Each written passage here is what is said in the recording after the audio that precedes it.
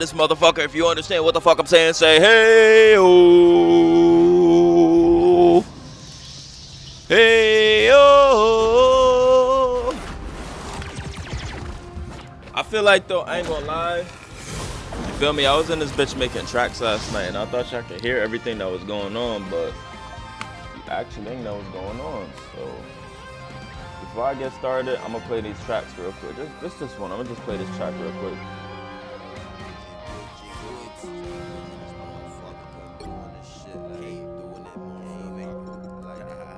Let me just turn the sound down right now. Right, like that. What he say? Right, like that. Get a good play and I like that. Hit a parlay and I like that. Hit a bad bitch, you right back. Right back. Why? Cause a nigga like that.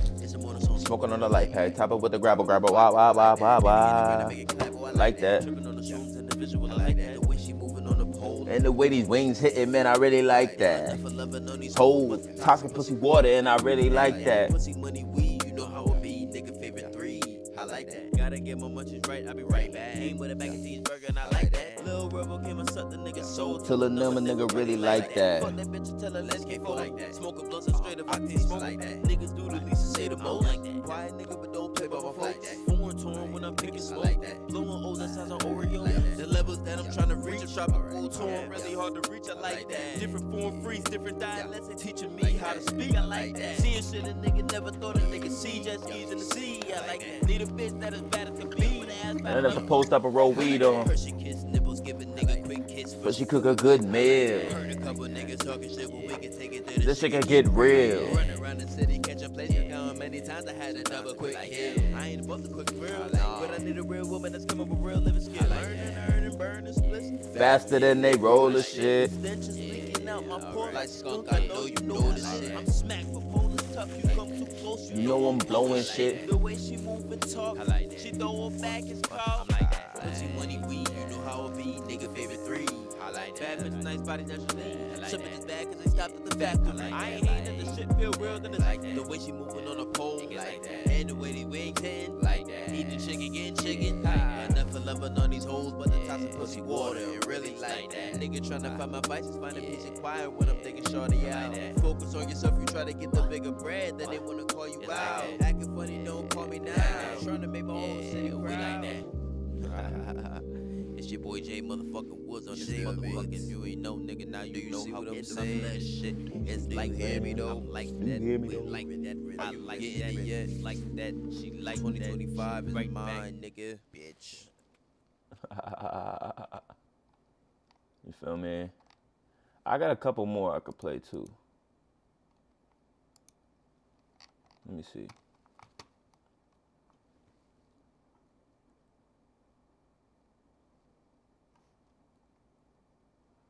I call this bitch right here, where did I leave it at?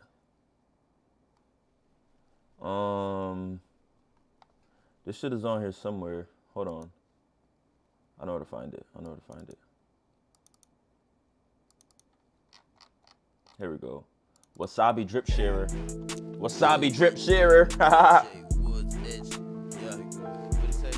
I'm keep reaching, too close to peaches. Butter for the weekend. So to eat it. Keeping my email. Smoking see weed, you can see me. I'm on a level these niggas can't be. Low to the key, but you just me. Whole thing empty the clip.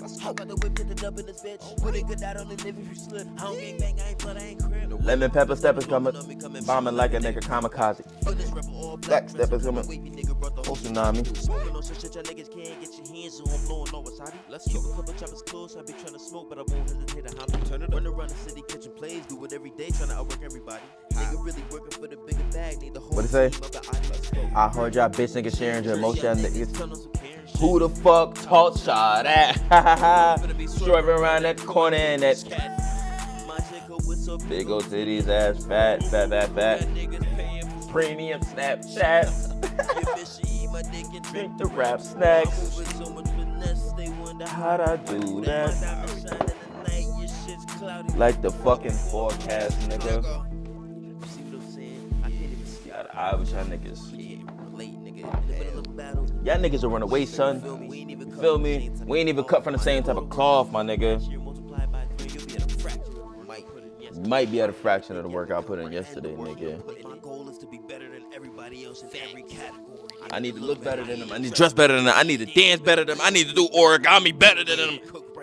I need to be a better arm wrestler. I need to be a better synchronized swimmer than them. Bigger guns than them. I need bigger bullets than them. I need a better vocabulary than them. A higher IQ than them. I need to have better eyesight than them. But that's just me. I can be average if I want, but I will not settle. Because as soon as you settle down, the competition is ready to take your spot. And I need my spot solidified as the GOAT. That's just real shit, nigga.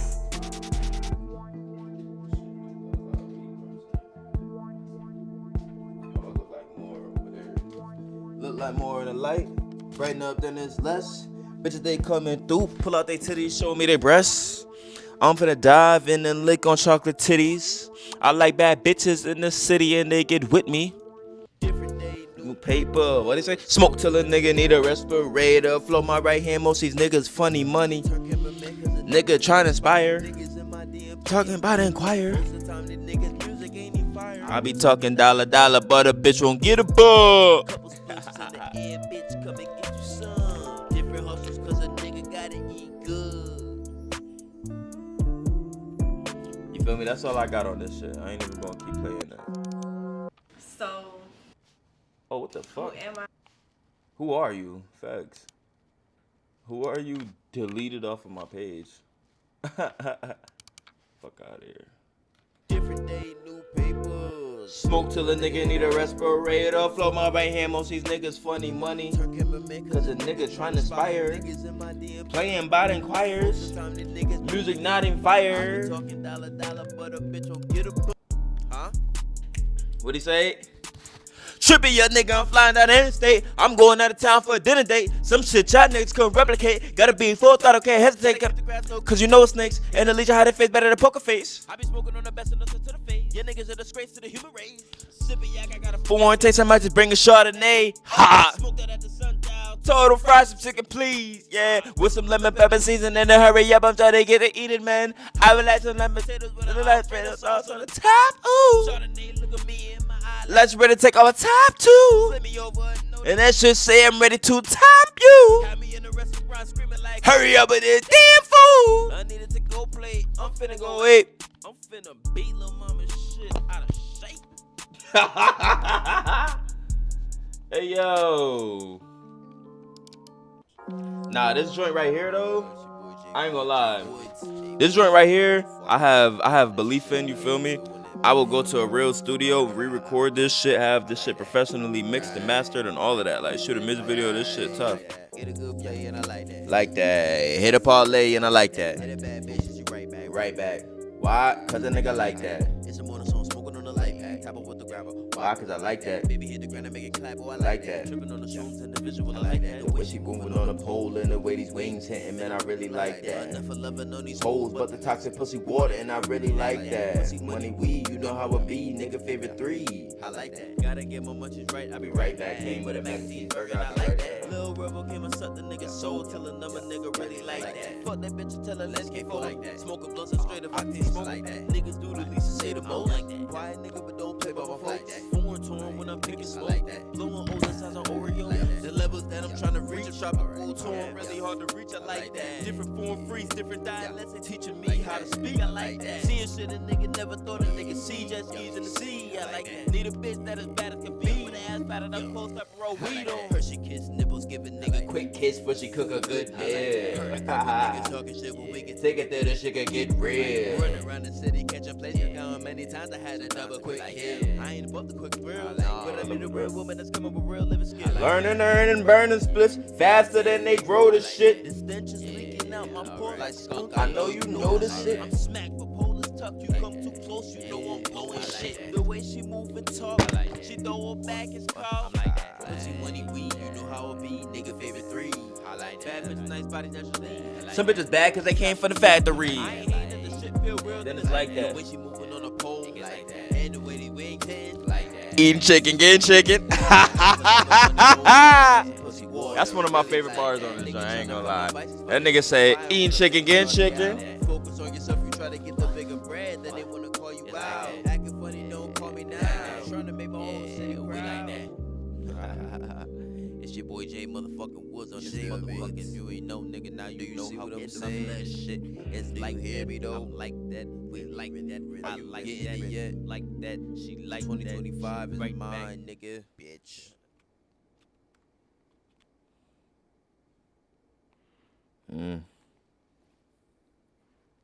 I'm talking to this bad bitch right now. Her name J Major. I'm the real J Major, so that's what I told her. I'm like, bitch, I'm the real J Major. I don't know who you are, but I'm the real J Major. Like, we need to link up and do a fucking competition for this name, like, lady. Competition.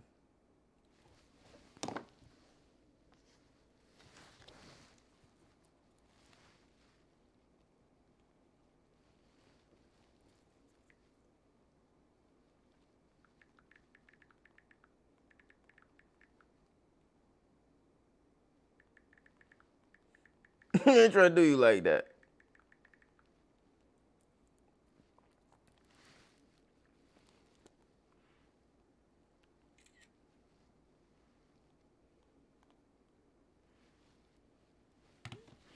And the way these wings hitting, eating chicken. I'm gonna run this bitch back one more again with this blunt, you feel me?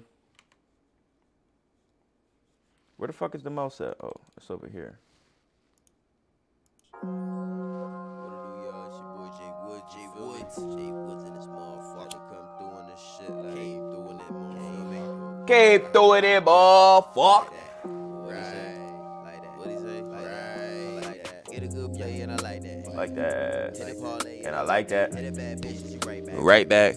Why? Cause a nigga like that. It's a morning song Smoking on a light pack. Apple with the gravel. Why? Cause I like that. Baby hit the ground and make it clap. Oh, I like that. Tripping on the shrooms and the visual. I like that. The way she moving on the pole and the way these wings hitting, man, I really like that. Enough for loving on these hoes, but the toxic pussy water, and I really like that. Pussy, money, weed, you know how it be. Nigga favorite 3.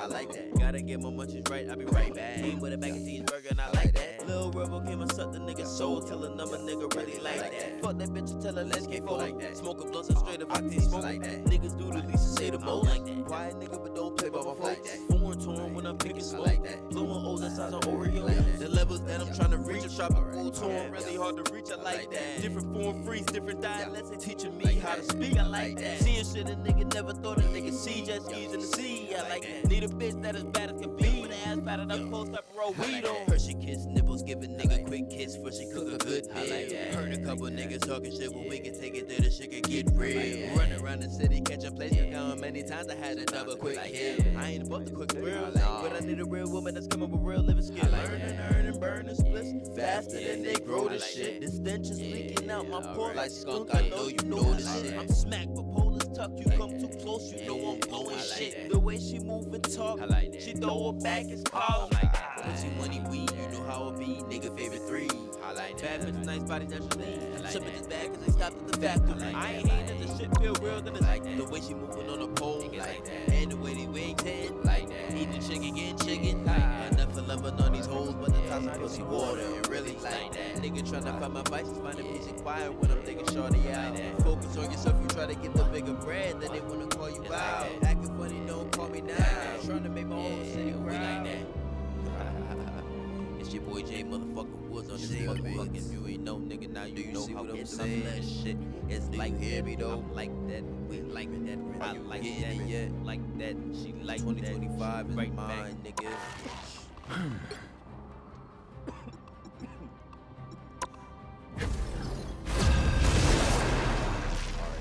Now I'm doing that. Molding myself, you feel me? What it do, y'all? It's your boy Jay Woods. Today we're gonna be playing Marvel Rivals. I got my teammate Google Gagas, Juana's in there, Freeze, Viz, D-Claws, Lights Out, 666. My niggas on some beating shit. Let's get active. Let's get active. Let's get fucking active. They was waving on YouTube. Say what up to the screen, my boy. What's good? You already know we're getting active.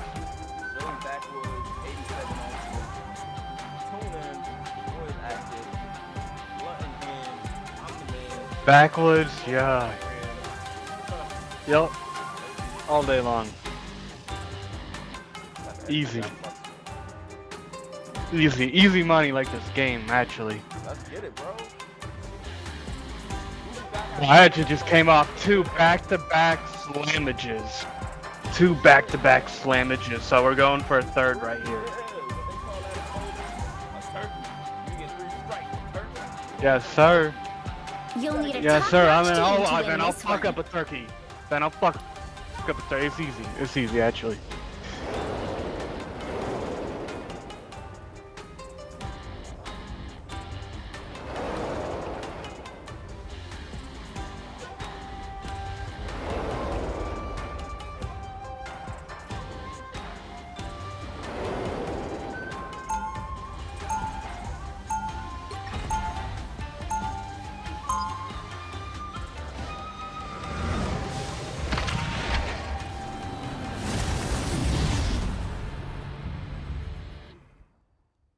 Round 1, go!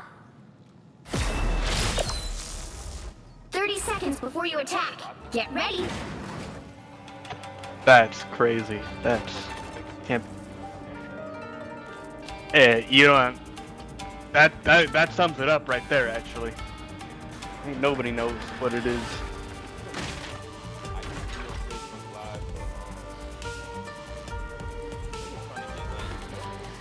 The battle starts in 5, 4, 3, 2, 1. On your toes, here they come. I like you, for now. But trust me, I can change in a heartbeat. Help get that vehicle to its destination. Scratch my back.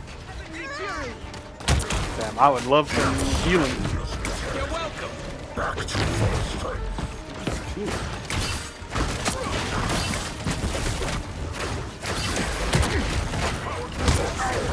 Turn around, quick.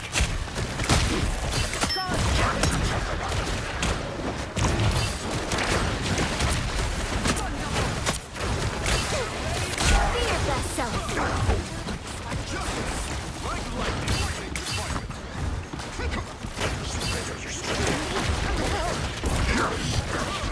Feel the wrath of the goddess! I got your back, hero. Those guys are... Hey, Genie! Enjoy the amplifier!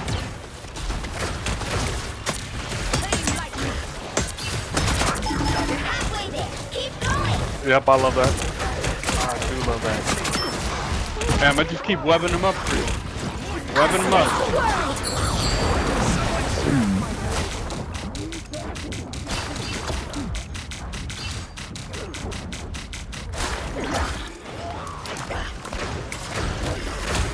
I'll patch you up. Be your best self.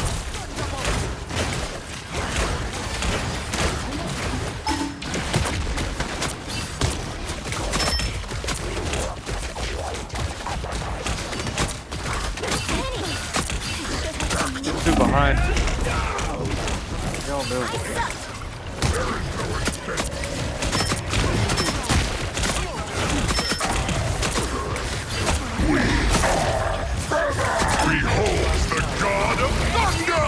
Enjoy the amplifier!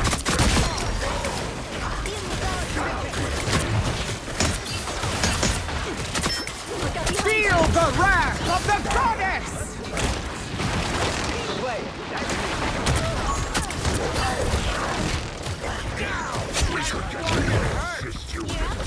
Us against the world. Fire mode.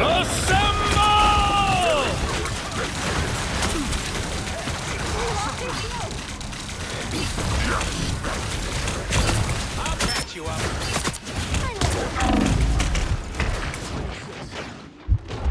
Leave them to Khonshu!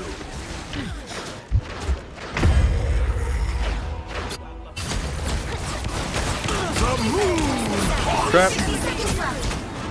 Get her at. Almost there. Don't turn back now. Behold, Dark Child!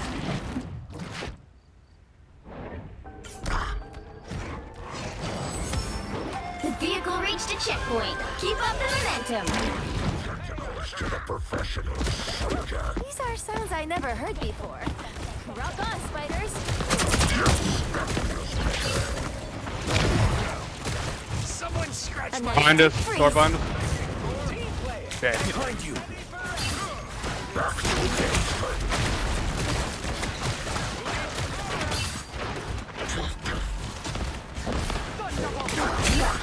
Hey, Dee! Enjoy the amplifier! I'll patch you up.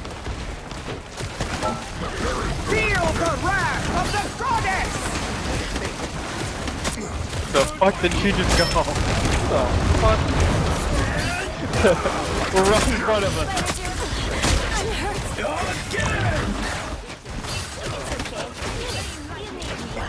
You're That was halfway crazy. there. Keep That was going.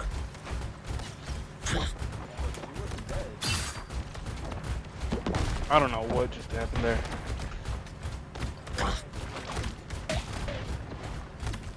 Nah, I went up with you. She just Almost disappeared. there. You'll turn back now.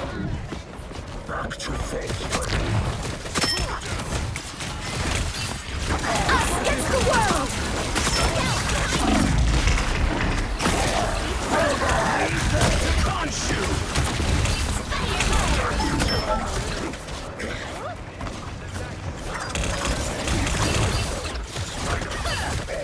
Beholds the god of thunder!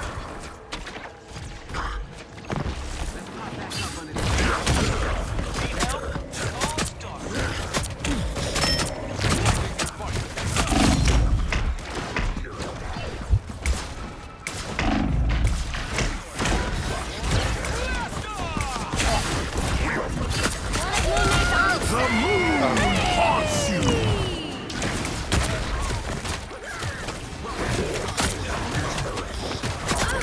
Only 60 seconds left.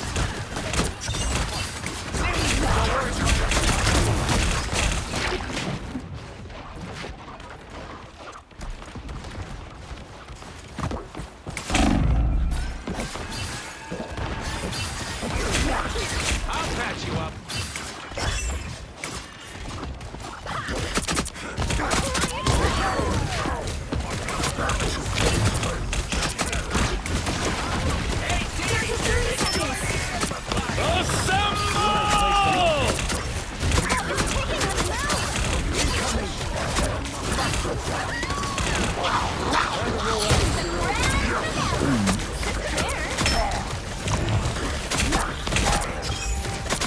Oh no, chance you're going off the edge, right? Final 10 seconds. Us against the world. Dumbass shark. You're a dumbass shark, man.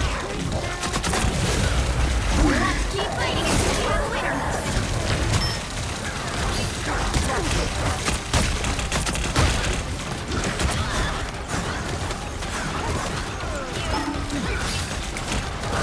Damn. Oh, and I got The moon haunts you! Needed that, thanks. The moon! The current That's my score bad, I is hopped off there. 1, 2, 0.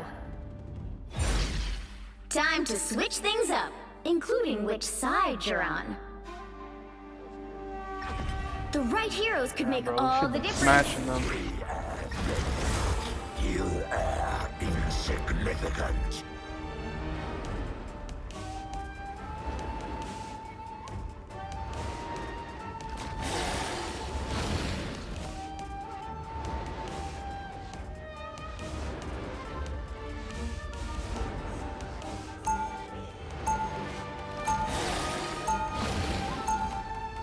Round 2, go! Unlike other so-called heroes, we are not afraid to get our hands dirty.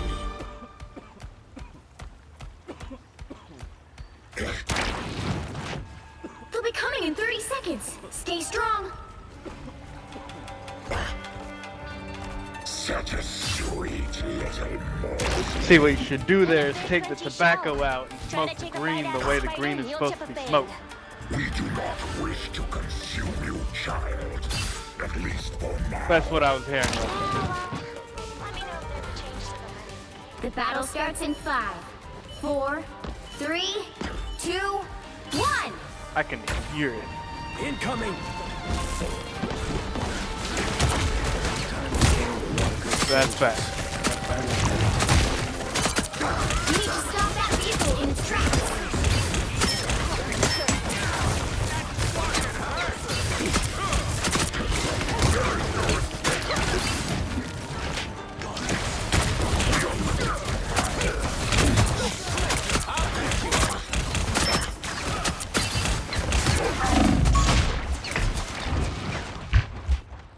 A nice deep freeze.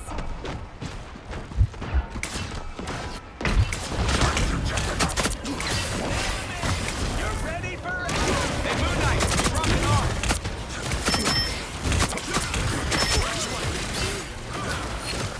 There is no escape.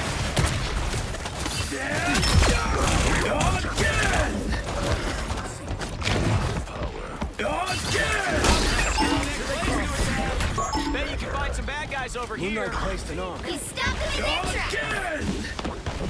Don't need to worry about that arm. Who needs a power up? Oh, yeah, we're chilling. We're chilling. Good thinking, Thor. Us against the world. Set you up.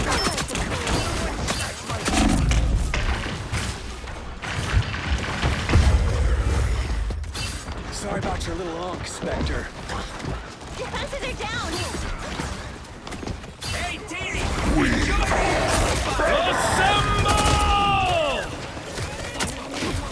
The moon haunts you.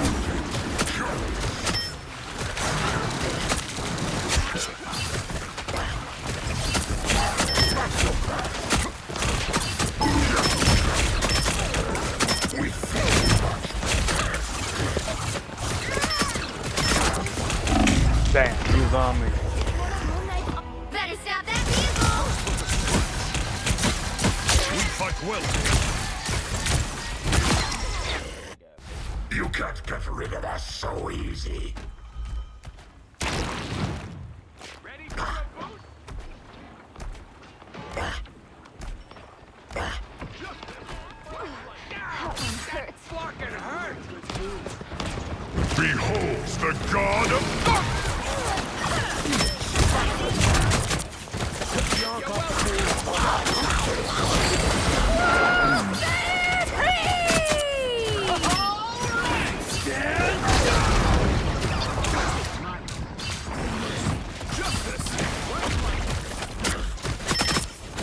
Only 60 seconds Where are left. you going? Where are you going?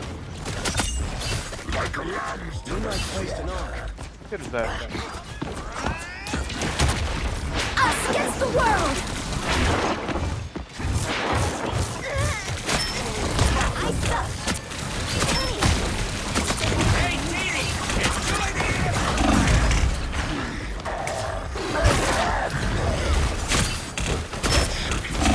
The moon haunts you. 30 seconds. Oh, I stood in the middle of that shit. God damn. Leave them to haunt you. We have returned. They hit a checkpoint. Now might be a good time to stop them. Here goes. They're on your tail. You lost your shield. There is no escape.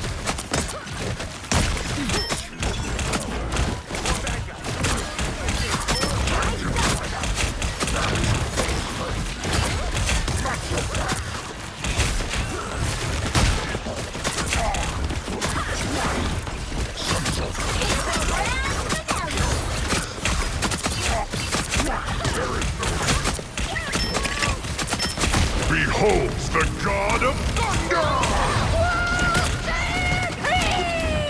Us against the world.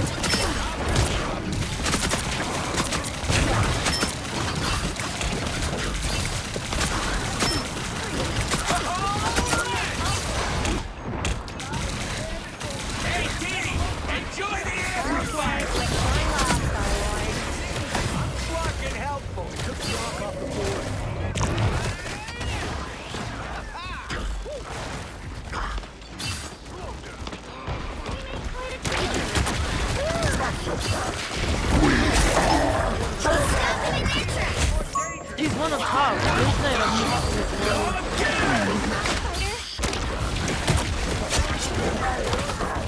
Nice, nice.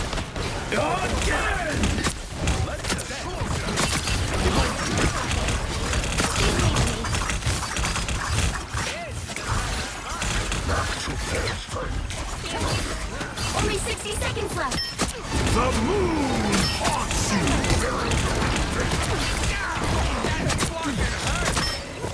Fire mode. I'll patch you up. Dude,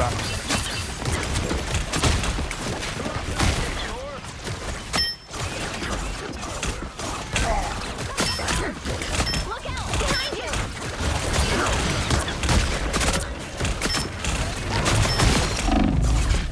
Down to 30 seconds. Hey, team, enjoy the Us against the world!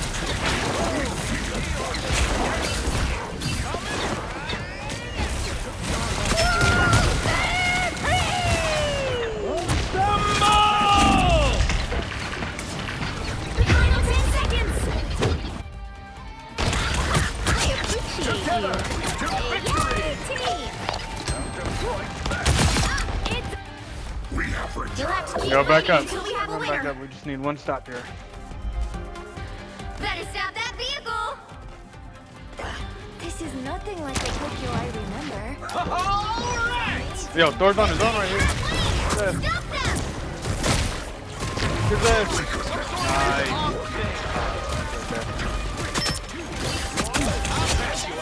Back to full strength. Get the fuck down.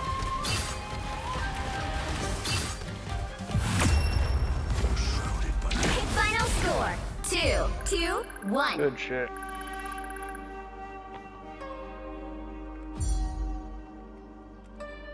Another epic victory! Big win!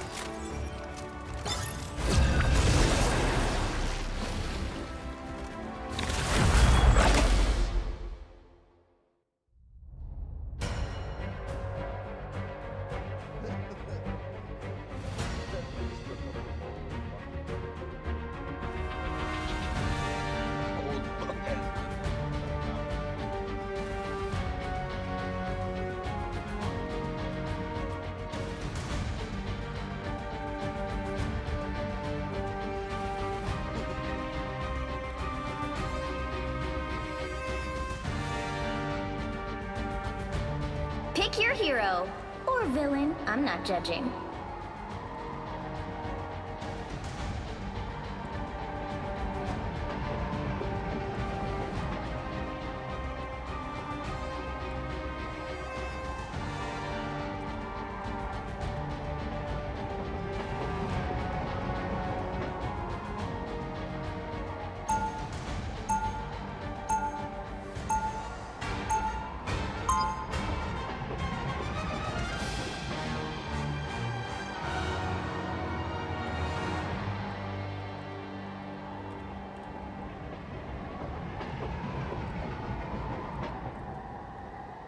Seconds before you attack. Get ready.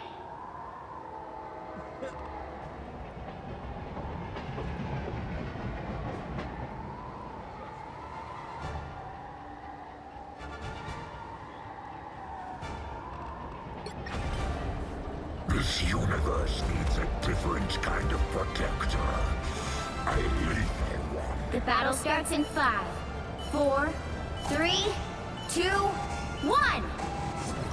All you need to do is capture the mission area. Got it? I wear white for a reason.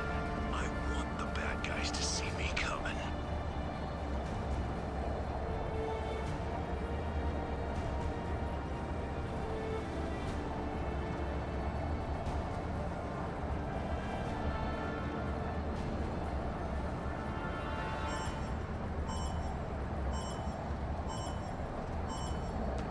Looks like the mission area is yours to capture now.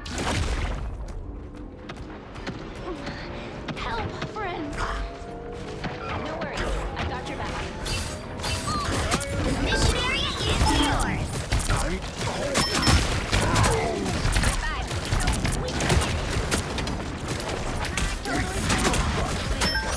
Let me heal you.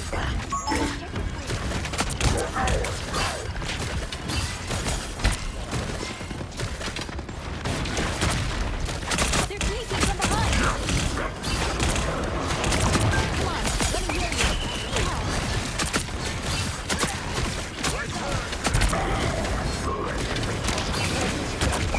They very strong, but I suspect it will be soon.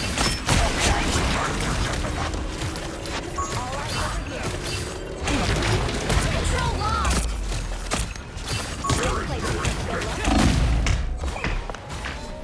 Control seized.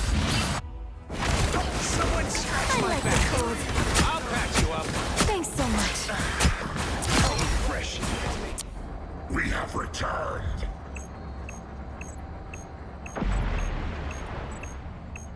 You've captured more than half of the mission area. Keep going.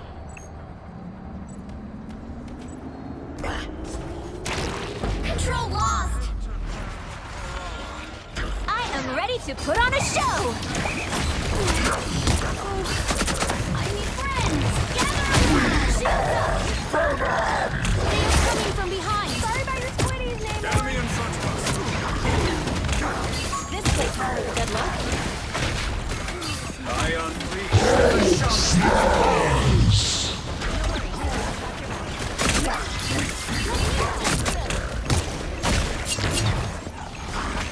A little help, please. Conscious is high. Control seized. This place is Maxima! There is no escape. High five, Tippy Toe. We did it. I'm hulking out.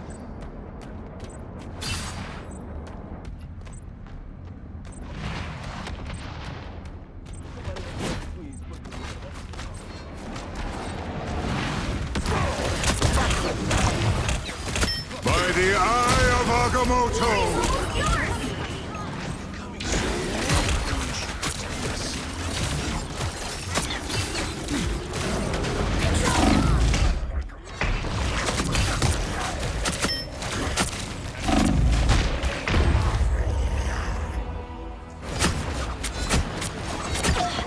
Protect your king.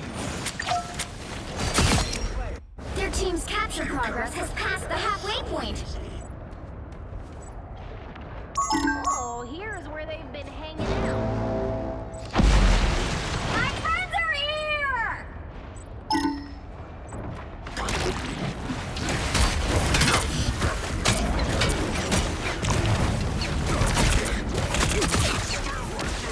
Leave them on you.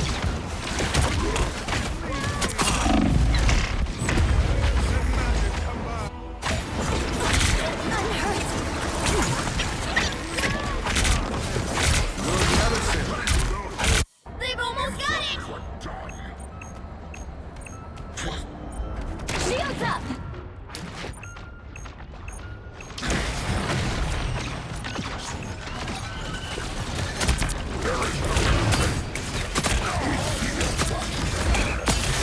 Oh no! We'll have to keep fighting until we have a winner.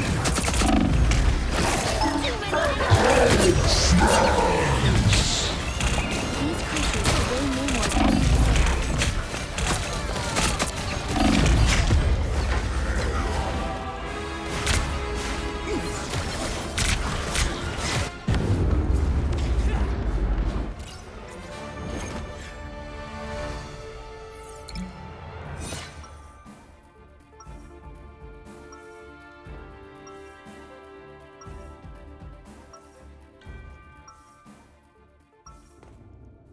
Finally, a chance to show them all who you are meant to be, Eddie.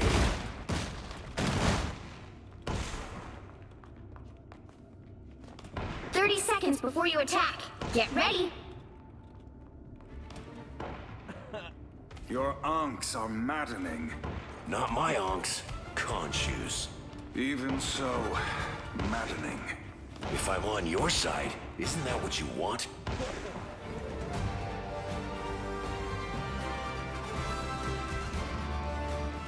The battle starts in 5, 4, 3, 2, 1. All you need to do is capture the mission area. Got it? The Vishanti sent me to the Ancient One. It was my destiny. Another fearsome foe. Another fearsome foe. Another fearsome Enemies foe. are here. Anyone willing to help? Maximum pulse!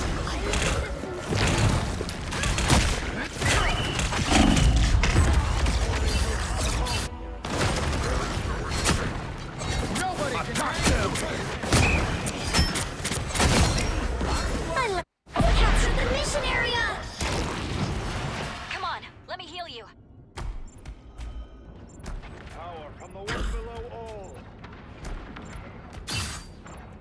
As usual, Namor only grossed me out. This is real firepower!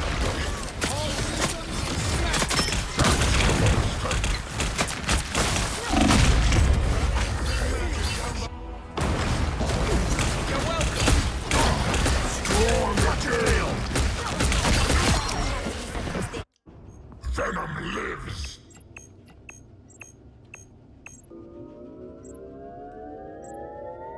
Control seized!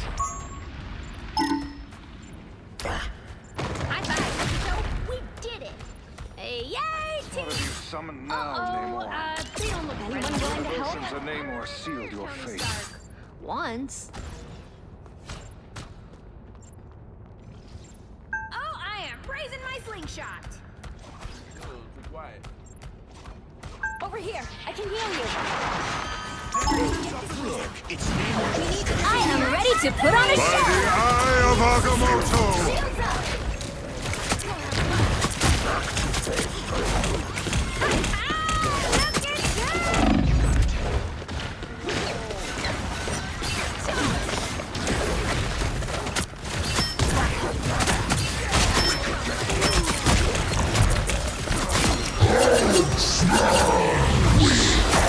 All out over here.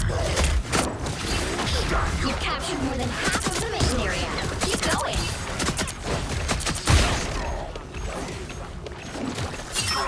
You helped, didn't you?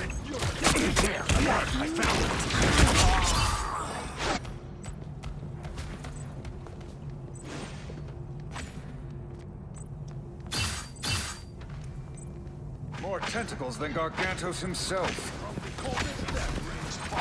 They are coming from behind. Come on, let me heal you. Something worth looking at. Okay, understood. The area's almost yours! Friends, gather around!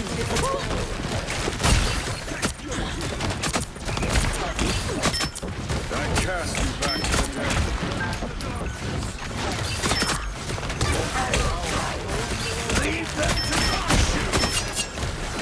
Let's keep fighting until we have a winner! I unleash the Vishanti. Shields up!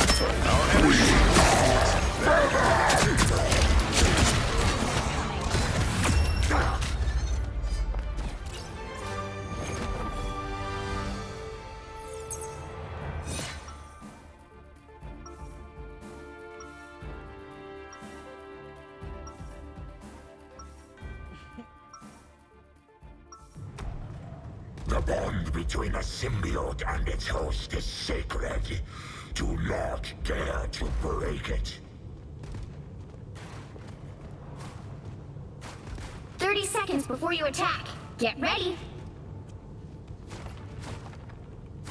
So, you commune with ancient gods once in a blue moon, right, Doc? On occasion. But to serve as one's avatar must be exhausting. Yeah, I probably shouldn't comment. Khonshu is always listening. Perhaps divine... The battle starts in 5, 4, 3, 2, 1. All you need to do is capture the mission area. Got it? If saving this universe means slaughtering our god, so be it. There's somebody who can pull it.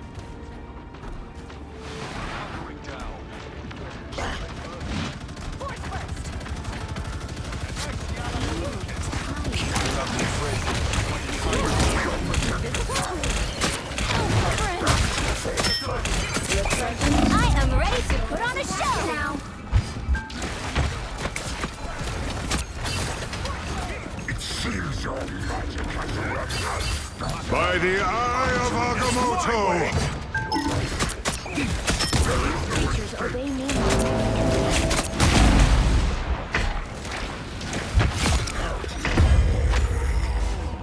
Poets bested again by spell. I am strengthened for battle. Double KO! They captured the mission area! Beware, behind you!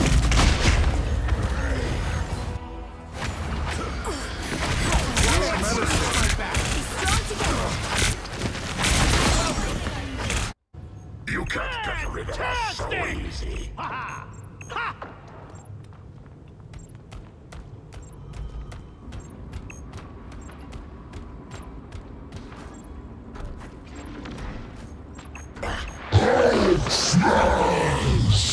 A little help, please, friends.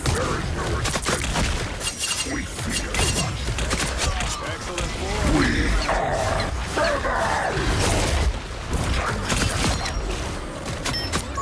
It's worth a good look.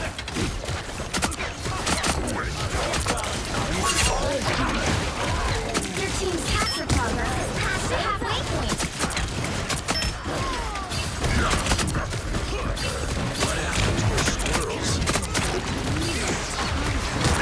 I am ready to put on a show! Fearsome foe. Look out, behind These us! squids reek of desperation anymore. Now I see them.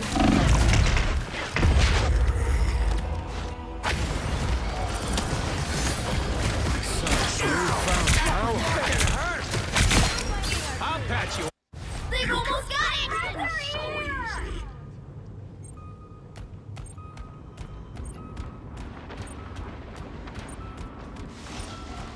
Take a nap.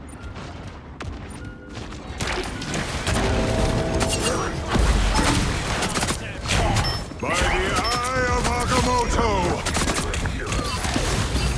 You'll have to keep fighting until we have a winner.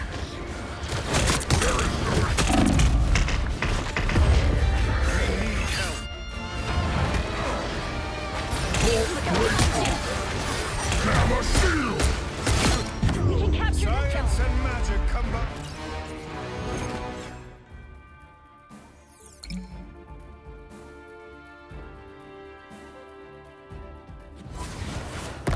Well, you can't expect to win them all.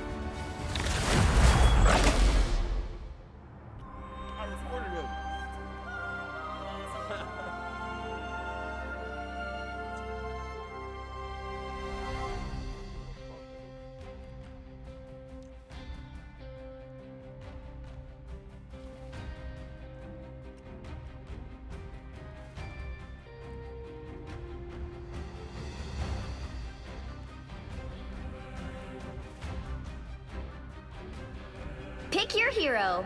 Or villain. I'm not judging. We are Venom. You are insignificant.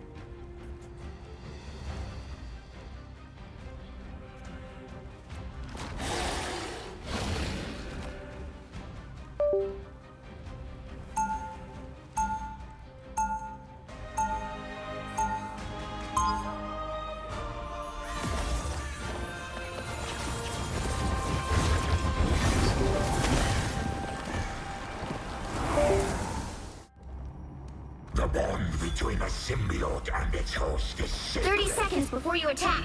Get ready. To break it. You're my favorite, you know? Favorite what? Superhero. As a role model, I mean. Did you really go time traveling with Krakoa? I did. And as soon as we fix what Doom did, I'm going back. The battle starts in 5, 4, 3, 2, 1. All you need to do is capture the mission area. Got it?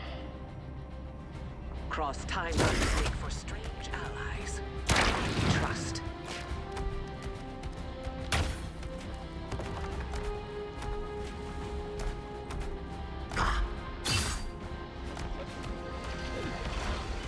They've spotted us. So much damage to do.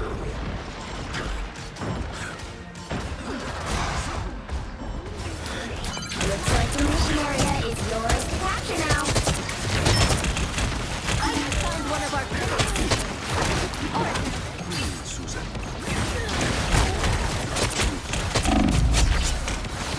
Pick up behind you. The mission area is yours. I'm in your debt. We have done well. Go have fun. Speed is everything.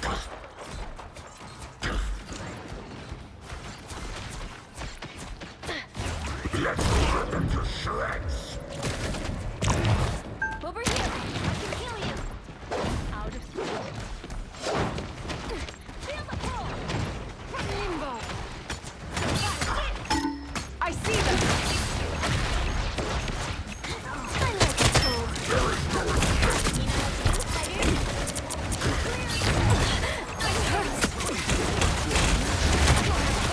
Hurricane incoming.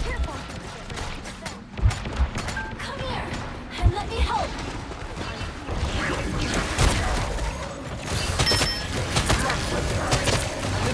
You captured more than half of the mission area.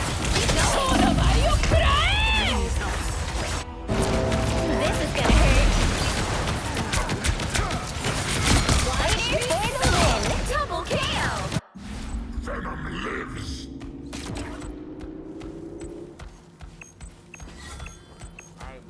Join together! I am in your debt.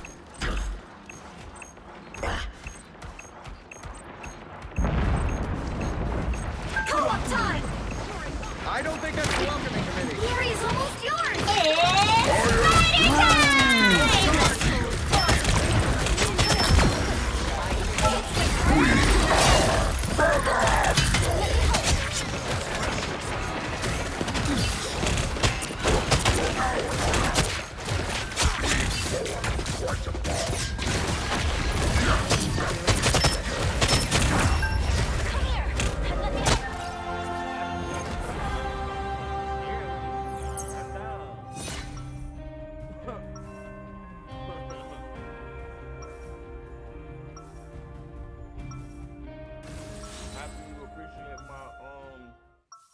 Commentary, right? The bond between a symbiote and its host is sacred. Do not dare to break it. 30 seconds before you attack. Get ready. Okay, confession time. Around you, I feel kind of inferior. I mean, you can do everything I can do and so much more. Ah, but you can also do things I cannot. Right. Like what? Have you ever seen me heal anyone? The battle starts in 5, 4, 3, 2, 1. All you need to do is capture the mission area. Got it? Doom. Both Dooms will answer for their crimes. I don't think that's welcoming committee.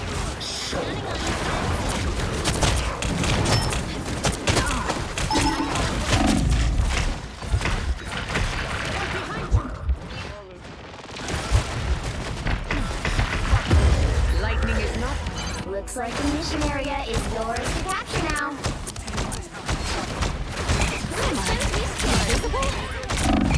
Capture the mission area! So easy.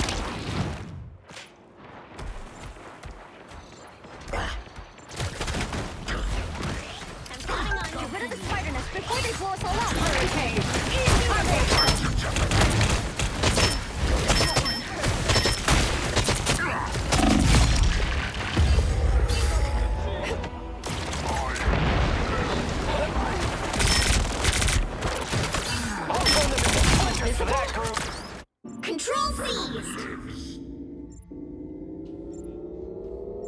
Control lost! I like the cold. Come to me. So much damage to do.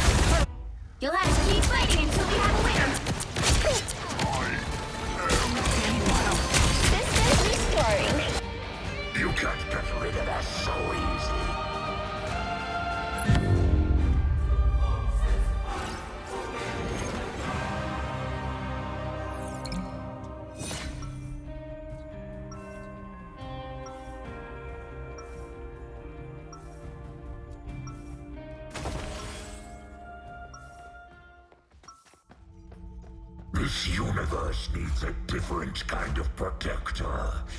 A lethal one. 30 seconds before you attack. Get ready. The worst part about white costumes? The bloodstains. Am I right? I wouldn't know. I don't fight to hurt people. I fight to heal them. Well, when I'm done here, you'll have plenty of folks to heal. Trust me. Something tells me I should start with you. The battle starts in 5, 4, 3, 2, 1. All you need to do is capture the mission area. Got it? 따스한 하얀 눈으로 널 감싸. Iron Man standing by. Your adversary's got the Crush the spiders from afar! I am the spider nest.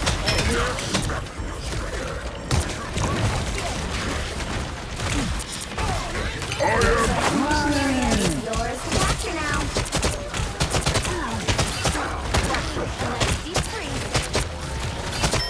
Mission area is yours.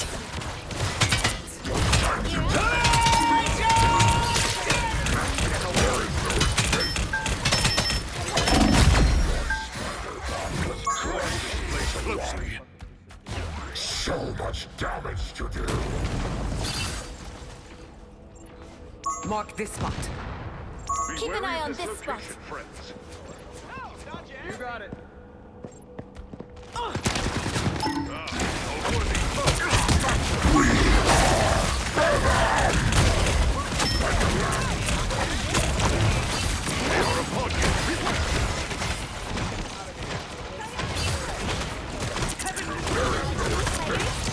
Destroy the spider.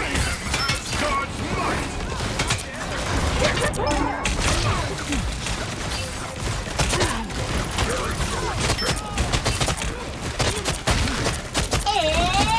spider time!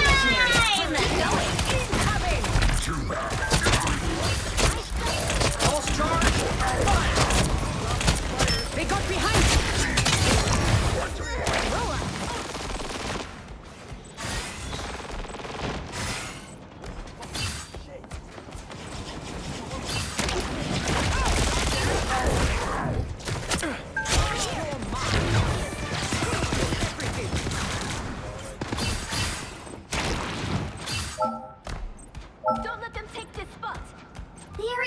yours! Hi there. I don't think that's the welcoming committee. We feel much better. Judge, jury, executioner!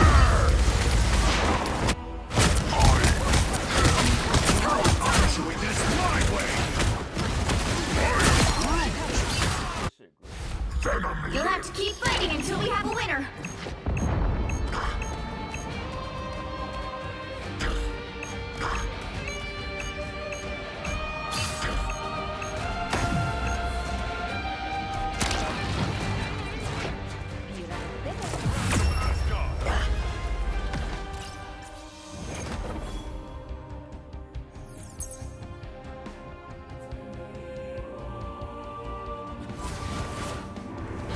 Another epic victory! Big win!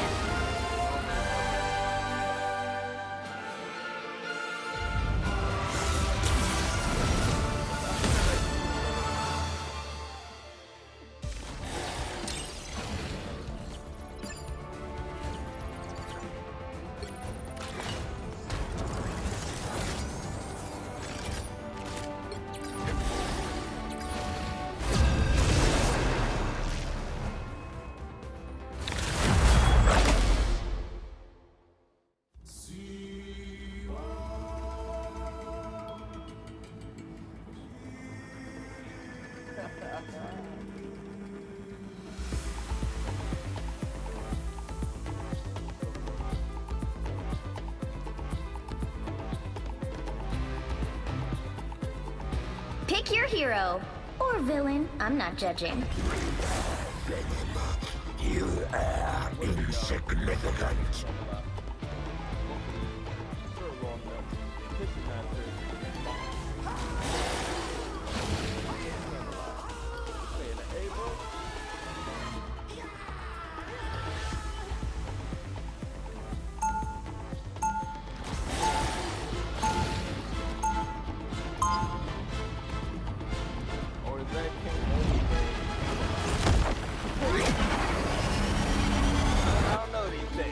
We were once called a villain, but now the universe will see the 30 seconds before you attack.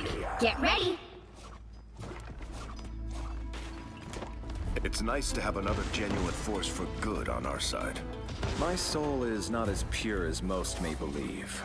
There's darkness inside all of us, son. Understanding it is what Dude, makes no us one's the human. fucking loser on You're our team. wise Shut beyond up! your many years, Captain. The battle starts in 5, 4, 3, 2, 1. All you need to do is capture the mission area. Got it? All right. Hey, I fucking apologize. I apologize. That was a joke. I can joke too, you know.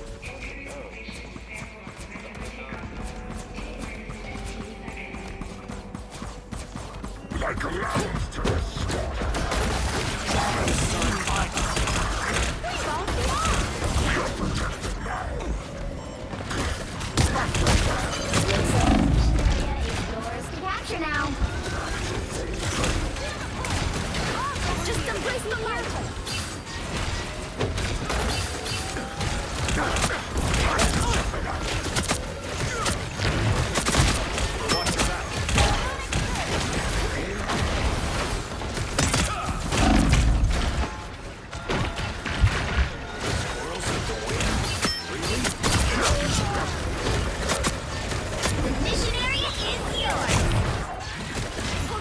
I'm trying to help.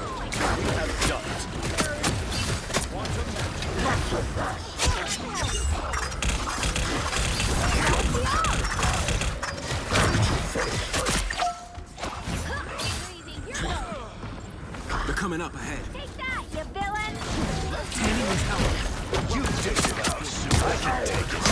Guard your My friends are here!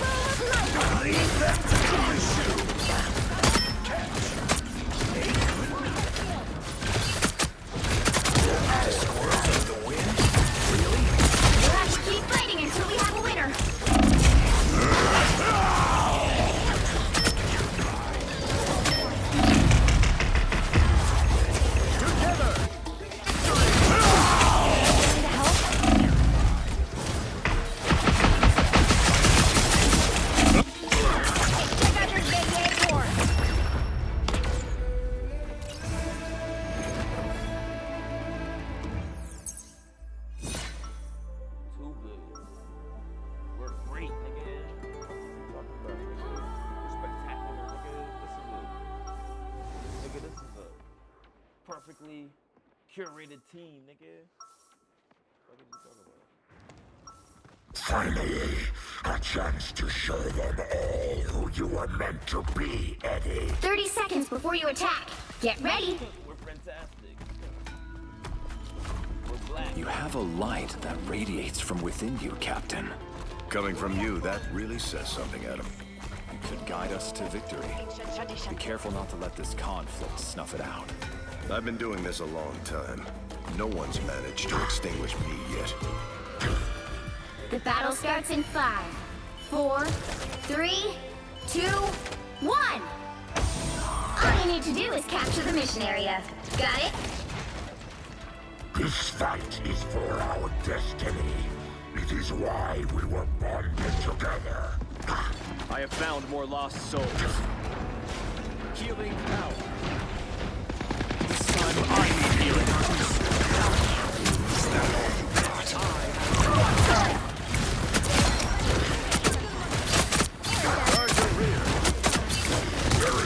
Looks like the mission area is yours for capture now.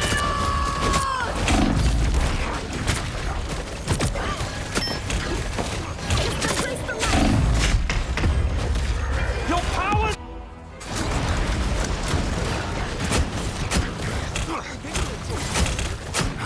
Battlefield ready again. They captured the mission area.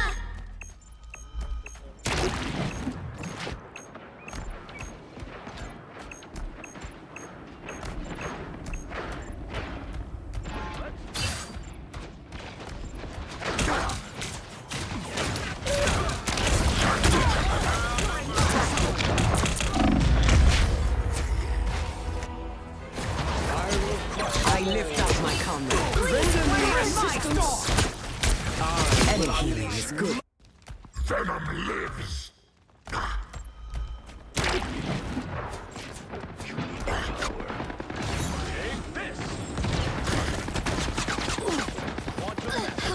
So cold. Leave them to Khonshu!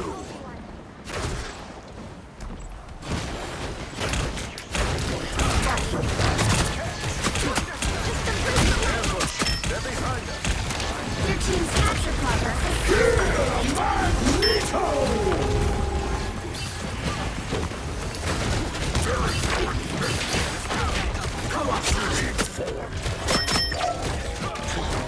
Control seized. Assemble! Khonshu smiled on us. What happened to her squirrels? Us against the world. Ambush! Judge! Jury! Executioner! I'm Judge! Jury! Executioner!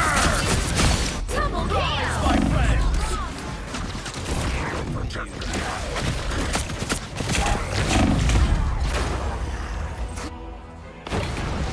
Do be more careful next time. My power knows no limits. They've almost got it. We're done.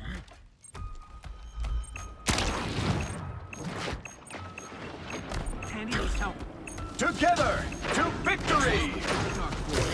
Your powers are assemble!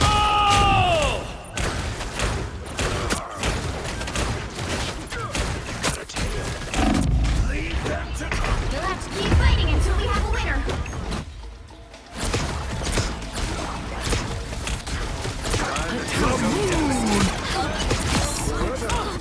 I require some aid.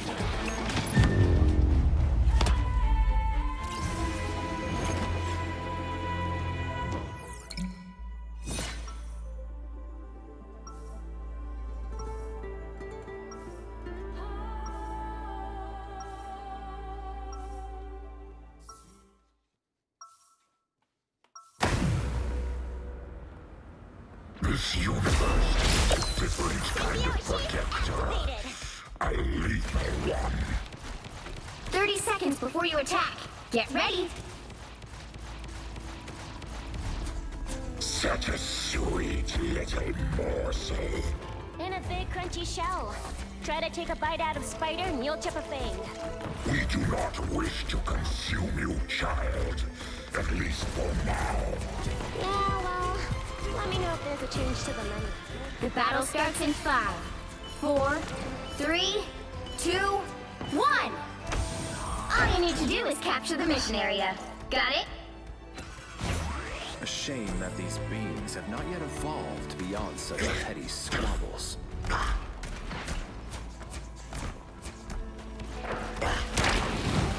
Like lambs to the slaughter. Time to some systems, please. You know what to do, This area is yours to capture now.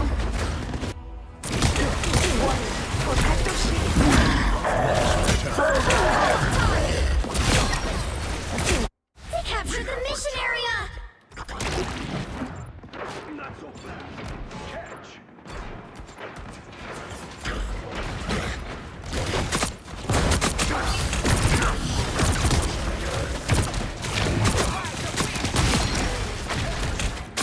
or a dagger. They got behind you.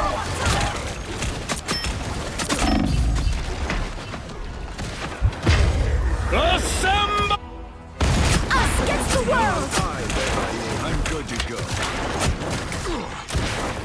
Bad choices. We have returned.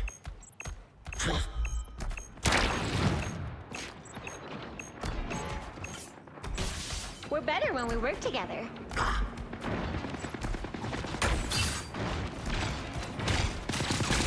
Your team's capture target has passed the halfway point. Punishing today.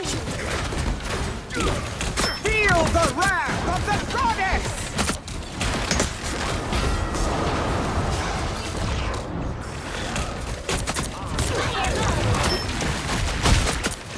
Us against the world!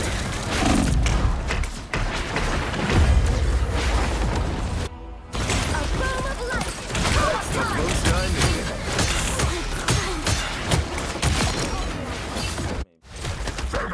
They've almost got it! It's Venom time. There is no escape. Hold up, give us a second, give us a second. Hold up, wait.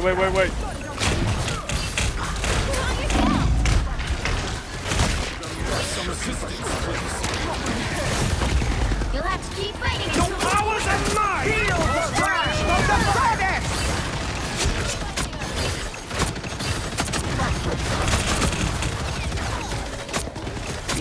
That was fun. We're Magneto!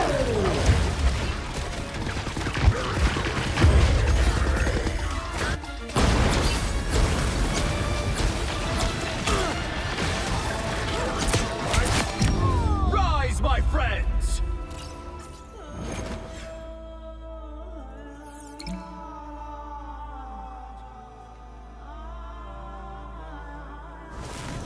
Well, you can't expect to win them all.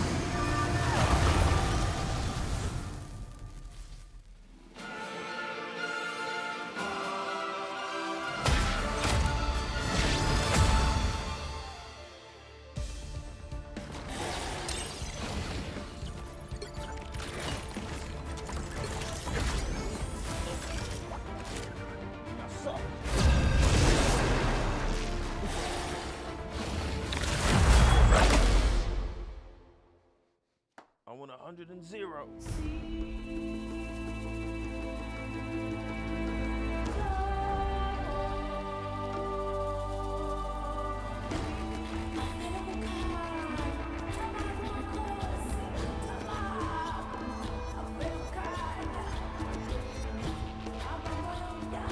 The right heroes could make all the difference.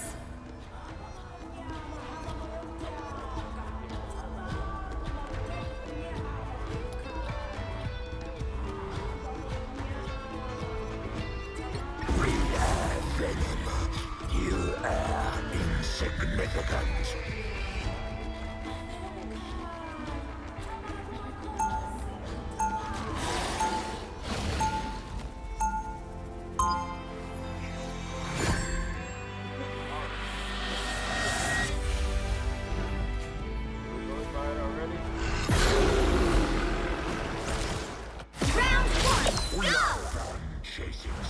They'll be coming in 30 seconds. Stay strong. To conquer. Will you be able to put aside our past and trust us on the field of battle, Spider? I couldn't even trust you to write an accurate news story, Eddie. What's changed? We have embraced our role as a protector. You should be proud of us.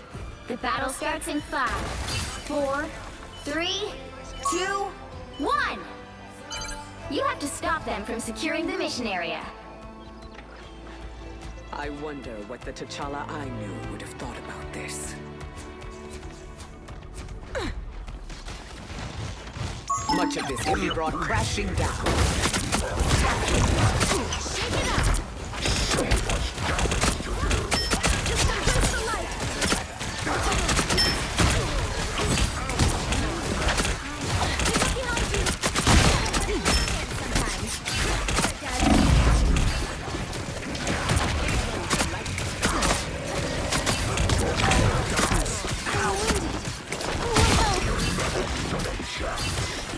Chin up!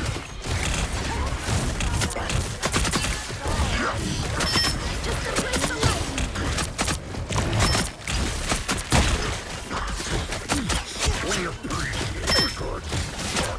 I'm opening a portal. They're coming from behind! Back to full. Chin up!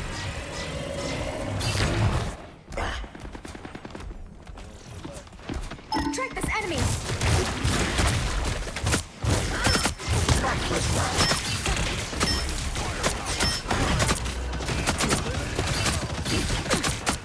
Breaks on full turret mode.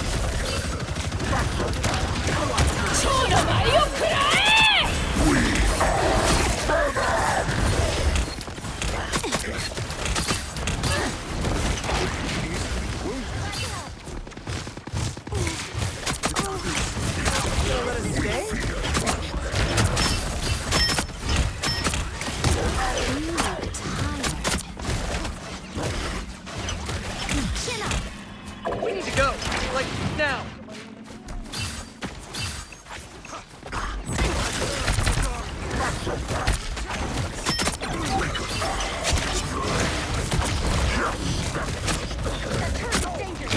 You get a weapon! You get a weapon! Behold the god of thunder!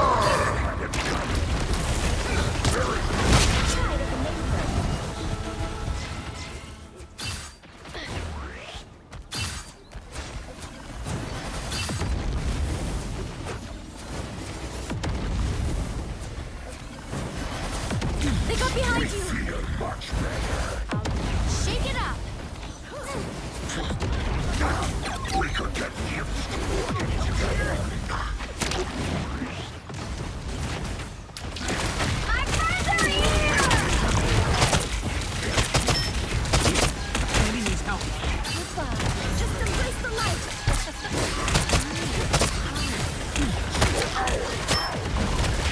Only 60 seconds left!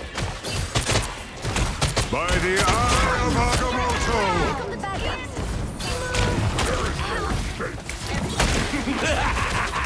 This is real firepower!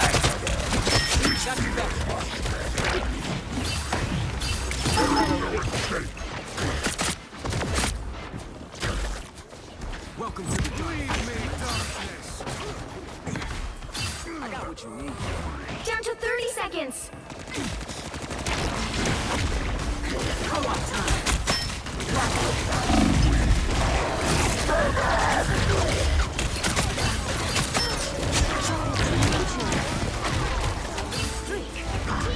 They are taking over the area! Be swift! The final 10 seconds! Have to fight alone! So much damage to do. The current score is 0-0. Time to switch things up, including which side you're on. We are Venom. You are insignificant. You'll need a top-notch team to win this one.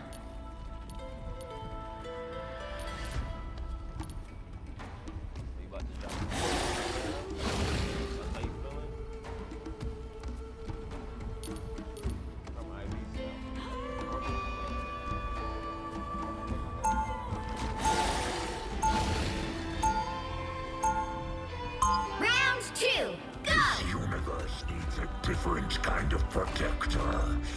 A lethal one.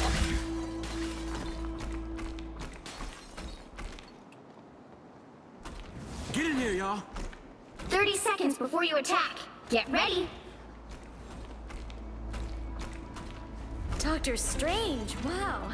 We're in this together, Tandy Bowen. Get the stars out of your eyes and let us fight. Whoa, all business. The fate of many worlds is at stake. It is a mighty quest. The battle starts in 5, 4, 3, 2, 1. All you need to do is capture the mission area. Got it? Whoa! Look at this place. They should call it Wow-Conda, if you ask me.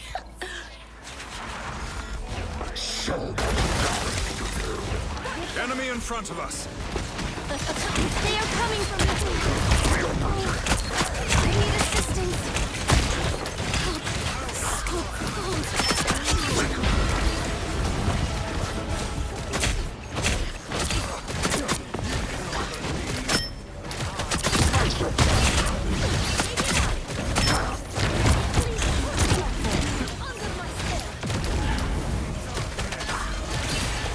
The maelstrom has taken them.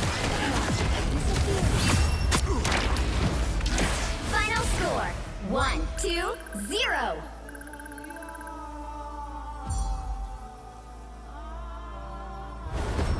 Another epic victory! Big win!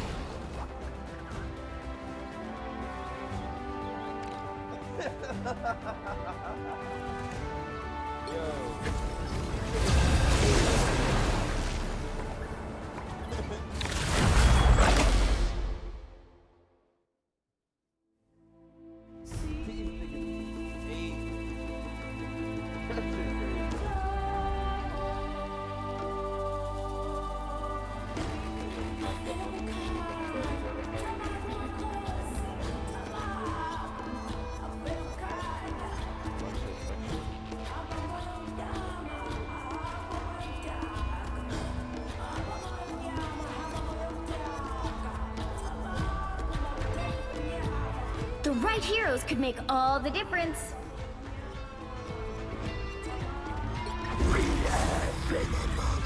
You are insignificant.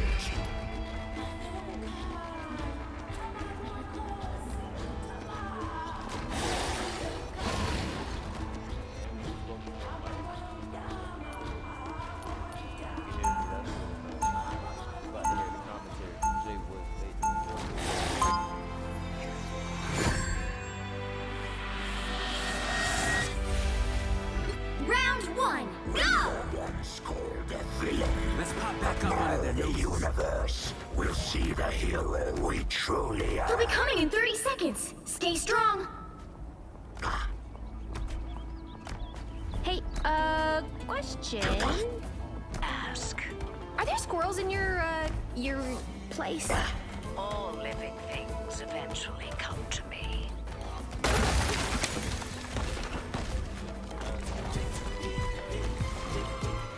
The battle starts in 5, 4, 3, 2, 1.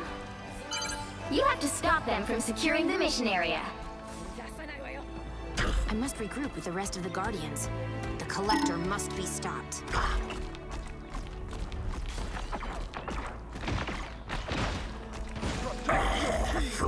They got behind you. Focus on the battle. Namor has offered new souls for sacrifice. The darkness. Help!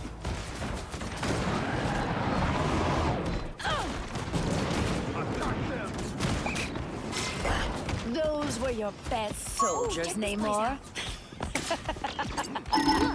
Look, here's an enemy. Help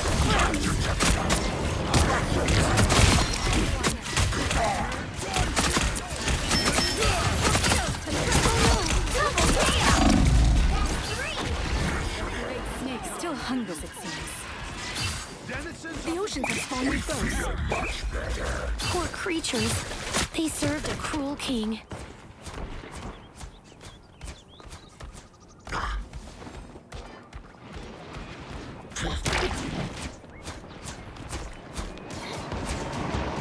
Get ready. Here come the bad guys. Get ready to lock head and overload. Destroy it all and make use of it. These creatures obey Namor's every command. Demons have fallen. So shall that king.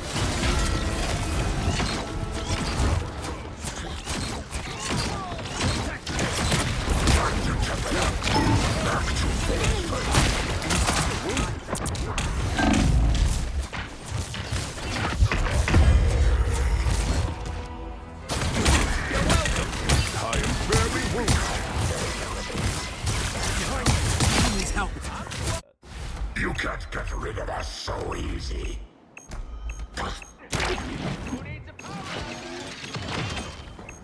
Maximum!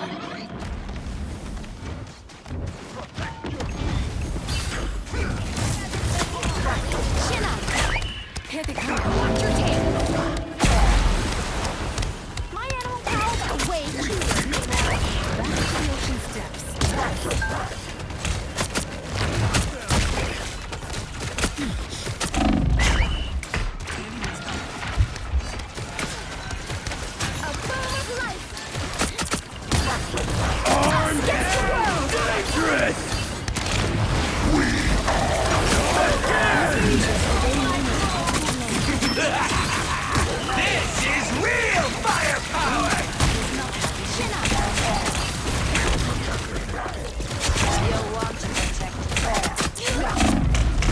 Only 60 seconds left.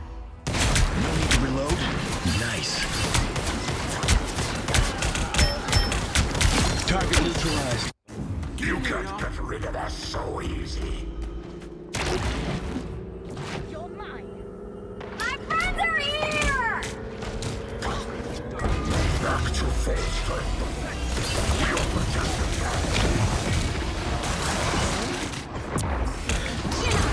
We need to stop that vehicle in its tracks.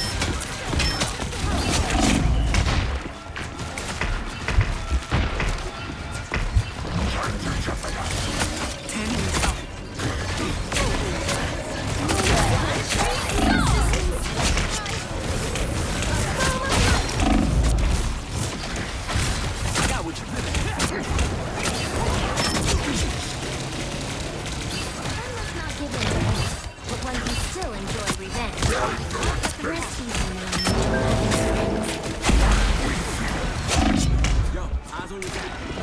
Armed and dangerous! Co-op time.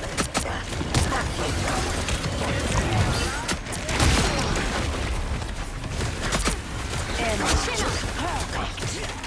My life force. I feel exposed.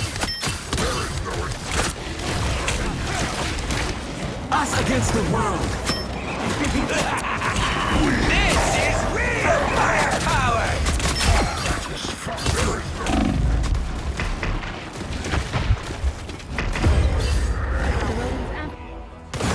Someone scratch my back! We're done here! Watch the ocean! Everybody needs a hand sometimes. We have returned.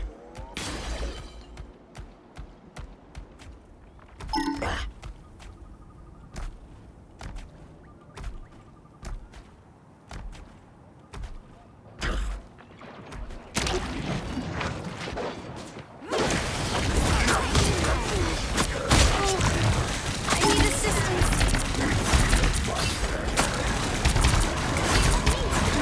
Our enemies are here. Lock up behind you. See the light. Maximum pulse! Only 60 seconds left.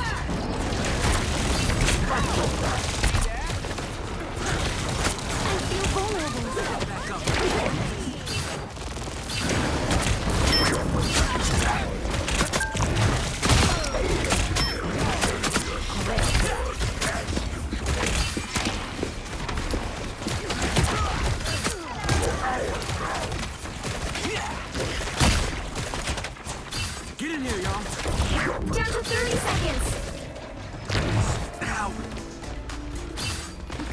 stop yet. You stopped them in their tracks. Co-op time! This is real firepower! The final 10 seconds.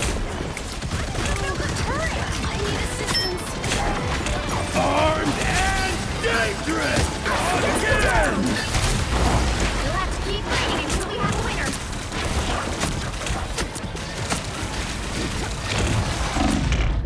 Heard a lot of Just in time.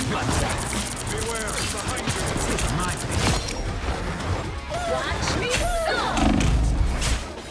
You can't get rid of us so easy.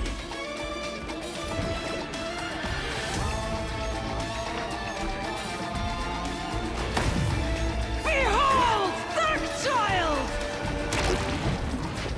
Help. So close.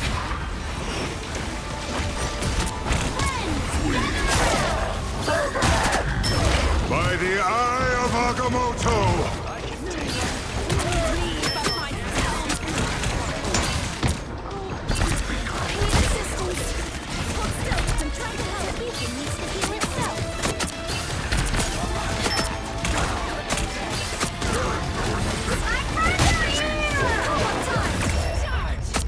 us against the...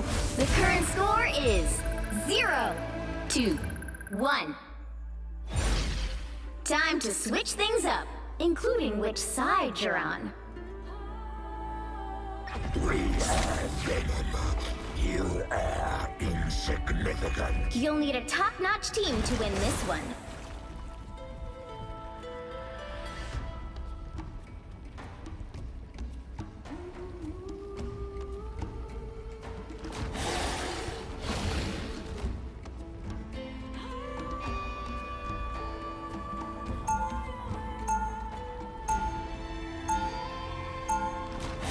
Round 2, We go! are done chasing spiders.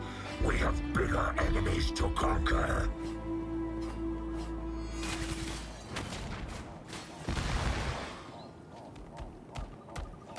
Seconds before you attack. Get ready. Hear you're a hard case. Real tough guy. I don't play favorites, and I don't listen to excuses.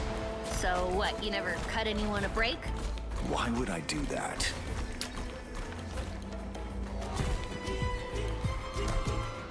The battle starts in 5, 4, 3, 2, 1. All you need to do is capture the mission area. Got it? Like a lion, we must protect with space and time. We feed us Gentle creatures forced into war.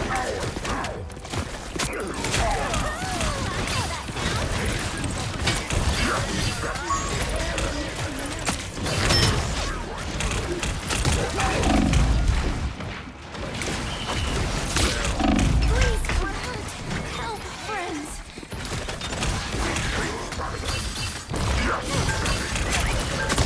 Right there. Just embrace the light.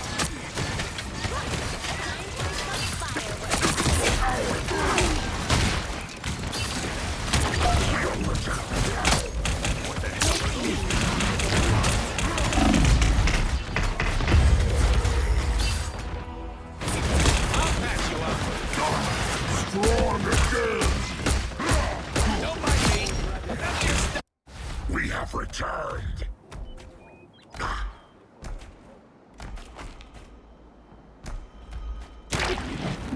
Co-op time. This is real firepower!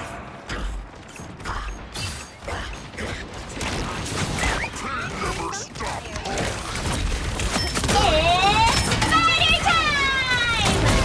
Gather around. I am ready to put on a show.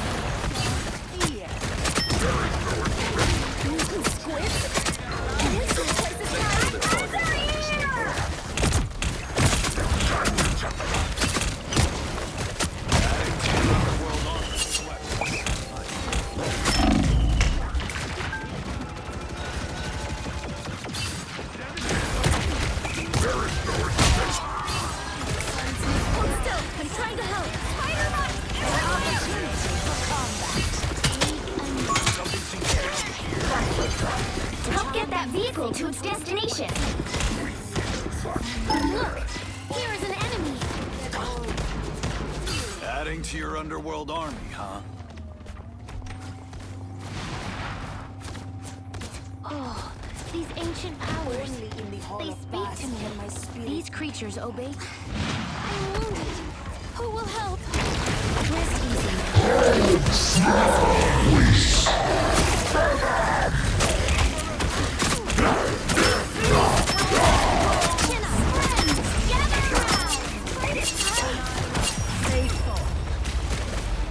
Final score, 2-2-1.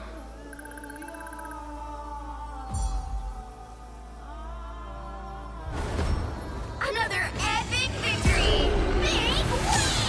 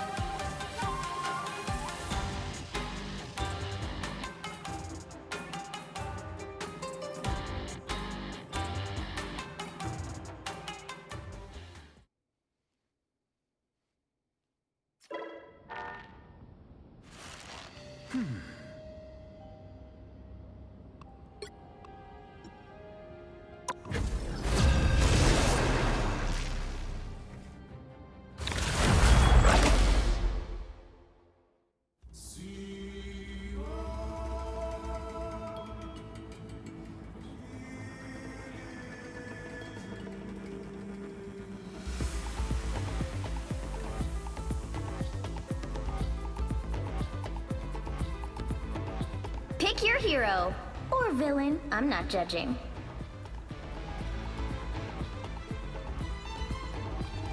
We are Venom. You are insignificant.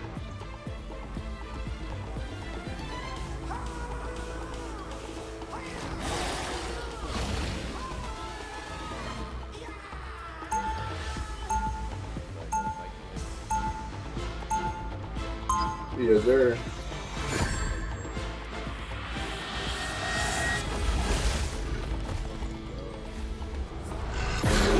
Badly, brother.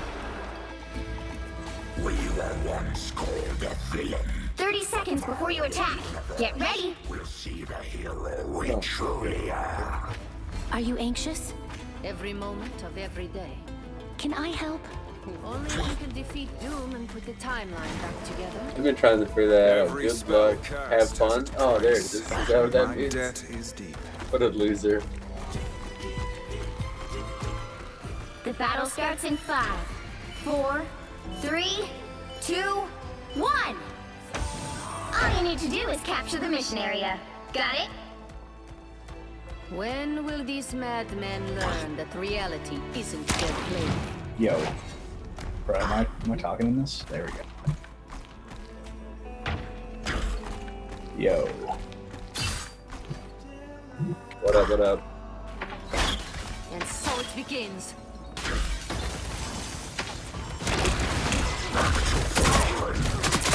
The mission area is yours to capture now.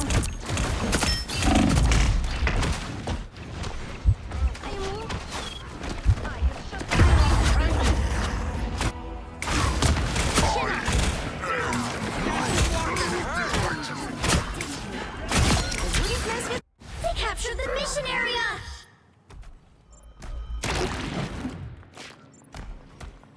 Feel better, fight better.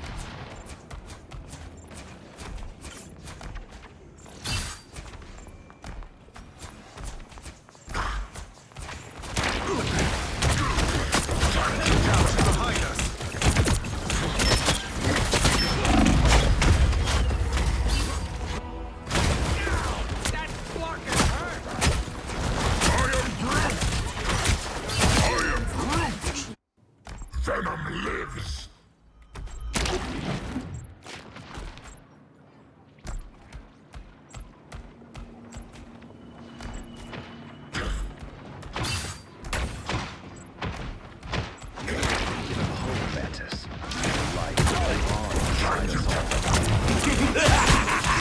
This is real firepower! We are undefeatable!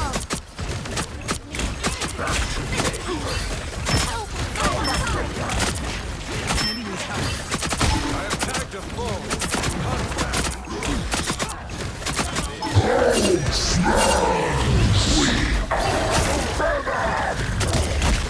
I unleash the Vishanti's power. I'm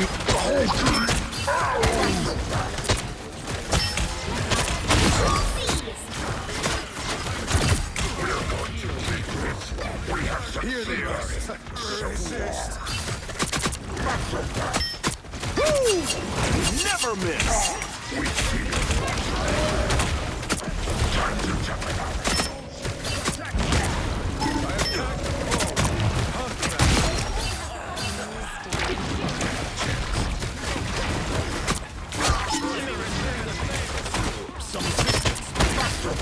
Look out behind us.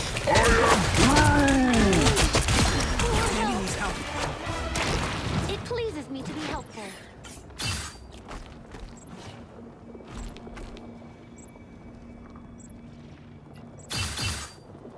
Oceans, protect me!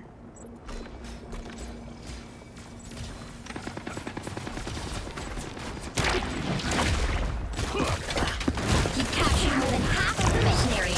Keep going. Beware, behind you. Get ready. Here come the bad guys.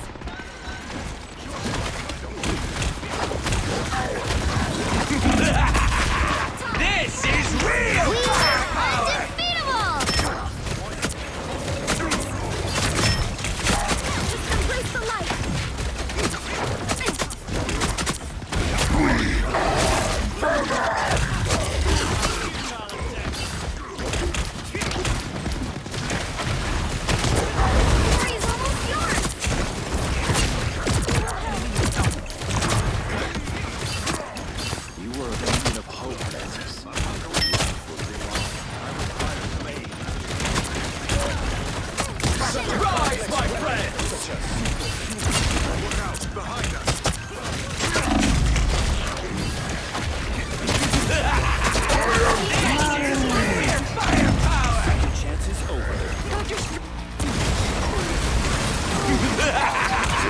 This is real firepower! They've almost got it!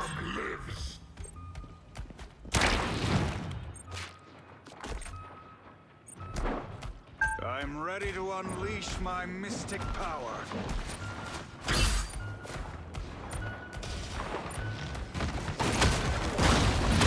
Friends, gather around!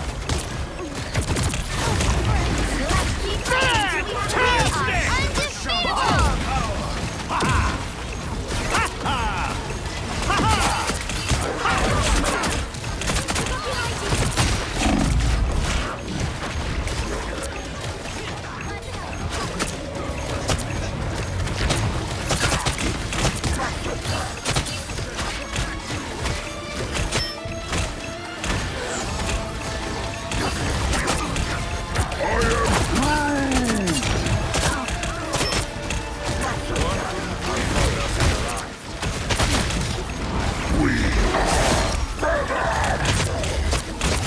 Double KO!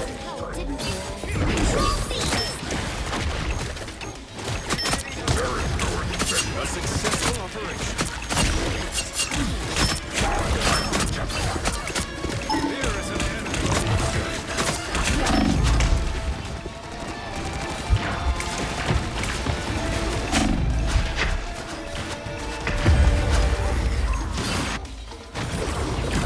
Friends, gather around! We are undefeatable! Get ready.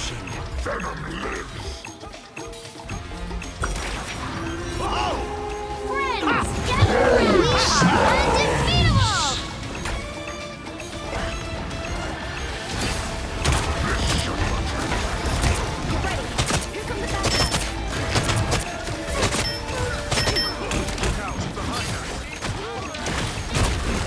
Rise, my friend! This is real firepower! drown in darkness.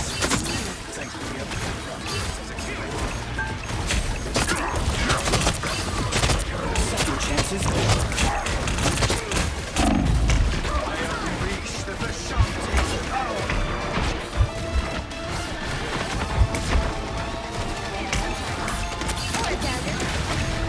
This is where we must attack. More does not lose.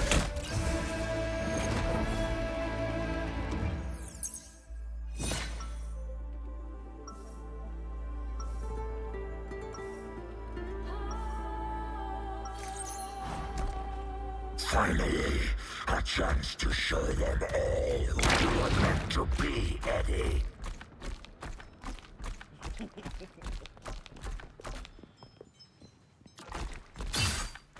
30 seconds before you attack. Get ready. Warlock is a curious name for one with no arcane powers. I didn't choose it. No one chooses their birth name. But after that, Dude. you may call Yeah, that yourself what was. you like. I like Adam Warlock, but maybe I'll start calling myself Sorcerer Supreme. The battle starts in 5, 4, 3, 2, 1. All you need to do is capture the mission area. Got it? Doom is a powerful magic adept. I expect we will face each other again. Soon. I'm opening a portal. More force to conquer.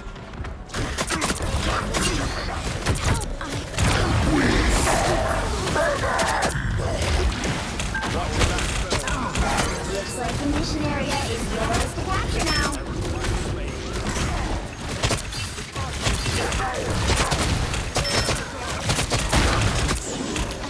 One couldn't win without the other.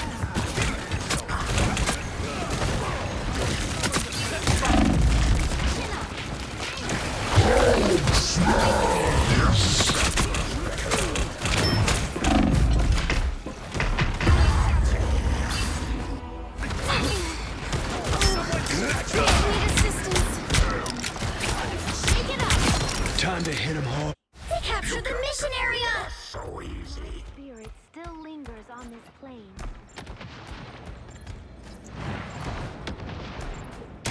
More foes to conquer.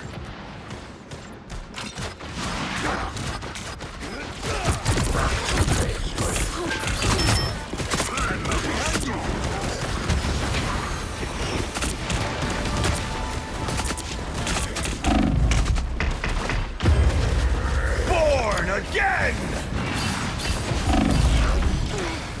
I unleash the Vishanti. We are undefeatable! Second chance. Ready for Friends, gather around! Armored up! You thought we were done? Their team's capture progress has passed the halfway point. I am Groot!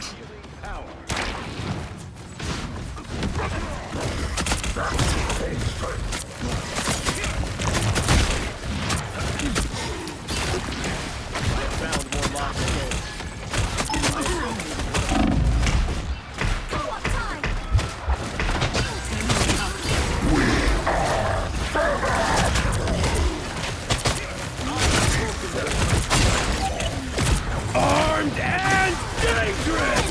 Gather around! They've almost got it!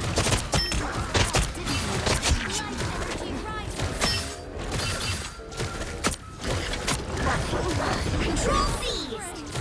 I hope you could not feel their pain, Mantis. We have done it. They are coming from behind!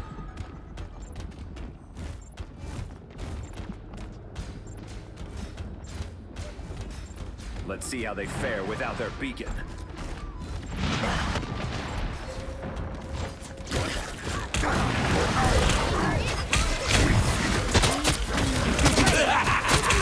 This is real firepower! I need healing.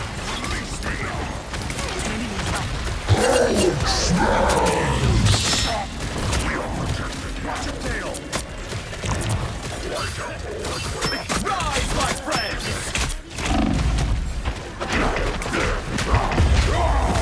The mighty ocean.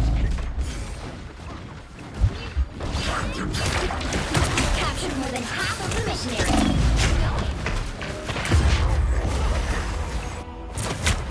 Don't mind me.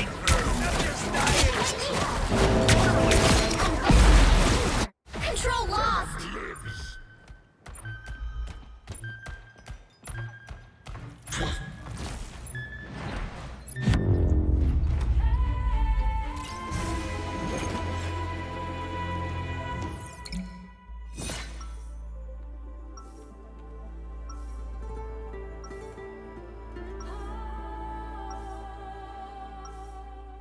I'm hulking out!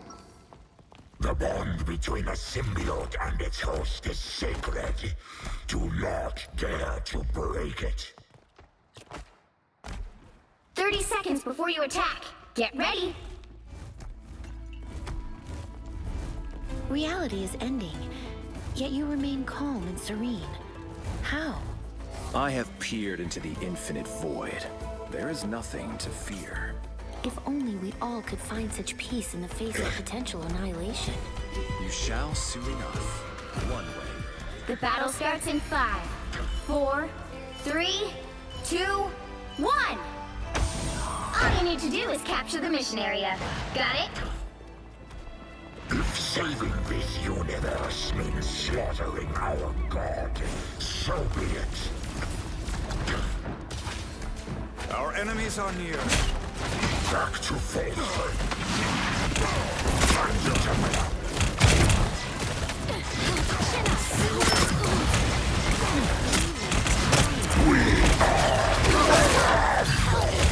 Looks like the mission area is yours to capture now.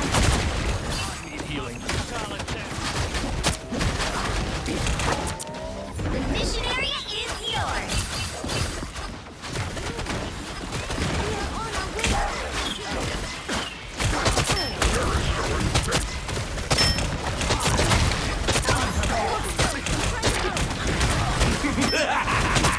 This is real firepower!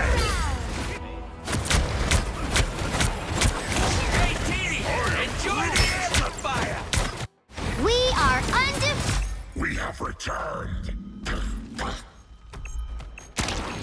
I unleash the Vishanti's power.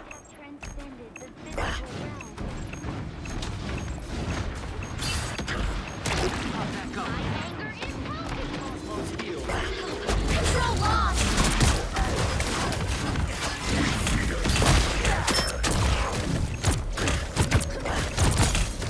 Watch your back.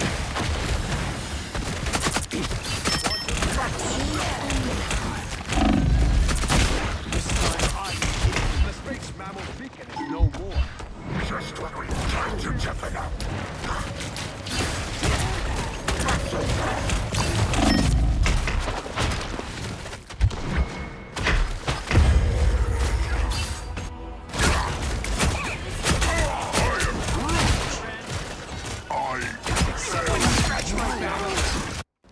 We have returned.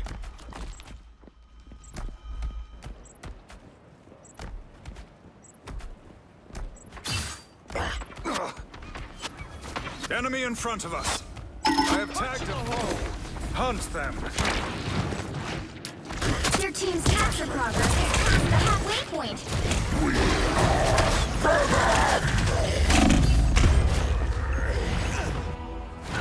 Looking sharp. Rise, my friend. We are undefeatable!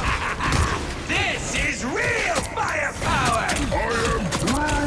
Second chance is over.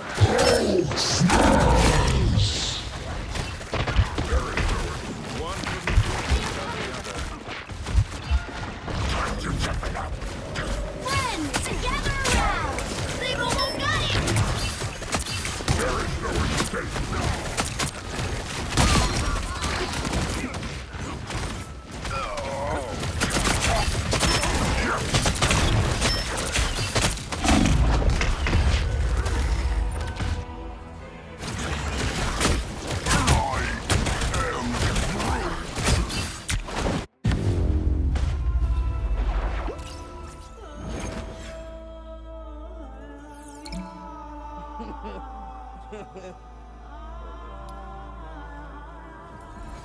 Well, you can't expect to win them all.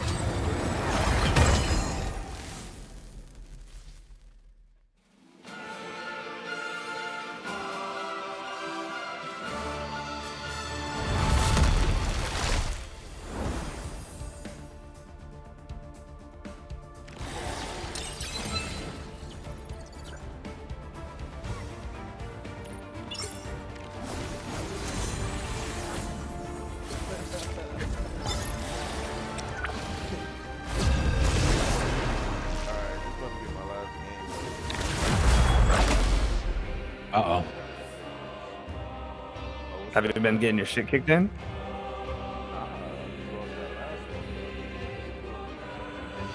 Oh, okay, good, good. You just sounded defeated.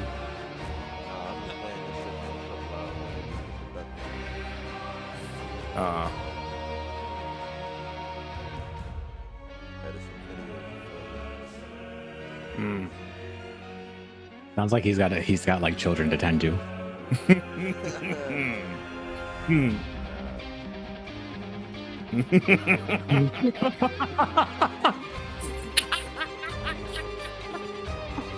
You'll need a top-notch team to win this one. Nah.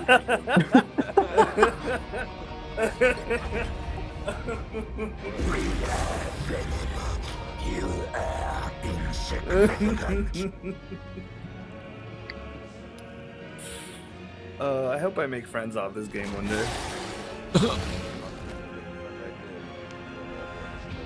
Hit up my stream right now. Let's go.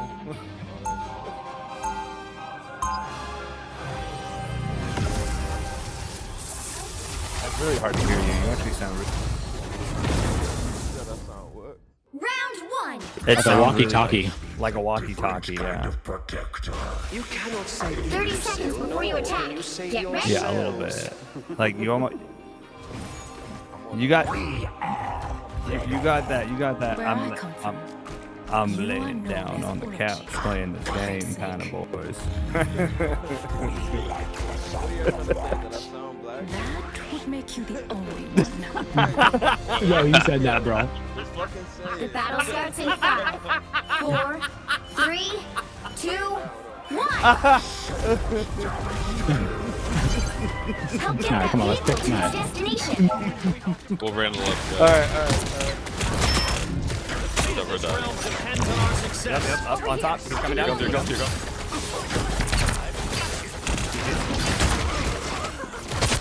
Balloon down, let's push. Help me out with Punisher.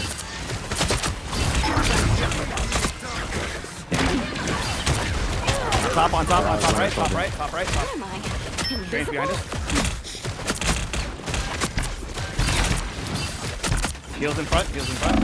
Alright, let me keep marking target. Follow my mark. Putting up wall.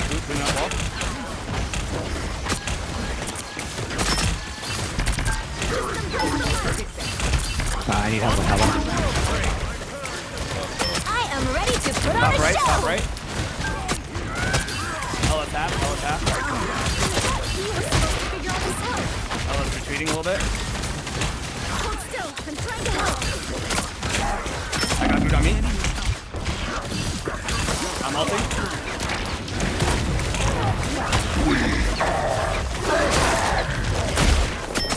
Get in front, guys. Get in front. There you go. Get this group. Get the group. There you go. One more, Bucky, down. Let's go.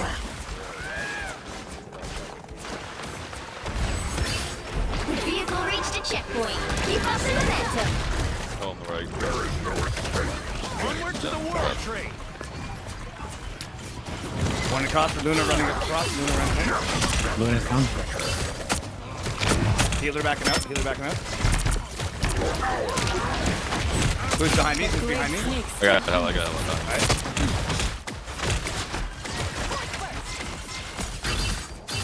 I lost 10 in a row, so. I'm dead! Got it.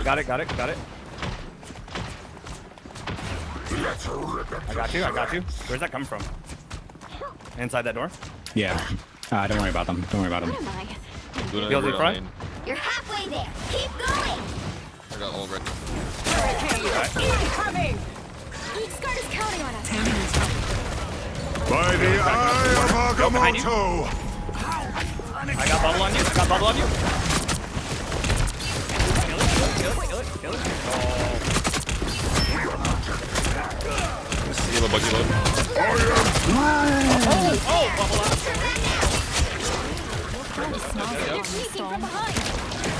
Luna in the hall, Luna in the cave. I'm not staying in this cave, guys. I'm not staying in that cave.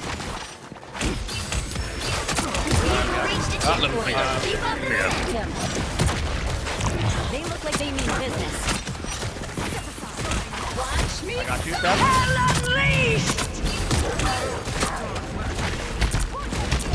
I got shots on her. Top right. She's down.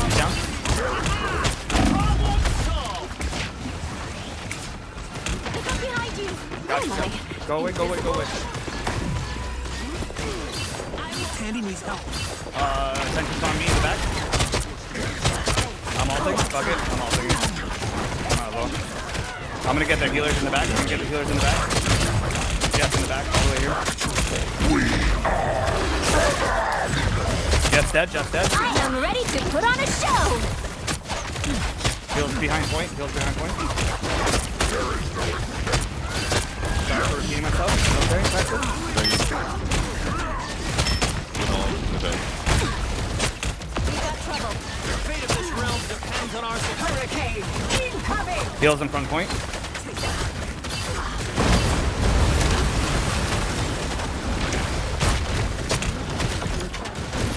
Come here, fella.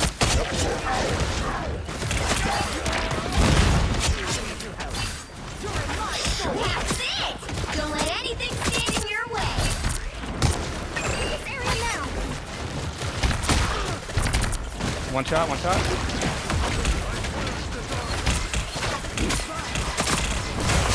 Pick up behind you. One going to help. So close. This is your big chance. Healer went back in. Don't overextend. Healers are in. Healer. Oh, I'm down. I overextended.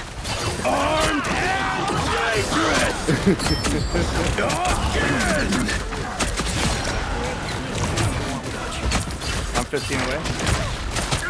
10 away. 4 minutes. 2 minutes. 2 minutes. Said 4 minutes. Is that everybody? Yeah, I'm waiting. I'm pulling. I'll get my farm and my ult. Just have those portals. I am ready to put on a show. Alright, ready? I'm ready. Let's go.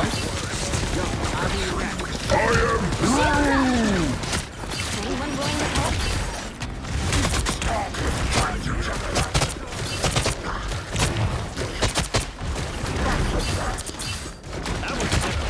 I'm in the back. By the eye of Agamotto! Unexpected!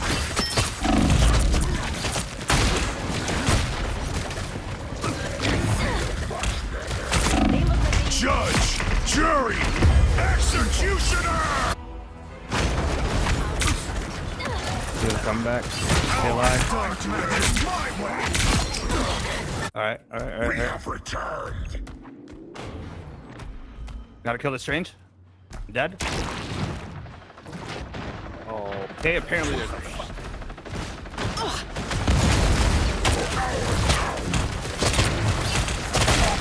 Hurricane incoming! Get that vehicle moving again.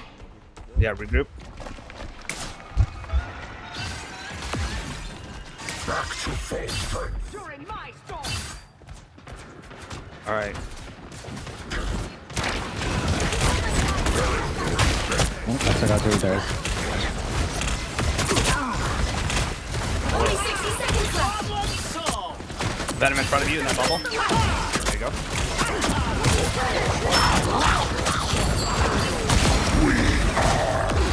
They missed me with that bullshit. Let's go.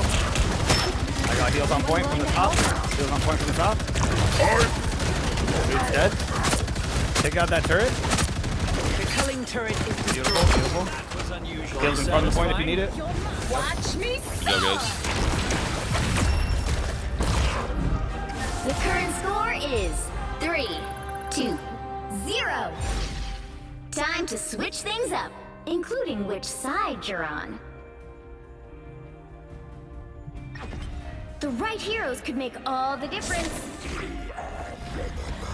You are insignificant.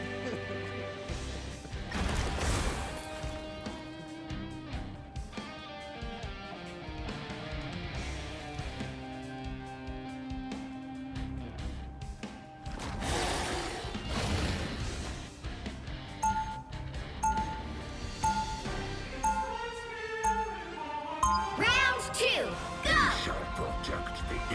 Not with that attitude. Fantastic. Come here, my wife. They'll be coming in 30 seconds. Stay strong. You are not the Psylocke I knew. No, I have never known you either. Krakoa has brought you here. There must be a reason. 3. Is to strike down Doom and then return home. You want to be the back centipede? The battle starts in 5, 4, Send a 3, friend out. 2, 1. Probably an Iron Man combo. You need to stop that vehicle in its tracks. No, it's up for sure. On. Got it.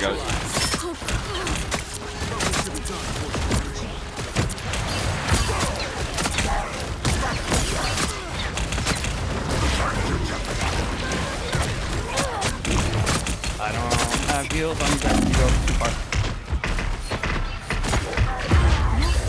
Bubble. Good tag. Good tag. Oh. Hulk's almost down. You can't get rid of us so easy.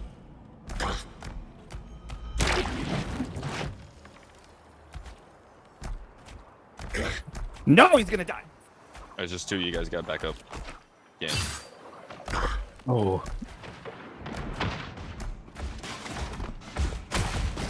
Better stop that vehicle! Pick up your toys, Moonlight. Anyone willing to help?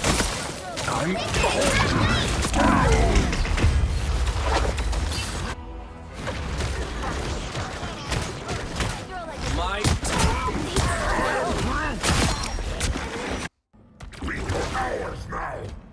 There's still a chance to stop them! Yeah, fuck it. Might as well get out of that hole. I am ready to put on a show! Shields up! Hurricane incoming! Oh, that was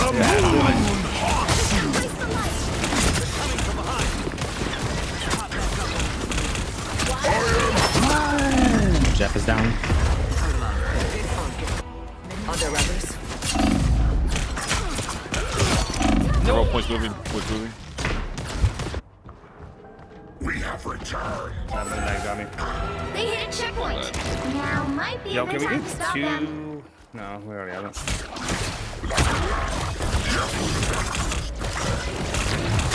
We have armed and dead dog.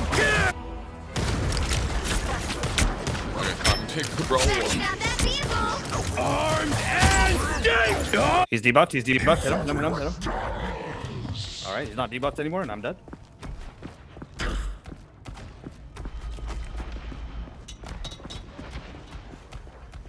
You just one-clapped me, bro. They've made it halfway! Stop them!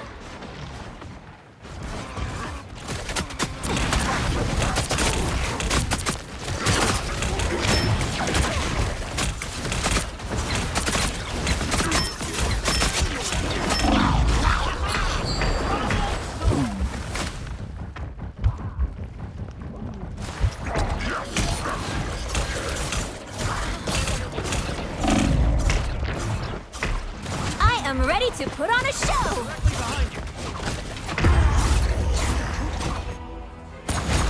I just got farmed right there. It's the grand finale! You can't get rid of us so easy. Hurricane incoming! Watch me soar! Mind over matter. I fear the great snake still hungers its space. Nice guys. You got 4 people on here, yeah?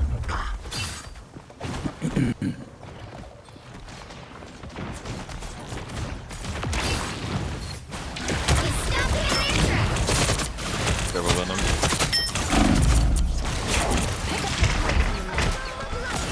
Onk. Got it.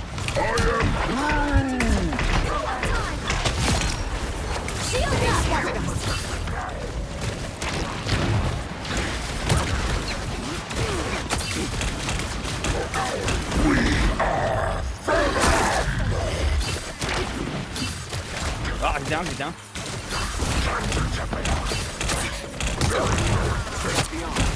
Dead.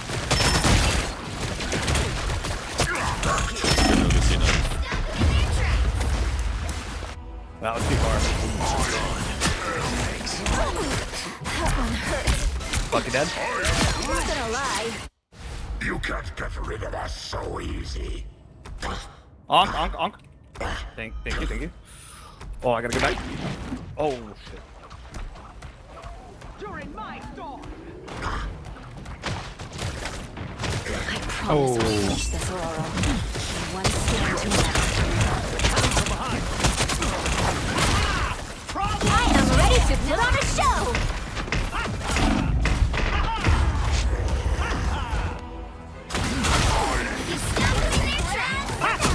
Balak, what up? 30 seconds, y'all. Only 60 bust? seconds left.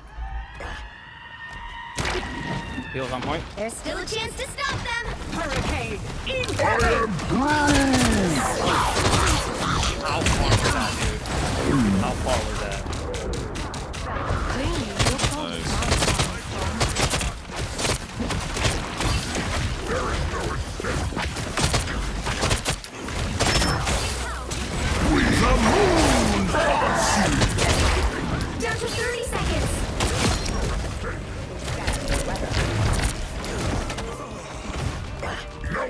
A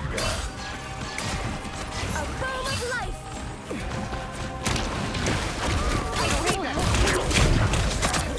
Watch me stop! Armed and dangerous! Seconds! You stopped them in their tracks! Come on, time!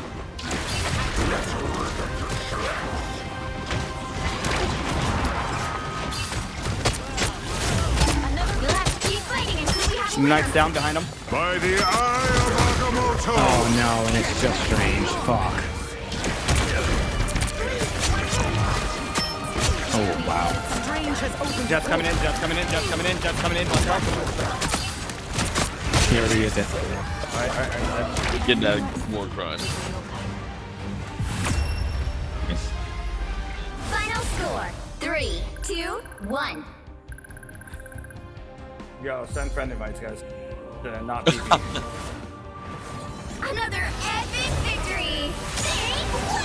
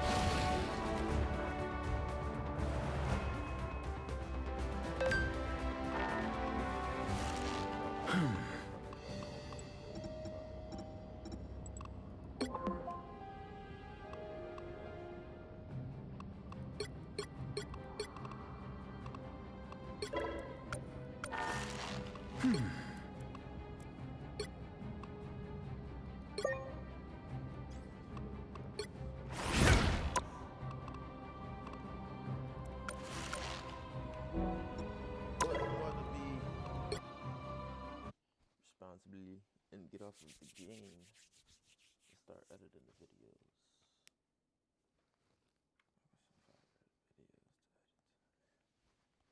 And I think, hold on, because, well, let me start with the pizza video because I know the pizza video is on my PC.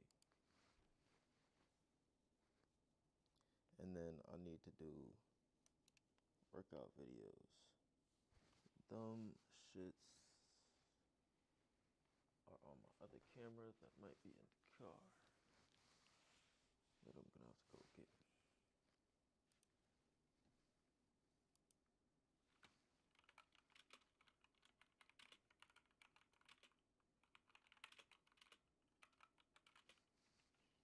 Spelled that shit completely, terribly, fucking, absolutely, atrociously, but this isn't a fucking spelling bee. Feel me? Yeah, I wanna watch this shit. We could listen to this shit. The boy Goblin. Uncut hair, unshaved facial hair, shroom vape in hand. Some might call this rock bottom, but for a channel like mine, ladies and gentlemen, I think we've reached the peak. Welcome back. We're not going to do an intro because I don't think we need it today. We have an important video, a groundbreaking video. Today, I've decided to put a mystery juice into my lungs. That's right. We're not just going to talk about this shroom vape. We're going to consume it. Before I get any further, I need to say, first and foremost, you should not follow in my footsteps. I'm going to explain why later.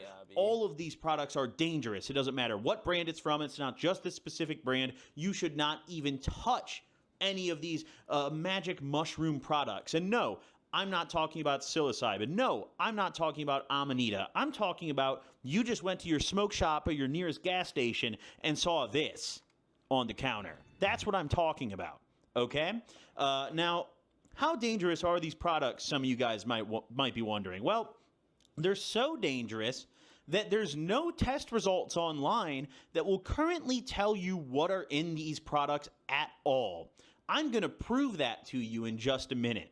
People are purchasing these and assuming that they're just getting a normal, natural shroom trip from natural mushrooms, and that couldn't be further from the truth. In fact, what is in these vapes is not even mushrooms, and I'm going to show you that in a little bit. So I hope you guys enjoy. Drop a like if you do. I hope you guys learn a lot today, and the most important lesson I hope you pull out of this video, don't consume these products, okay? Now, there's many different brands creating these shroom vapes, okay? This is not just a one brand exclusive thing, and there's many different websites that are selling them to you, and they should all be shamed, and we're going to do that today. Anyone who is selling you these products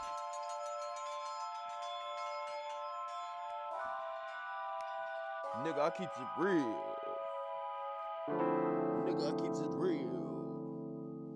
I keeps it funky, funky, fresh. I keep it funky, funky, fresh. I keep it.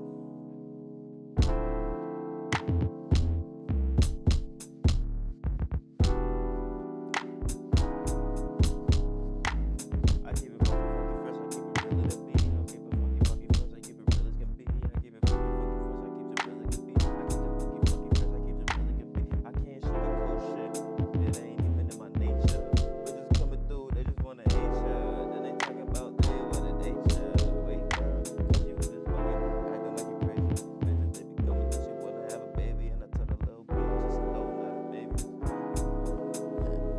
With the ones for the twos, and I'm looking like, what you?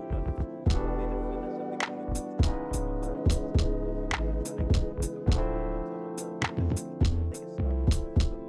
through. Acting like a daddy, so I pass her to the girl. Bitches be coming through, acting shit in a room. But we heard that story before. Bitches coming through and they just like, really, bro, this bitch is a whore. Like, so I'm saying, no, I'm not. Bitches, they be coming through, she gripping on my. Bitches, they be coming through, she think that it's my. Bitches really don't even know that it's my. She's gripping on the phone, bitches coming through, and then I whipped out and then had to grow. Talk about my message. Bitches, they be coming through, she coming through that bitch, she is so fucking. She is so official, and I'm doing this shit like a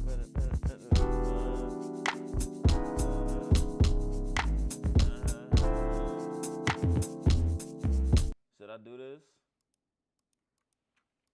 I like this.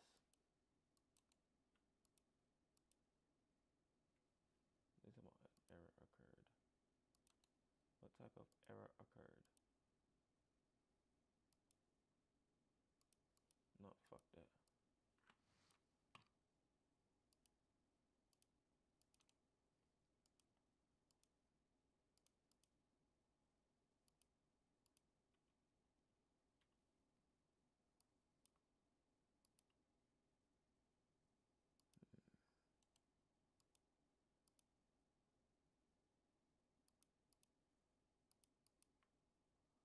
I don't think this shit is gonna work well on my stream, and that is an asshole. Oh, do I not have a proper link? Is that the issue?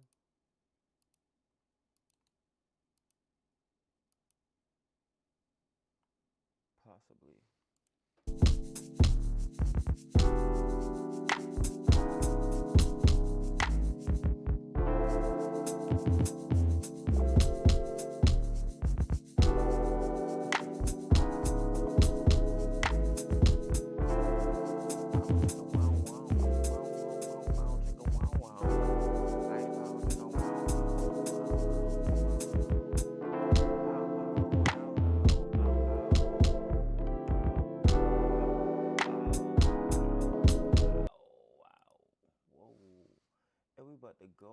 Has clearly shown that they don't do any research into what they provide their customers.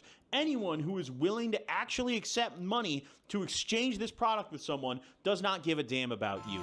They don't know what's in it, neither do you.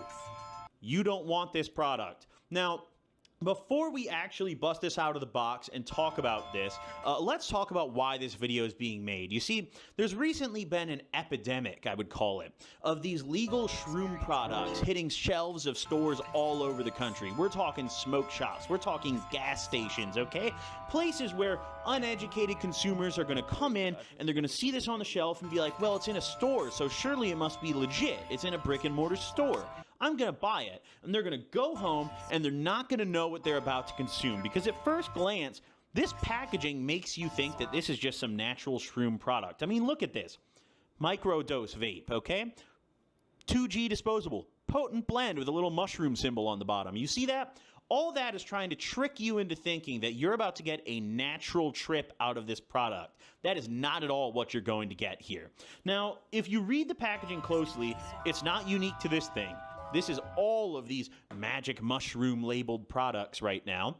They advertise a proprietary shroom blend, and for the uneducated consumer, you would go on their website and see they have a test result attached, and you would open that test result, and you'd be like, oh, okay, they have a full panel test here, so this must be a safe product. Well, the problem with that is currently the testing industry across the entire country is awful, okay?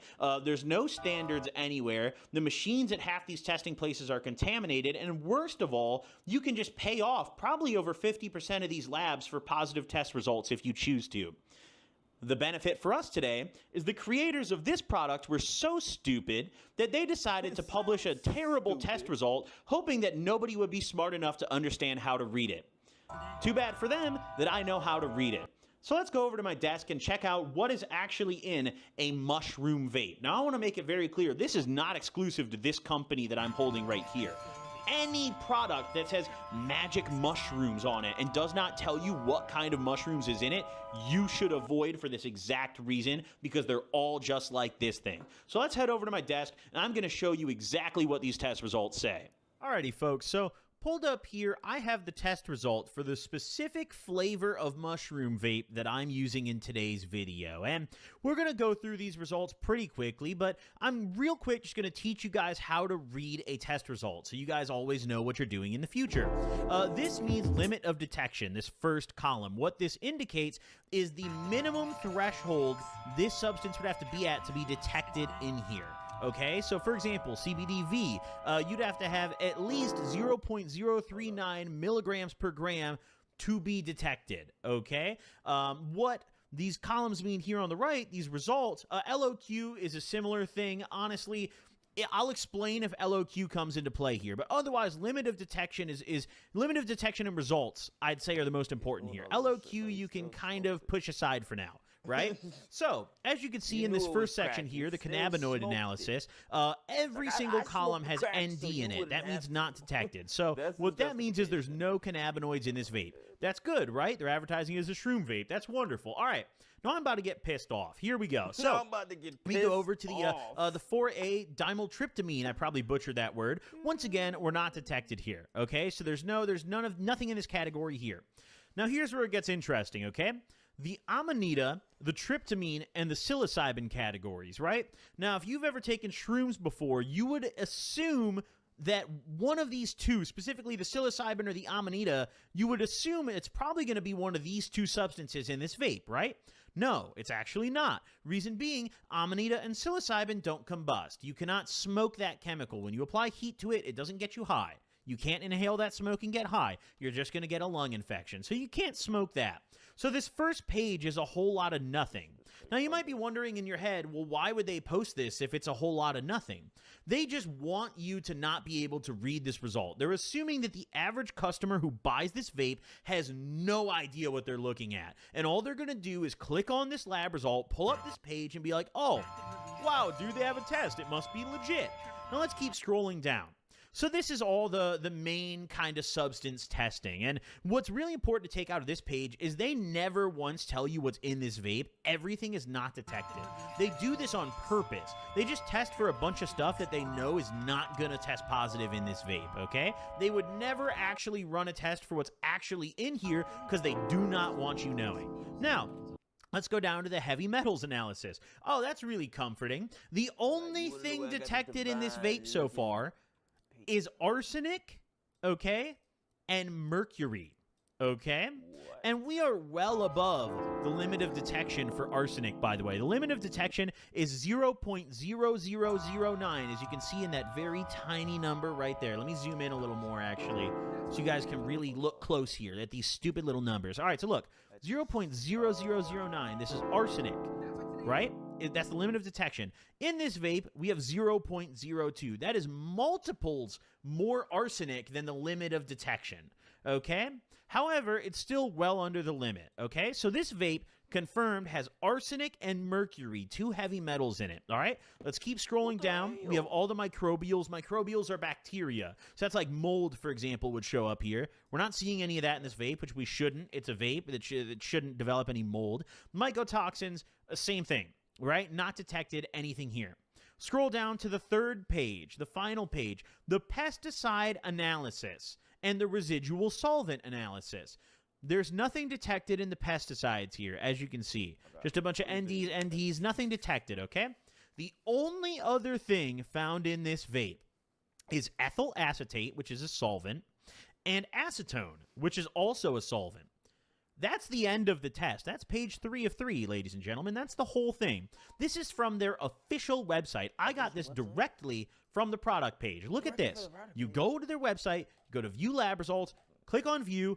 That's where it took me. This is not fake. This is not doctored. This is directly pulled from their website.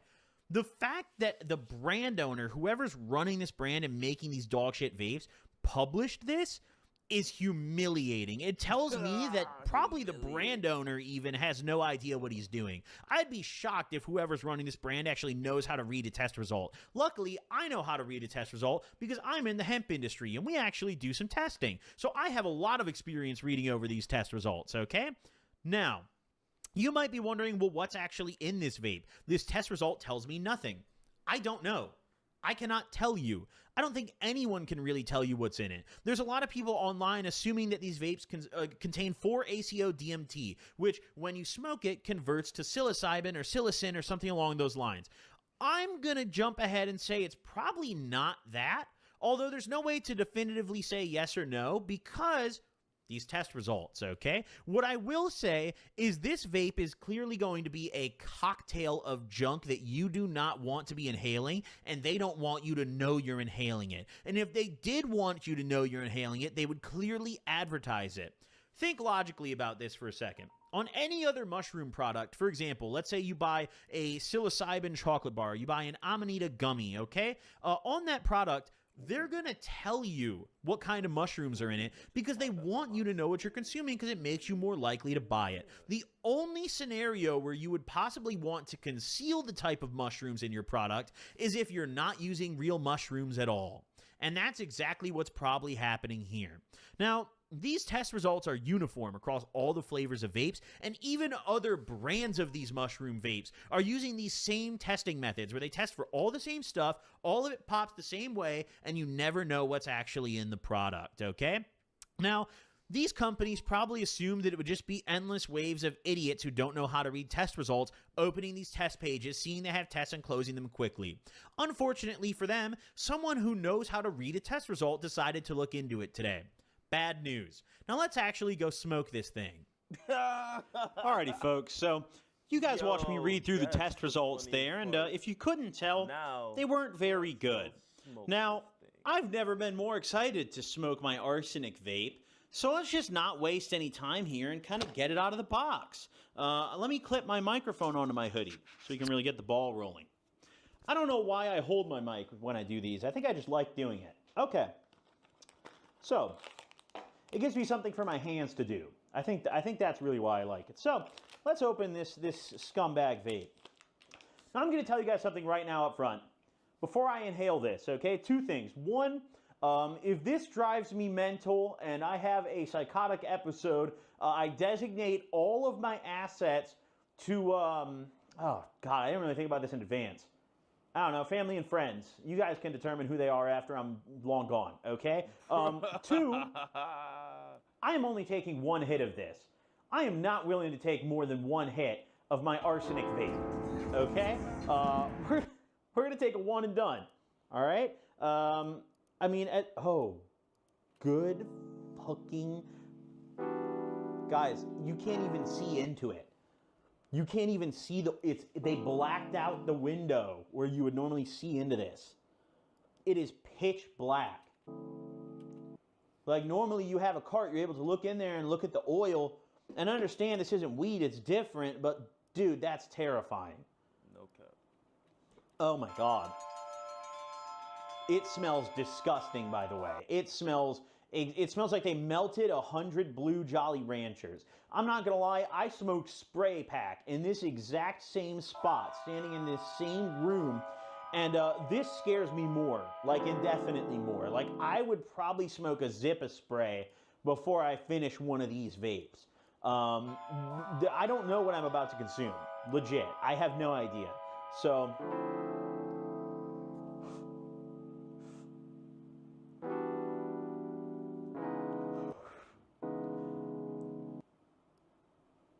just for good measure, the thing puts out a lot of smoke. It's definitely a cotton coil. It's definitely a cotton. It's for sure. It's a cotton coil. Oh my God. Oh, I immediately feel like lightheaded. Instantaneously, like that. Very lightheaded. I mean, I'm gonna, tell you guys all the effects. I'm gonna give it some time to sit in it, but right off the bat, immediately I felt lightheaded. I can't tell if that was because of what's in this or because I coughed a fucking lung up. The smoke that comes out of this is very dry. Like have you guys ever hit a vape coil, like a cotton vape coil that had no juice left on it? Very similar to the smoke you get out of this, except that was my first hit. So that doesn't really bode well for this product, in my opinion. I mean, it's just fucking disgusting. It's just repulsive, okay? I wouldn't give this to my worst enemy, okay? I truly wouldn't. I mean that. Not even like my least favorite guy on earth doesn't deserve this, okay? However, I just want you guys to remember, anyone who is willing to sell you this product where the test results don't even tell you what's in it, the distributor, whoever's selling it to you, doesn't even know what they're selling to you, just remember that, okay? Keep that in mind when you're looking at their other products, okay? For example, like this brand, any of the other websites, it doesn't have to be a manufacturer, any website that's selling you these products, this brand, for example, I would definitely think a little harder about trying anything else from someone who's willing to sell you this junk right here, okay? So it's been a couple minutes. I don't really feel any different. I don't know, how long is this supposed to, does it say? It doesn't say how many puffs you're supposed to take here, or how long it takes to set in. Okay, fuck it.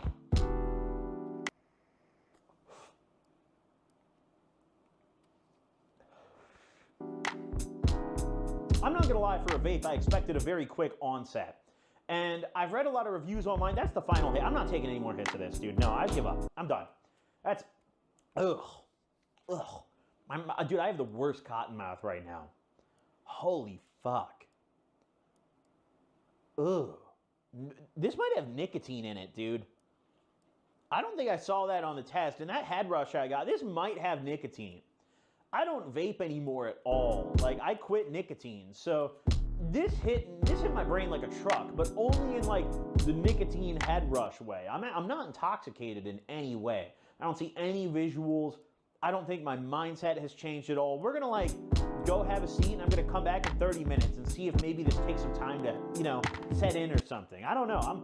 I'm a little confused right now as to why this isn't doing anything, because I'm not gonna lie, if I were them and I was selling a product where I had test results that didn't show what was in it, I didn't disclose to anybody what was in it, I'd probably just load this thing up with the hardest drug I could get my hands on and just ship it out there. Fuck it, you already have no morals, so let's just have some fun with it. I don't know, they can't even do this right. But either way, I'll catch you guys in 30. All right, guys, it's been a good amount of time, and I'm not gonna lie, I'm a little displeased. I'm kind of pissed off, actually. I'm more sober. I sat down, and for like 5 seconds, I had like this head rush feeling that was like, yo, am I high on drugs? And no, I've been high on drugs many times, so I can tell you firsthand, no, that's not what it feels like. No, I had this like weird kind of head rush. There wasn't any visuals. There was no tracers, but I did definitely feel a little something. It didn't quite feel like nicotine to me, but also I literally haven't inhaled nicotine since I quit last summer, so maybe I just got a really fat head rush. I don't know.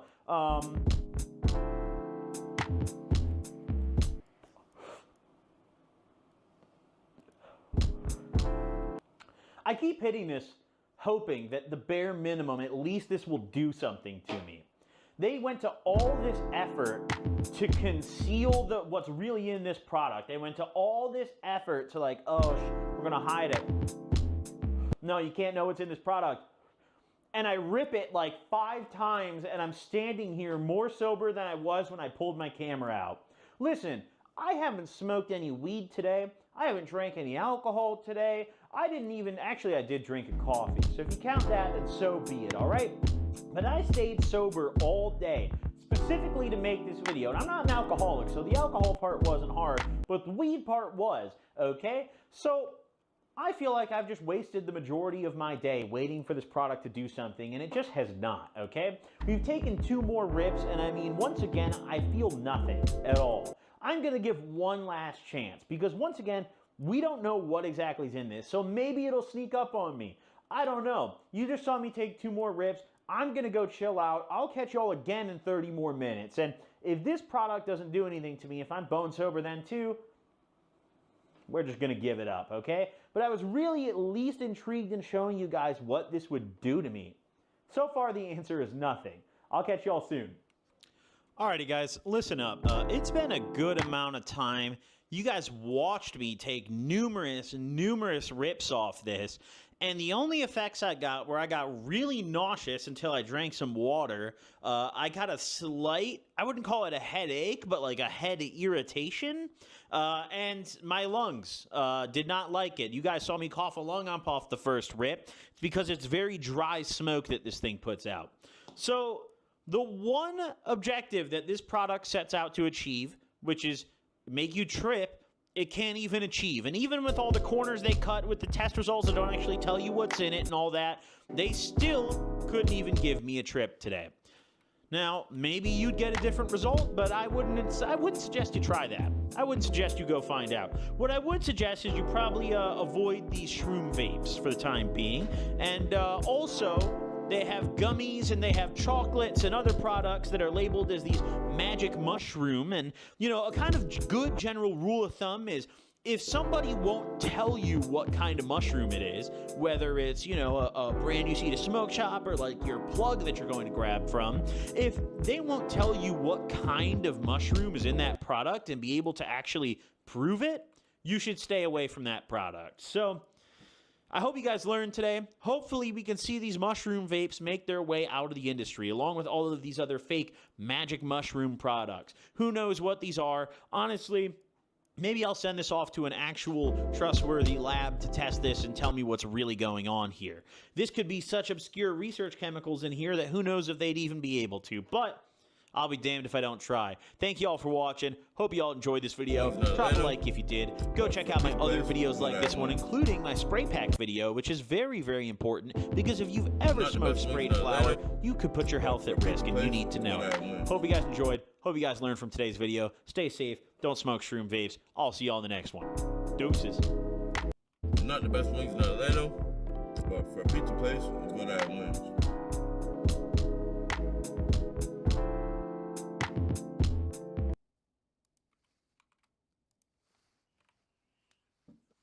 Alright, that's one video.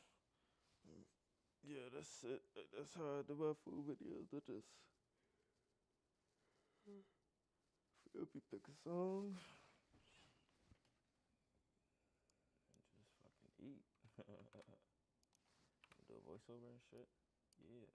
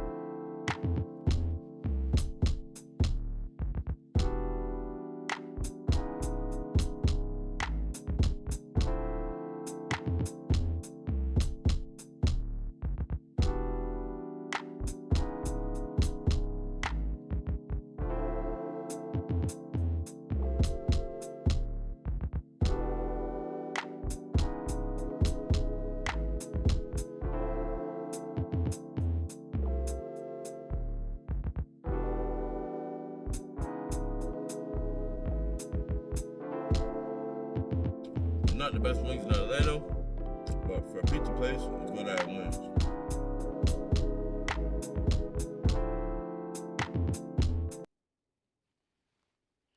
Yep. Alright, and that is how long? 1 minute and 5 seconds.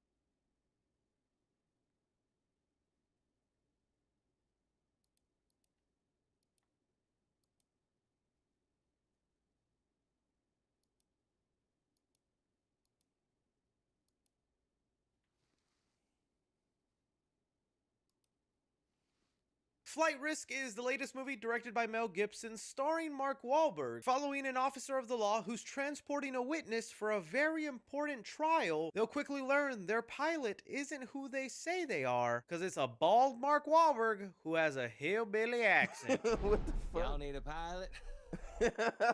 Boy, what the heck did I just sit through? Yeah, I don't know how many views I who has a hillbilly accent. Y'all need a pilot? Boy, what the heck did I just sit through? Yeah, fuck? I don't know how many views I would get if I just titled this Flight Risk is ... review. You know my usual stick for reviews. I have to lay it flat on how it is. And I think being honest in the title is going to help to brack in some views. And you got to admit, you clicked on it because I said it. Flight Risk is my first bad movie of 2025. Where do I even begin, man? So look, I honestly was not expecting much from this movie. In fact, I was honestly a little excited for it because I thought the premise sounded interesting. This idea that you have a hitman who's also the pilot of a plane, so you can't really kill him and get rid of him because you need him to land this thing. I'm also fond of Topher Grace. I feel like he doesn't get enough to do in Hollywood, and I was so dumbsmacked by the fact that Mark Wahlberg is just randomly bald in this movie, not addressed at all in the film. Kind of cool, I guess. But it's definitely the kind of choice that makes you go, what the fuck? I need an explanation. I need a reason for why Mark Wahlberg is all of a sudden bald. But also the thing that maybe doesn't even get people excited anymore is Mel Gibson is the director. You know, nowadays people have really strong opinions on Mel Gibson, and trust me, I understand. But here, as just trying to review movies and keep it lighthearted and fun, I'm gonna put that stuff aside and just be honest. I think Mel Gibson is a talented director. The last movie he did 10 years ago, Hacksaw Ridge, starring Andrew Garfield, I thought that was a really solid movie. He did Apocalypto, a film I actually really love and thought it was super well directed, and the movie that earned him his Oscar, Braveheart. Thank you to this movie for making 7th grade history class not boring. How many else out there watch Braveheart in history class? Yeah, good times. So Mel Gibson has proven himself. He knows what to do when he gets behind a camera. So why does this feel like the most cheap, low budget, straight to bargain bin movie I've seen in a long time? I knew something was up when the opening first shot of this movie was an AI generated video of a snowy motel. I can't be 100% sure on that, but I am 99% sure. You know how AI just has that really weird polished look to it? That's exactly what I got from the opening. And that should have been my immediate first sign to just stand up, walk out of the theater, and save yourself an hour and a half. But I chose to ignore it. What follows then is a movie that is just filled with some of the most atrocious, terrible dialogue, setting this awkward tone all throughout the movie. This film, I don't know if it's attempting to be purposely awkward or it thinks it's actually being funny, but a lot of the humor in this film just falls flat. Michelle, you're an accomplished actress. No need to tell you what to do. Just hit your mark. Whoa! Michelle, no, I said hit your mark, not hit Mark. Please, stop! Oh. I mentioned I like Topher Grace, but also he hasn't had the best career in Hollywood and has barely done anything noteworthy outside of Spider-Man 3. Ooh, my spider sense is tingling. If you know what I'm talking about. And sadly, here his role as this witness who's about to go on trial, he just comes off very whiny, bratty, complains a lot throughout the movie. Not an extremely likable character you're hoping survives throughout the film. The female officer, played by Michelle Dockery, also just isn't given the material to succeed in this movie. 95% of this movie takes place within that airplane, and with that, there's a lot of dialogue that requires the person piloting the plane to talk to someone on the phone, get instructions, figure out what's going on, and it's so horribly dubbed. What I mean by that is you could tell the actor was not directly talking to somebody on the phone while they were filming. No, they're talking, pausing for a couple seconds as dialogue is filled in, and then they're responding to that. Basically, it's like what I'm about to do right now.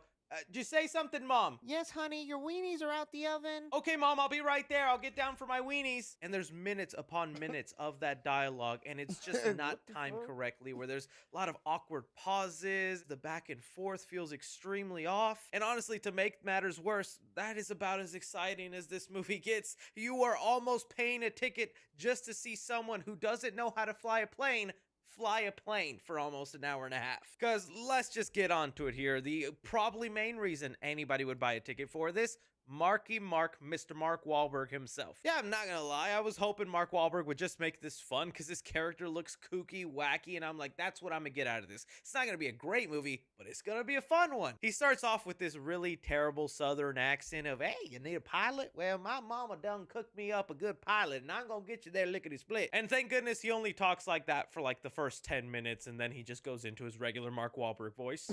Hey, Mark Wahlberg. Say hi to your mother for me. Best Mark Wahlberg impression you're gonna get out of me. But you can tell Mark Wahlberg and the screenwriter were trying to make this a really crazy, deranged character. The haircut suits the personality, but the more he starts talking and the more things he says, he goes from like entertaining, fun, bad to just creepy and uncomfortable. I'm not exaggerating when I say about 60 to 50% of the dialogue Mark Wahlberg has in this movie are grape jokes.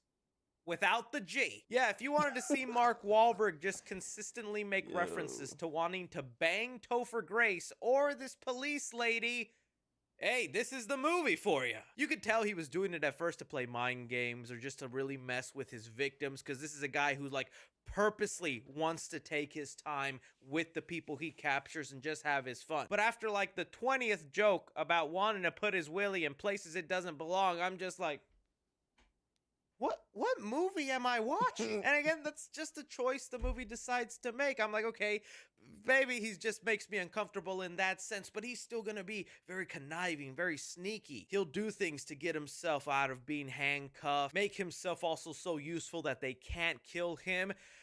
Honestly, he spends way too much time handcuffed, not doing anything. I do not blame Mark Wahlberg at all for taking this easy paycheck, because most of his days consisted of him just being like this.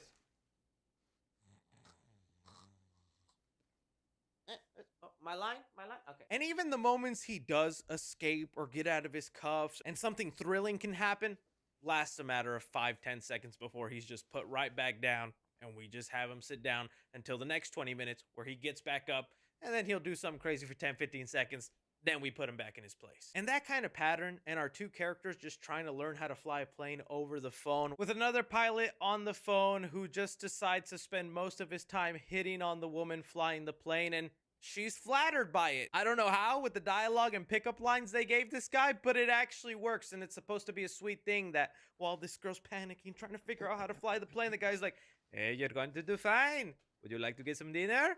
I know a good place. Yeah, okay, yeah, that sounds nice. You're handsome? Why, very handsome. You can't wait to see me. Right. Again, I'm like, what movie am I watching? This was just not checking the boxes for me. You know, something I want to bring up, and it's kind of the real reason I wanted to put this review out there. I don't know if you guys remember the movie Carry On that just came out about a month ago on Netflix, starring Taron Egerton. Well, it looks like there's a lot of like-minded people where I was watching this movie and thinking, this kind of film belongs in the same category as Carry On. Not because I think they're awful movies, but because I think they're modern day films that try to throw back to a time, whether the late 80s or 90s, of action thriller movies that had interesting premises and there was a bit of cheese and charm that helped them be memorable films. I watched Netflix's Carry On and actually ended up really liking that movie. Not gonna say it was a perfect film and it didn't have flaws, it for sure did, but that had the charm, it had the vibe of a B action movie I would watch in the 90s, and it kept me entertained and on my toes for the entire watch. But I remember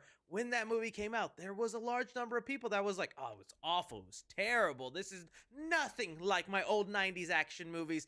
Everything that people criticize Carry On for, 10 times worse than Flight Risk. This was actually charming and fun. This is just so dumb and bad, it slightly then goes to entertain. And that's really the biggest positive I can give Flight Risk. I think there is gonna be some people that'll walk out of this movie having a good enough time, laughing at some of the absurdity, silliness of this film, defending it maybe by saying, oh, it was intentional, it was a vibe they were going for. You think they were really trying to take themselves seriously with giving Mark Wahlberg a haircut like that? I don't care, just at least do it charming. There was no charm in this. But look, I'm happy if you walked out smiling from this. It was the kind of movie that when it awkwardly ended the way it did, I couldn't help but to sit back, screen fade to black, credits start to roll, and I'm clapping, ironically, going, brilliant! So for Flight Risk, I'm gonna give action 2 stars. It mainly takes place within the cockpit of a plane. The shenanigans and action within that plane are super limited, and most of the time you're just watching 2 people learn how to fly a plane. Comment in the movie 1 star. It attempts to be humorous, throw out a joke here and there, but the charm is just not there, and my theater was deadly silent. I think there was really only 1 or 2 times I did audibly laugh, but for a good majority, I'm just chuckling at how absurd this movie turned out to be. Drama in the movie, also 1 star. It did not do enough to keep things interesting. The trailer painted a picture that there was maybe a lot more going on. I've seen plenty of 1 location movies where they can keep things interesting, and this was just not one of them. Heart in the movie, I guess 1 star, just because, dude, Mark Wahlberg's a sicko in this movie. And suspense in the movie, I'm gonna give it 2 stars, since there really isn't a lot going on throughout the movie, and it's very predictable. You're more just kind of waiting for it to be over. Casual moviegoers, I'm gonna give it a B-.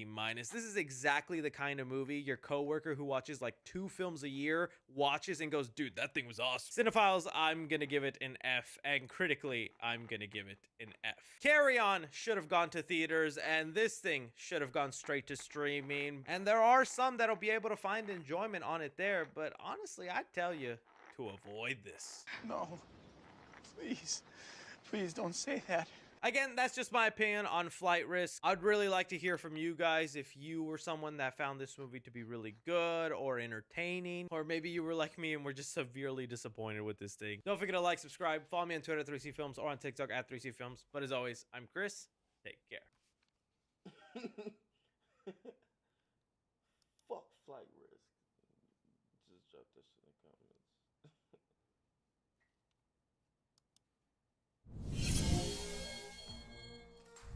What's going on, guys? Welcome to Everything Always. My name's Michael Roman, aka Allfairs. Now look, Marvel Studios is nowhere near as bad as Star Wars over the last 10 years about announcing projects or movies that never come to fruition. Go ahead and look at the track record for Star Wars. It's absolutely abysmal. But Marvel Studios didn't come out of the last half decade completely unscathed in this regard, and there are 2 films that, for right now at least, still say they're going forward at Marvel, but don't have a release date in sight. The first of which is Blade, which we assume is still 2 or 3 years off and will be prioritized over the second of which was Armor Wars, announced for Don Cheadle originally for Disney+, then changed to a movie, and since summer of 2022 at D23 when that change was announced, has been in indefinite limbo. Well, we just got a major update about the project from a trusted industry insider that indicates that Armor Wars has still not been canceled, but actually explains the reason why it's being completely reworked. We're going to break it all down, this latest update for Don Cheadle's Armor Wars coming to the MCU, but first, if you could grab the subscribe button.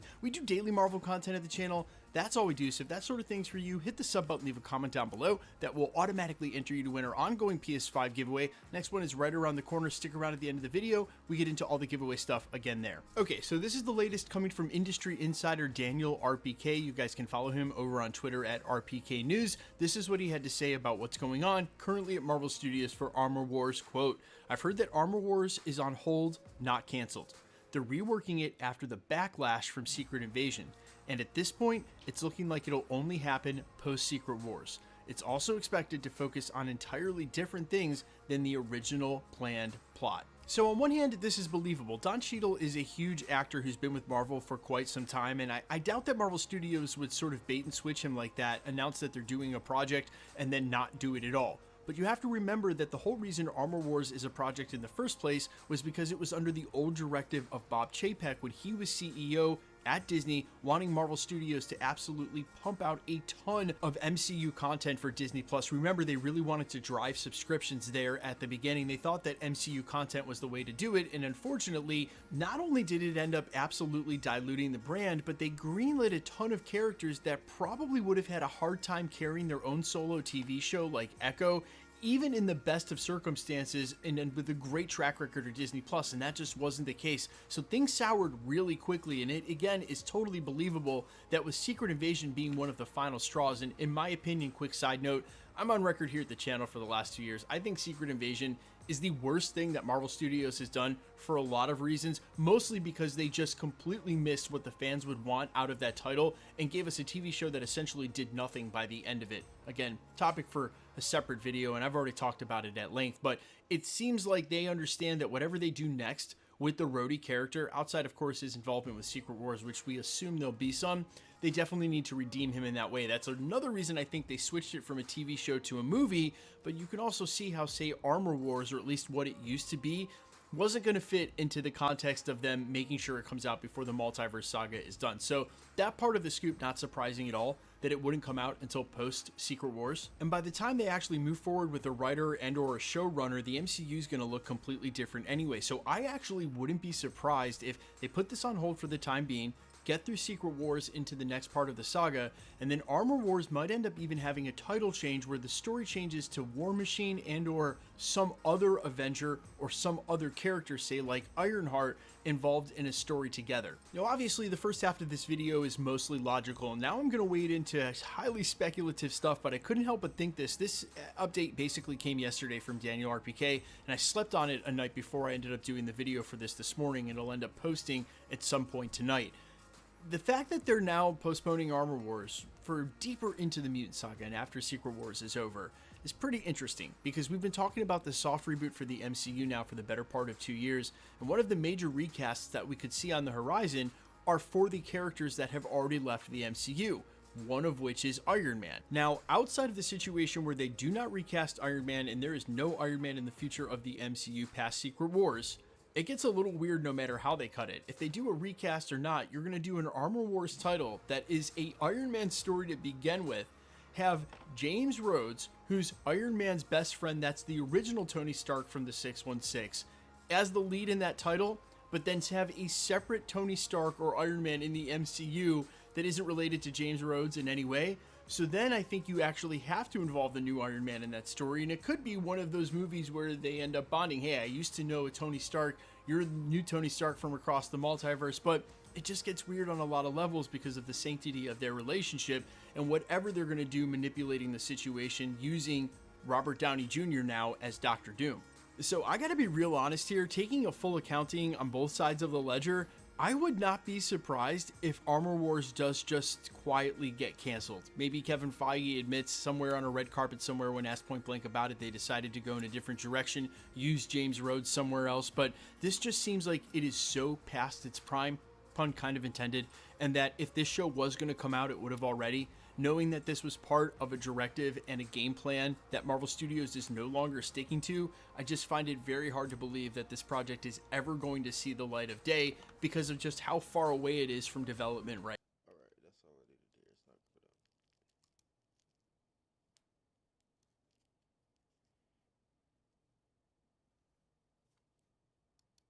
It's not good. up, everybody? It's your boy, Kai Green, K to the AK, Mr. Getting It Done.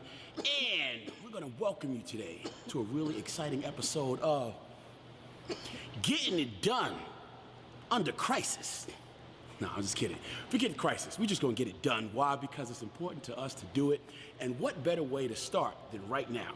We're gonna do a little bit of shoulders and a little bit of arms. And if you're ready, I'm not gonna bore you with a whole lot of talking. We're just gonna get with the action. Are you with me? Let's do it. Trying. Traps, get it, Boy. Let's go, Kai. First exercise, without further ado. I gotta warm up, y'all. I can't just get started without getting started. So I'm gonna get started this way. This is how we're gonna do it where I come from. Cause I'm gonna do my own thing. Is that all right? And since we friends, we're gonna do it together. How about that? I'm gonna show you the best thing that I got to offer right now. Because the truth is, sometimes that's all you got. Oh, let's rock.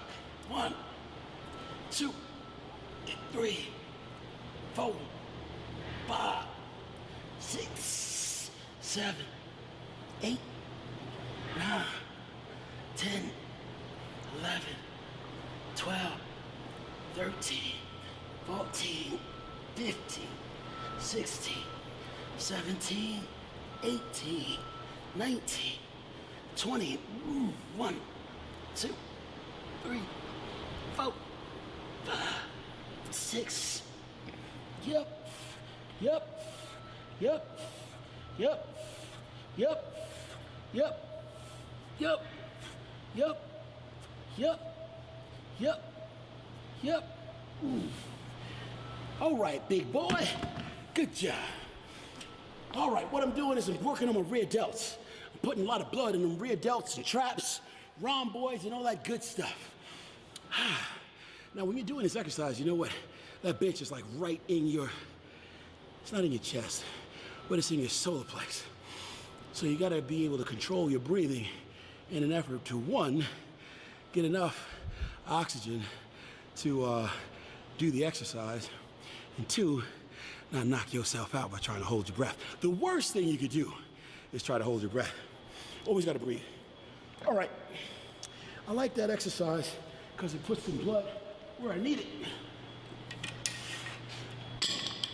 We're gonna use this gym a little bit today. Like a lot of you guys at home, I like to keep things basic, keep things simple. But sometimes I don't get a chance to use as much of my instrument as I like. So we're gonna mix things up today and get some different angles going. 1, 2, 3, 4, 5, 6, 7, 8, 9, 10, 11, 12, 13, 14, 15, 16, 17, 18, 19, 20. Now, if you didn't know, when I'm doing that exercise, the money shot is what was going on in the back. Again, my rear delts, traps, and rhomboids. Now I'm gonna come back over here with just a little bit of breath, a little bit of opportunity to breathe, and we're gonna keep this going.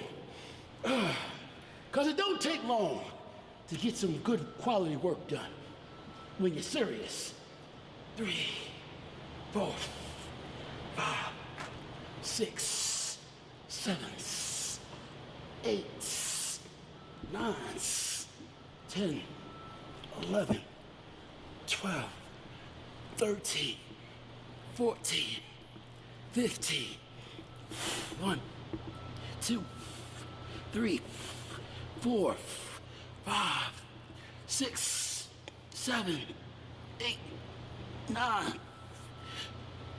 1, 2, 3, 4, 5. I feel that. I'm telling you, my rear delts and traps are on fire. Fire! They said it's like fire. set up in my bones. Like Jeremiah said, it won't leave me alone. I don't want to be left alone. I want to work, because I got dreams. 2, 3, 4, back into these rear delts. 5, 6, 7, 8, 9, 10, 11, 12, 13, 14, 15. Yup, 15. Touch your neighbor and say, the motherfucker said 15. I said it. I said it. Somebody called T.T. Fletcher and say, you know what? You done went and corrupted your boy Kai. Yo boy, AKA Mr. Getting It Done. We moving into the third set, y'all.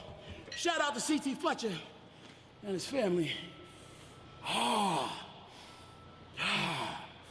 You know what? Sometimes you want to stop. Sometimes things become very, very interesting, challenging, and difficult. Even like this moment, to try to breathe. Breathe. Sometimes to catch your breath, it may take a little bit of work. Sometimes to catch your breath, you may need to concentrate. But one thing you don't want to do is stop. One thing you don't want to do is give up. One thing you don't want to do is become defeated, dejected. And the way we do that, the way we avoid doing that, is by remembering why we are working. Why is it important?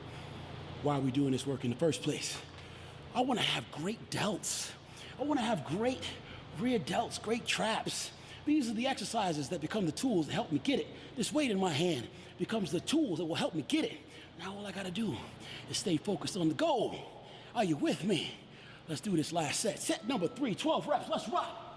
1, 2, 3, 4, 5, 6, 7, 8, 9, 10, 11, 12. 1, 2, 3, 4, 5, 6, 7, 8, 9, 10, 11, 12. Yeah. All right, y'all. But we're not done. Don't celebrate yet. Don't celebrate yet. Don't celebrate yet. We gonna get it. We gonna get this work done. Rear delts, traps, boys, let's rock. 1, 2, 3, 4, 5, 6, 7, 8, 9, 10, up, 11, up, 12. Closer to failure. Closer to failure. I think that I will. No complaints. 1, 2, 3, 4. Change the angle. 5, 6, 7, 8. Change the angle. 9, 10, 11, 12, 13, 14, 15, 16, 17, 18, 19, 20. Yeah. Man, get off my back. Ow. Get off my back. All right, y'all, I feel my traps and my rear delts are alive right now. They're alive. Feel it. Yep, it's in me. I'm gonna show you what to do with it. Once you got it. 1, 2, 3, 4, 5, 6, 7, 8, 9, 10, 11, 12, 13, 14, 15, 16, 7, 8, 19, 20. Now the secret with doing this movement isn't just to get lost. You don't want to just get lost. Every rep, every set counts. And the only way you can milk the benefit is to squeeze. You gotta think about the muscles that you wanna hit and squeeze. Think about what they're gonna look like when you're done working, and squeeze. And when the world outside is pressing in on you with their objections and shit, with questions that you may not be able to answer at the time, and you wonder, what can I do? Help me. I remember just to squeeze. I think about these muscles that I want to work. 2, and I squeeze. 3, 4. Think about the shit that I want to do. 6, and I squeeze. Think about the things that I want to become, and I squeeze, and I squeeze, and I keep squeezing, and I keep squeezing. Again. 4, 5, 6, 7, 8, 9, 10, 11, 12.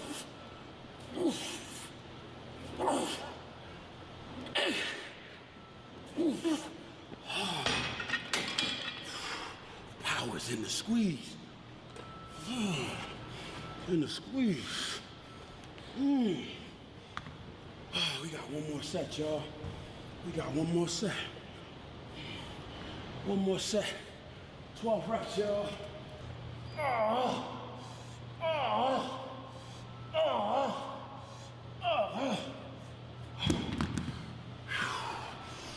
Whoa!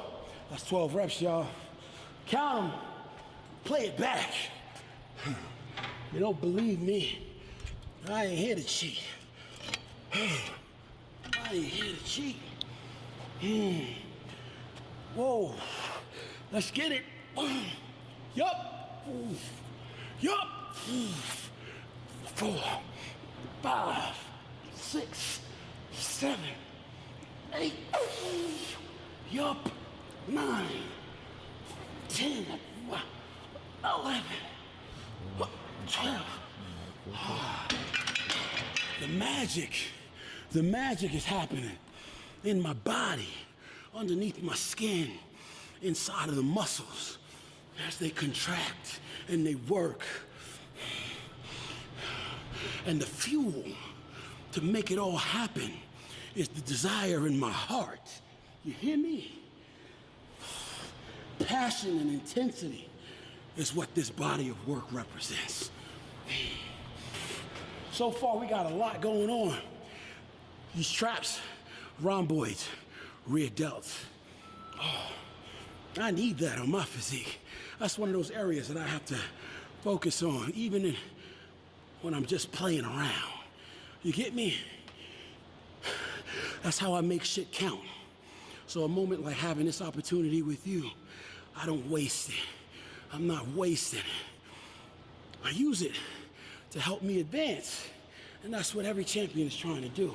When you do that, when you seek the ability to do that in every situation and circumstance in your life, guess what? You do too.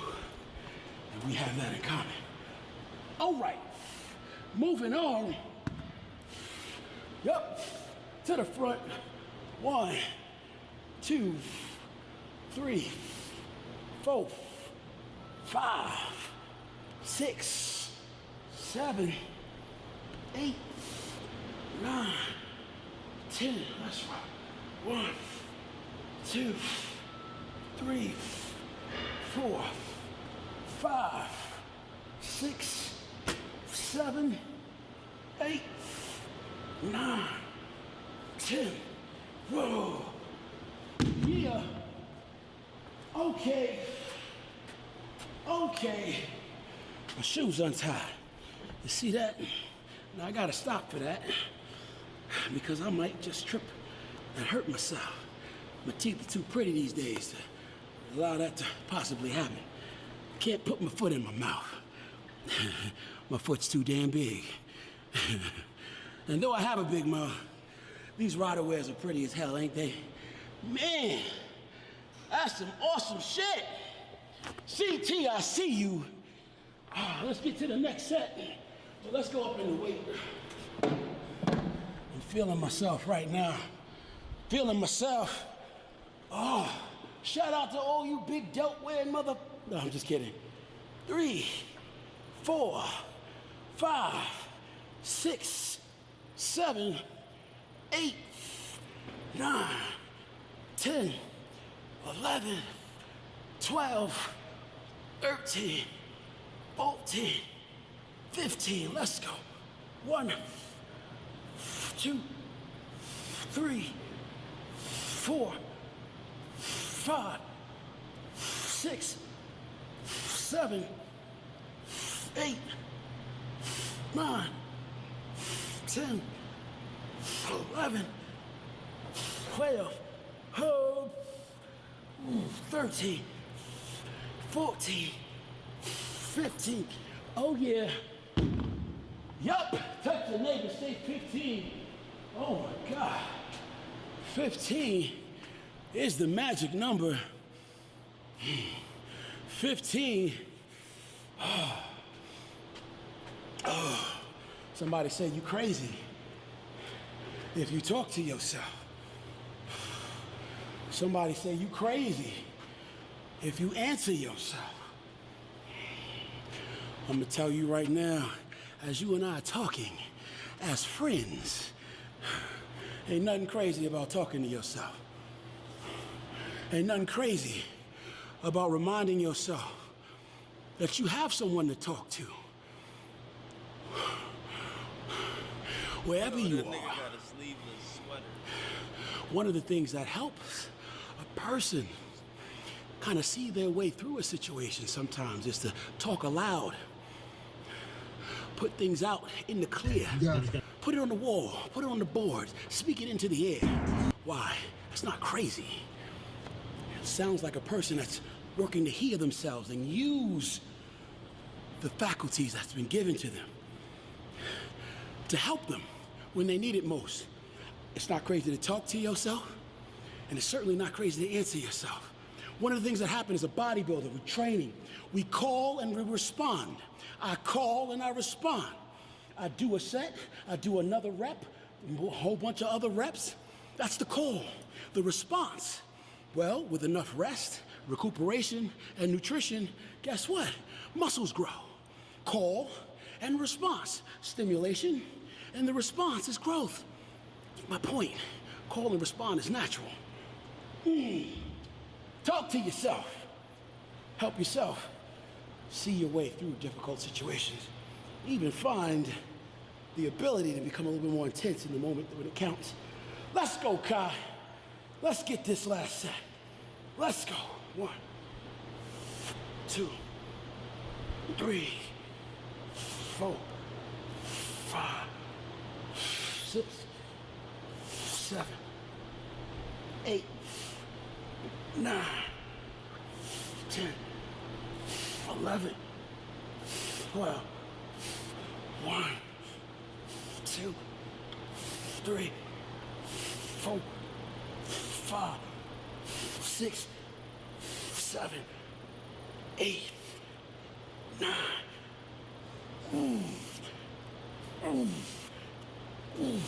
12. Oh, a bodybuilder is able to build his physique. Why? Because he learns how to call and respond. The only way you're able to see the manifestation of anything that I've been able to do with my body and my career is because I was able to learn how to call and respond. You can't become the best in yourself unless you learn how to call and respond accordingly. Listen, man, you can't depend on somebody else to tell you when You need to be responsible and accountable with how you use the resource that is yours. That's not responsible thinking. And when you act responsibly, that means you understand that you are powerful.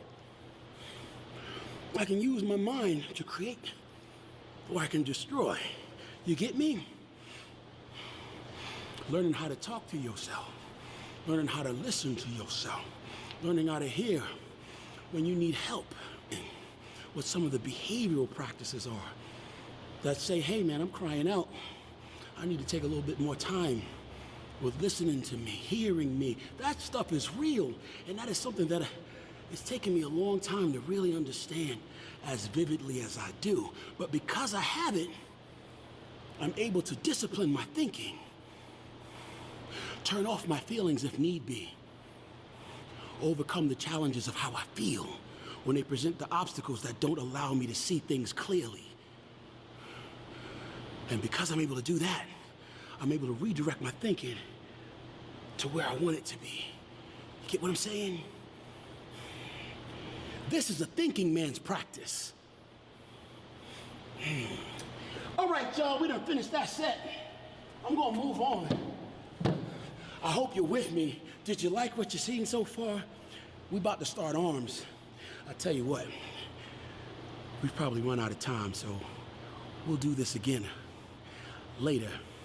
Next time, I promise, we'll do a good full 5 sets, 4 or 5 exercises I have just for you on how we train our triceps and biceps. But on that note, take what we've talked about today, guard them closely, search them, identify some of the things that are of value to you, use them, put them to work. I swear they will service you well. And as always, until next time, let's keep it positive. Let's keep encouraging each other. Come back and see me. Peace. We're dropping pina colada, y'all. Are you ready to experience the roar of the savage? Woo!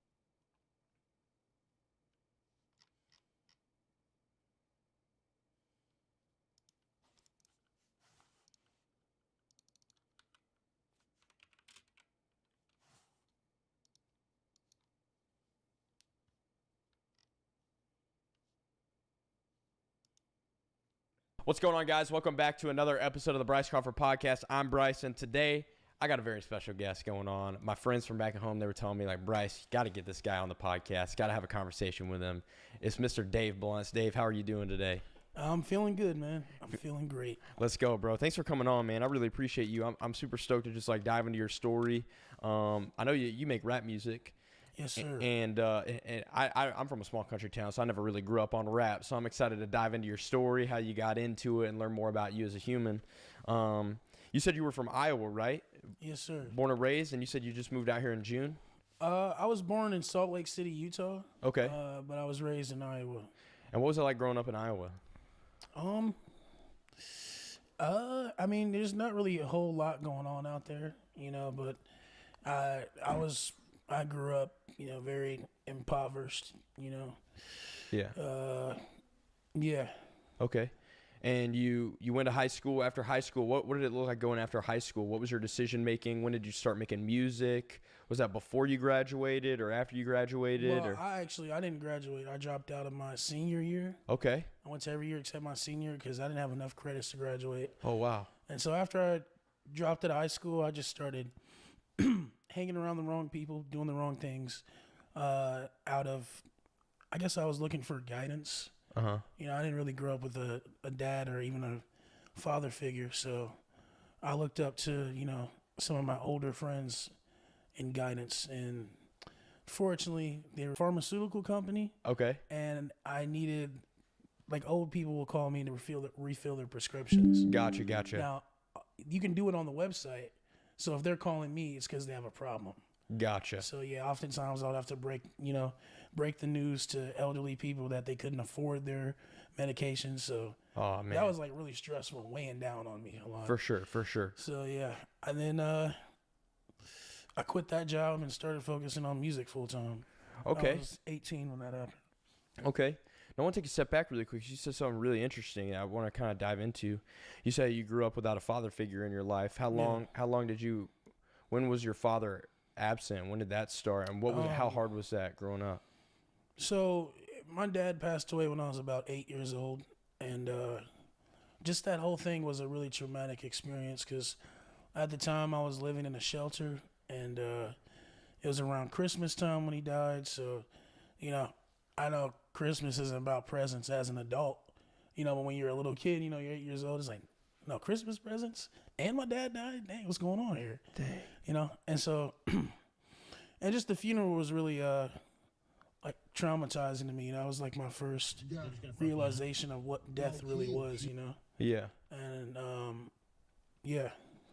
So what was that like? I mean, I feel like 8 years old and, like, you lose your dad at Christmas time. And then as you're going on in life, I mean, from 8 years old until now, especially, let's even forget now, just like the crucial teenage years, like your body's changing, you're growing, you get middle school, high school, people start gossiping, opinions matter, things like that. How was that weighing on your shoulders, trying to navigate life and not having like that father figure to like pour wisdom into you and encourage you and love you? Well, how did that affect your perception of love, or maybe even your perception of yourself? How did you see yourself when you were growing up in middle school and high school? I was very, I was very depressed around those years.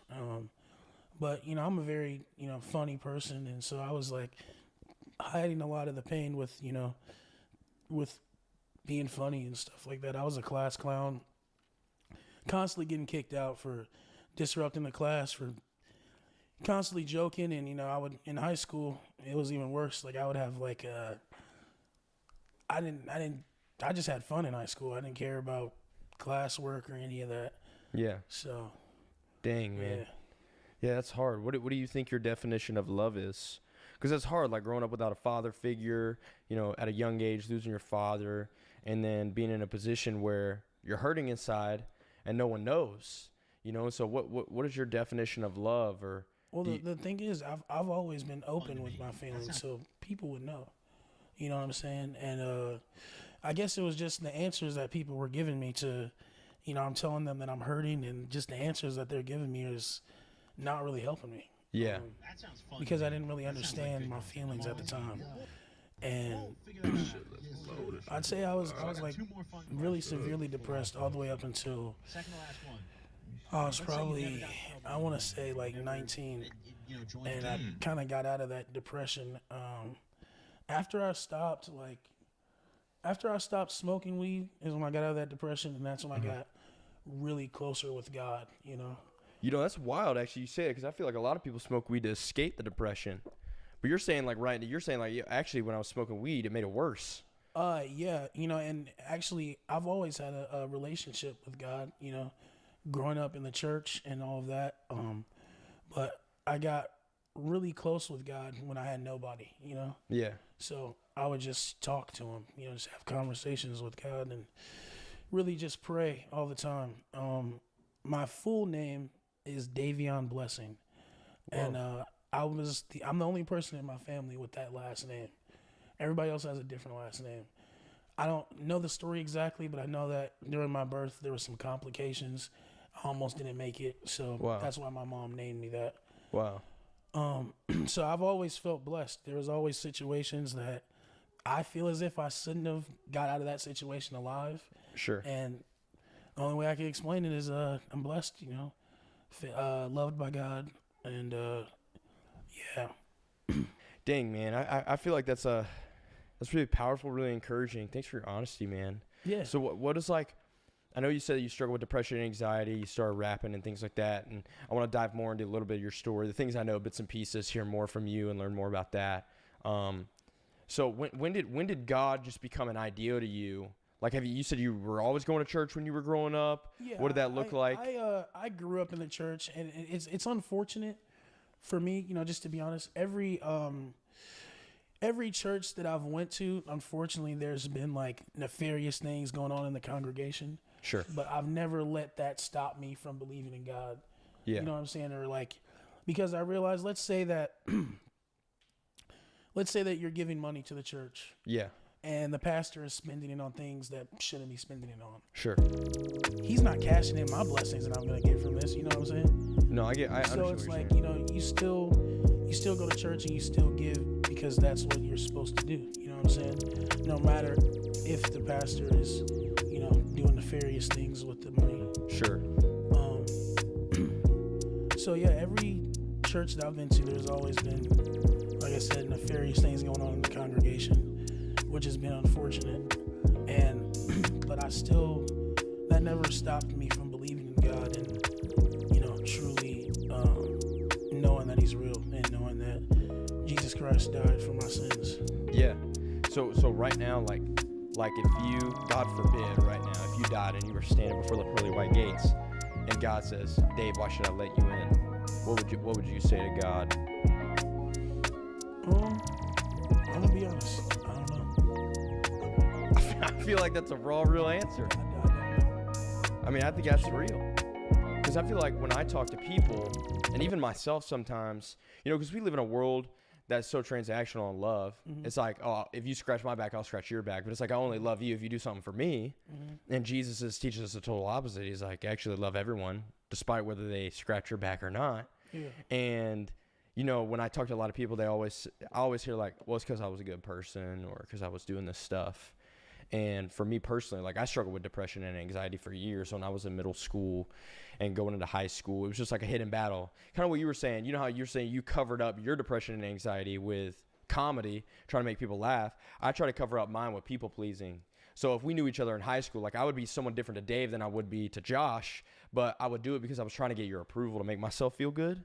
And then after I made myself feel good, I thought it would make me feel better about myself, the whole of my heart. And it just never did. But I found myself doing what the world teaches us to do, which is work for everybody's love and just work. And to me, that's so draining, right? Because you never fill that hole. Yeah. And so that's what I loved about Jesus. So when I was 17, I don't know if you know anything about my story, but I was going to take my life when I was 17 years old on Christmas Day because my depression and anxiety was getting really bad. And I thought it was the only way to make the pain go away. And so I went to Waffle House for my last meal and I had a supernatural encounter with Jesus where Jesus stopped me from taking my life. And so in that moment, I cried out to Jesus and I said, okay, Jesus, if you're real, take away my anxiety and depression because it feels incurable. It feels like a disease and I can't get rid of it. And I haven't had anxiety or depression since that day. It's been over 4 years. And so that was my pursuit of Jesus. That's why I was like really interested in Jesus. But to circle back to the heaven thing, that's what I love about Jesus, because I knew from trying to work to fix my broken heart, I never could. But with Jesus, it wasn't about what I could do for him, but it was about what he did for me. I mean, you said it yourself, he died for our sins. He died on the cross, and it's like, man, he was perfection. Yeah. He died on the cross because I'm wicked and I'm sinful and I suck, and I needed someone outside of myself to save me. And so I think that's my favorite encouraging thing about you. And I actually really wanted to encourage that to you, Dave, because like, I feel like we live in a world, and we'll talk more about it, but where like people probably use you. They try to use you. They just want you for what you can offer them, and then when you give them what they want, they leave you. No one cares about your heart, man. But I want to tell you right now, you don't got to work for my love. You don't got to work for Jesus' love, man. That's true. That we That's do true. things because we love him, bro. Exactly. And so I want to encourage you with that.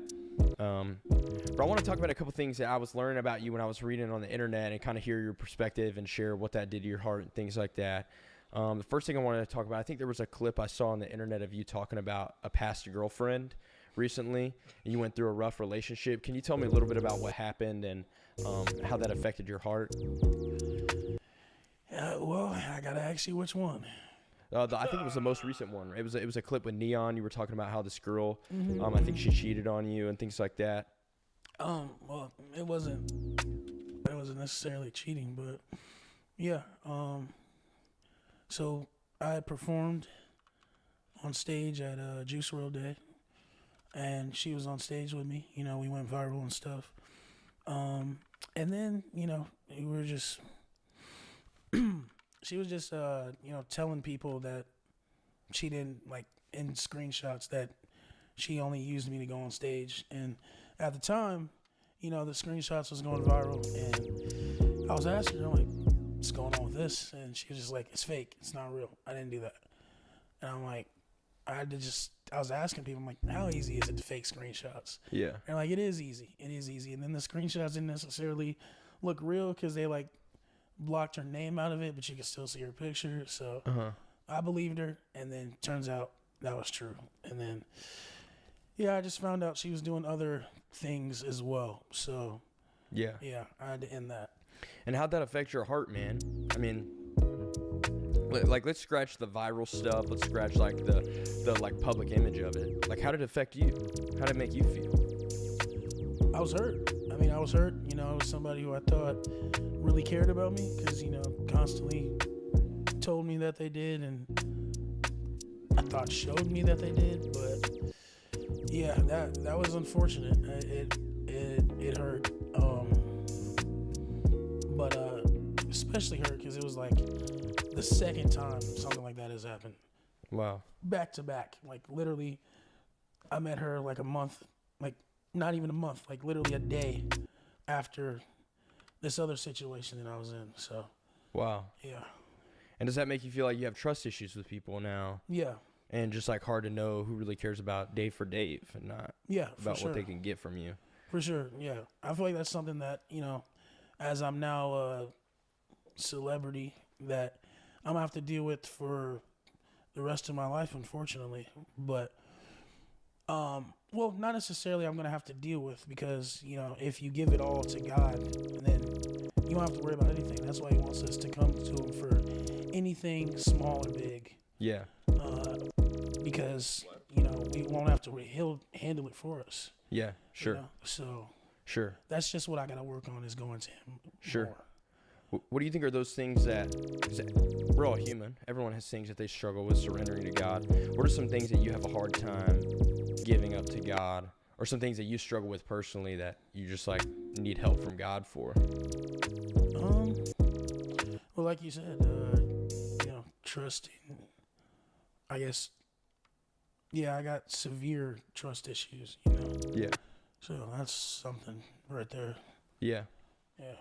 Yeah, dude, there's a scripture in Luke 8 where Jesus is getting in the boat with the disciples, and he says, hey, we're going to go to the other side of this body of water.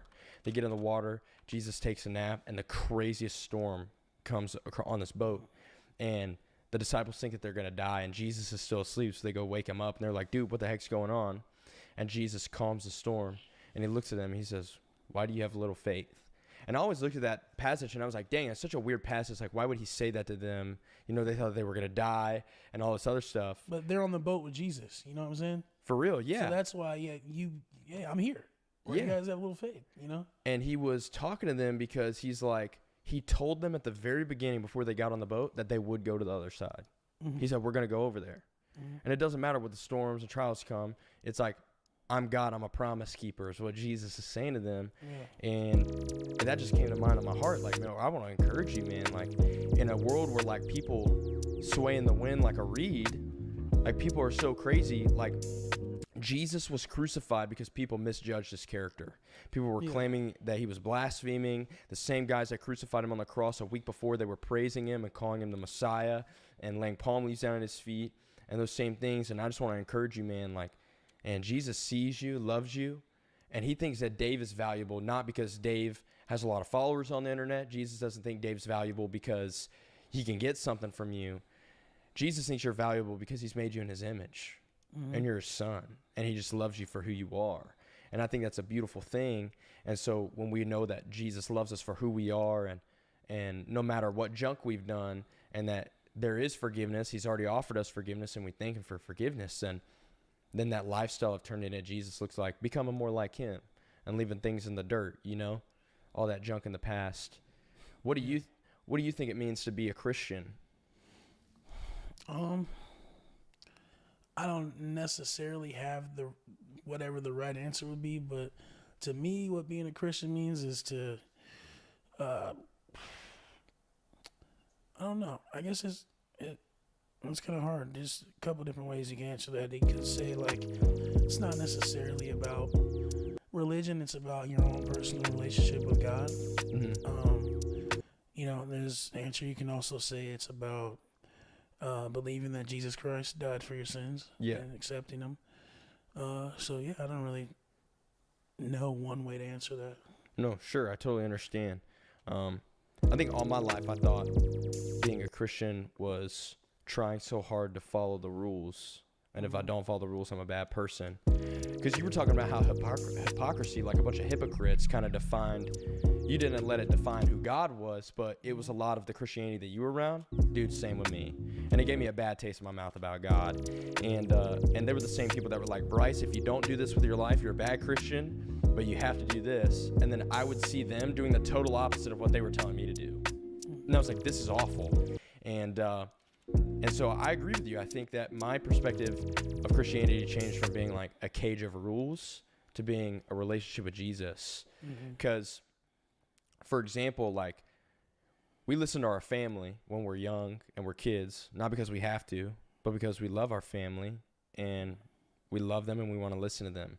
And I think with Jesus, it's, I don't obey his commandments because I have to, because I'm trying to earn his love. It's, I already love him, so I follow him because I love him, and I change my actions to align with him. I think that's super powerful. Where are you at with God personally right now? What does your relationship look like lately? And just, well, at the beginning of last year, my relationship with God was really strong. I had truly had balance in my life.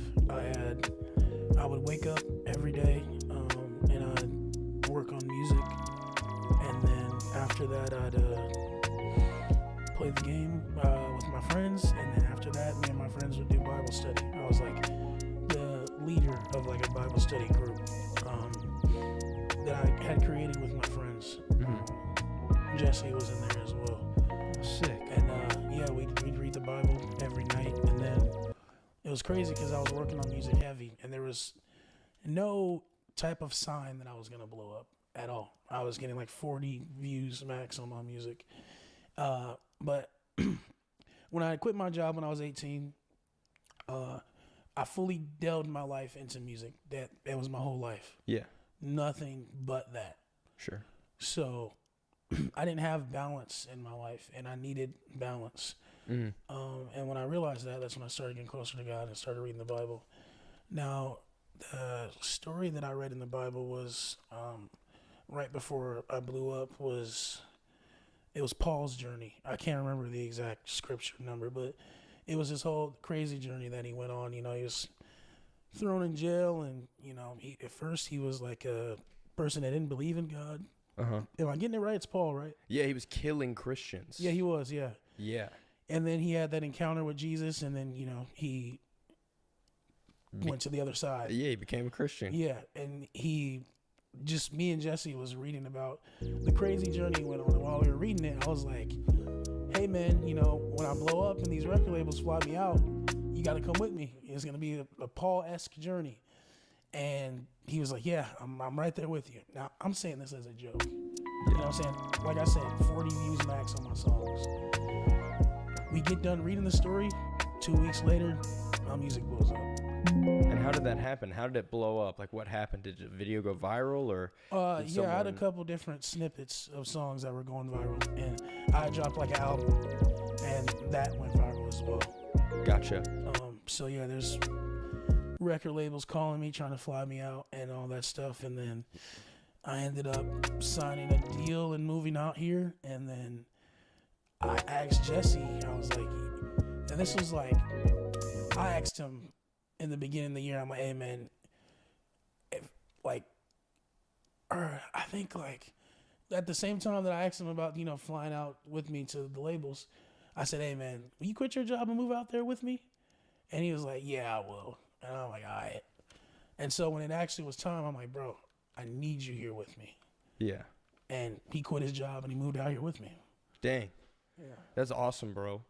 And so, do you feel like, so that was the moment where it blew up, everything was going good, and then, do you feel like that, you said that your relationship with Jesus was strong, everything blew up. What about now? Where do you feel like you're at with Jesus right now? If I'm honest, unfortunately, it's not as strong as it was before. I tried to continue doing the Bible study, but I don't really do the Bible study anymore. Mm-hmm. I don't really have the balance in my life that I did before. Yeah. And unfortunately, that's what we all fall into sometimes when we want something from God. On the journey to get it, we're all with him. We're reading our Bible every day, we're praying, and then when we get that thing, we sometimes forget about him. Right. That's not good. And you feel like that maybe that the rap and the fame and everything all happening at once could have been a muzzle at some point, or maybe had blinded your faith a little bit. Is that what you're kind of saying? Like, I would say yes. Yeah. Yes. And it just got hard. Yeah, Yeah. bro, I totally understand. I think it's a real human thing. That's hard. Do you feel like a lot of pressure?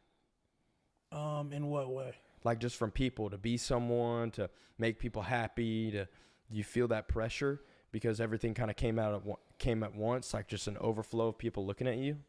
Yeah, for sure. Yes. Yeah, man. Dude, thanks for your honesty, dude. I really appreciate that. No problem. I want to shift into a little bit of your rap music, because I know you rap and stuff like that. Do you rap out of personal experience and things that are happening in your life that are really true? Yes, sir. So every song that you write is like personal experience, struggle, raw. You're writing from a place of like, this is really who I am, and this is stuff I'm dealing with. A good portion. Some of it is just, what's the word I'm looking for? Like a metaphor, just something that sounds good? Just something that sounds good, yeah. But Gotcha. a good portion of it, I'd say about 80% of it is, real stuff. And then there's other songs where I'm just saying goofy stuff. Yeah. So there's this one lyric I heard. You said that you pop Percocet like Tylenol. Was that like more of a joke, or was that more of like a real thing that you struggle with? I don't do perks anymore, but amen. At the time, that's something that I went through. Yeah. Yeah, and that was like a little bit last year, going through a hard time, maybe, or just. Yeah, last year. Yeah. And I think I read somewhere, because I want to learn more about this perp that you got on your shirt here and stuff like that. Perp and lean. I've never heard of it. What exactly is that? Like, what is lean or perp? I've never really heard of that before. It's a drug, but it's like a drink. It's like a drink? Yeah. What's in it? Like, what is it, like an alcohol? No, it's like cough syrup. So yeah. It's cough syrup. Yeah. Yeah. What is the purpose of like drinking lean? Why would someone? I'm just curious. I've never heard of this before. Why does someone drink lean? To get high. Get high? Yeah. Oh, okay. Oh, so it's like, I see what you're saying. The cough syrup and it gets you high, things like that. Yeah. And that's something that you drink a lot, and that's something that you do a lot. Is that correct? Is that I read somewhere you drink lean and stuff like that? Yeah. And I know that like when you were going through, so you performed at the Juice WRLD thing and things like that. You were really close friends to Juice WRLD, right? No, I never met Juice WRLD. You never met Juice WRLD? No. Oh, so you were just performing at his tribute? Yeah. Oh, okay, gotcha. So do you feel like that that the lean and maybe at one point, like we said, the Percocets, like Tylenol, things like that, all that stuff, was that more of an escape for you because you were going through a hard time? Do you still feel like that you turned to lean per se as like an escape to try to maybe numb feelings or feel better or things like that? Well, it started off as just, fun, just started off as fun. But then when I moved out here, I was around it a lot more than I was when I was back home. Yeah. So, yeah, I guess it is kind of like a escape. Yeah. Because before I moved to LA, the reason I asked, before I moved to LA, I worked in Florida on boats, and I had a coworker, and his name was Mitch, and he was like 36 years old, and I was like 18 at the time.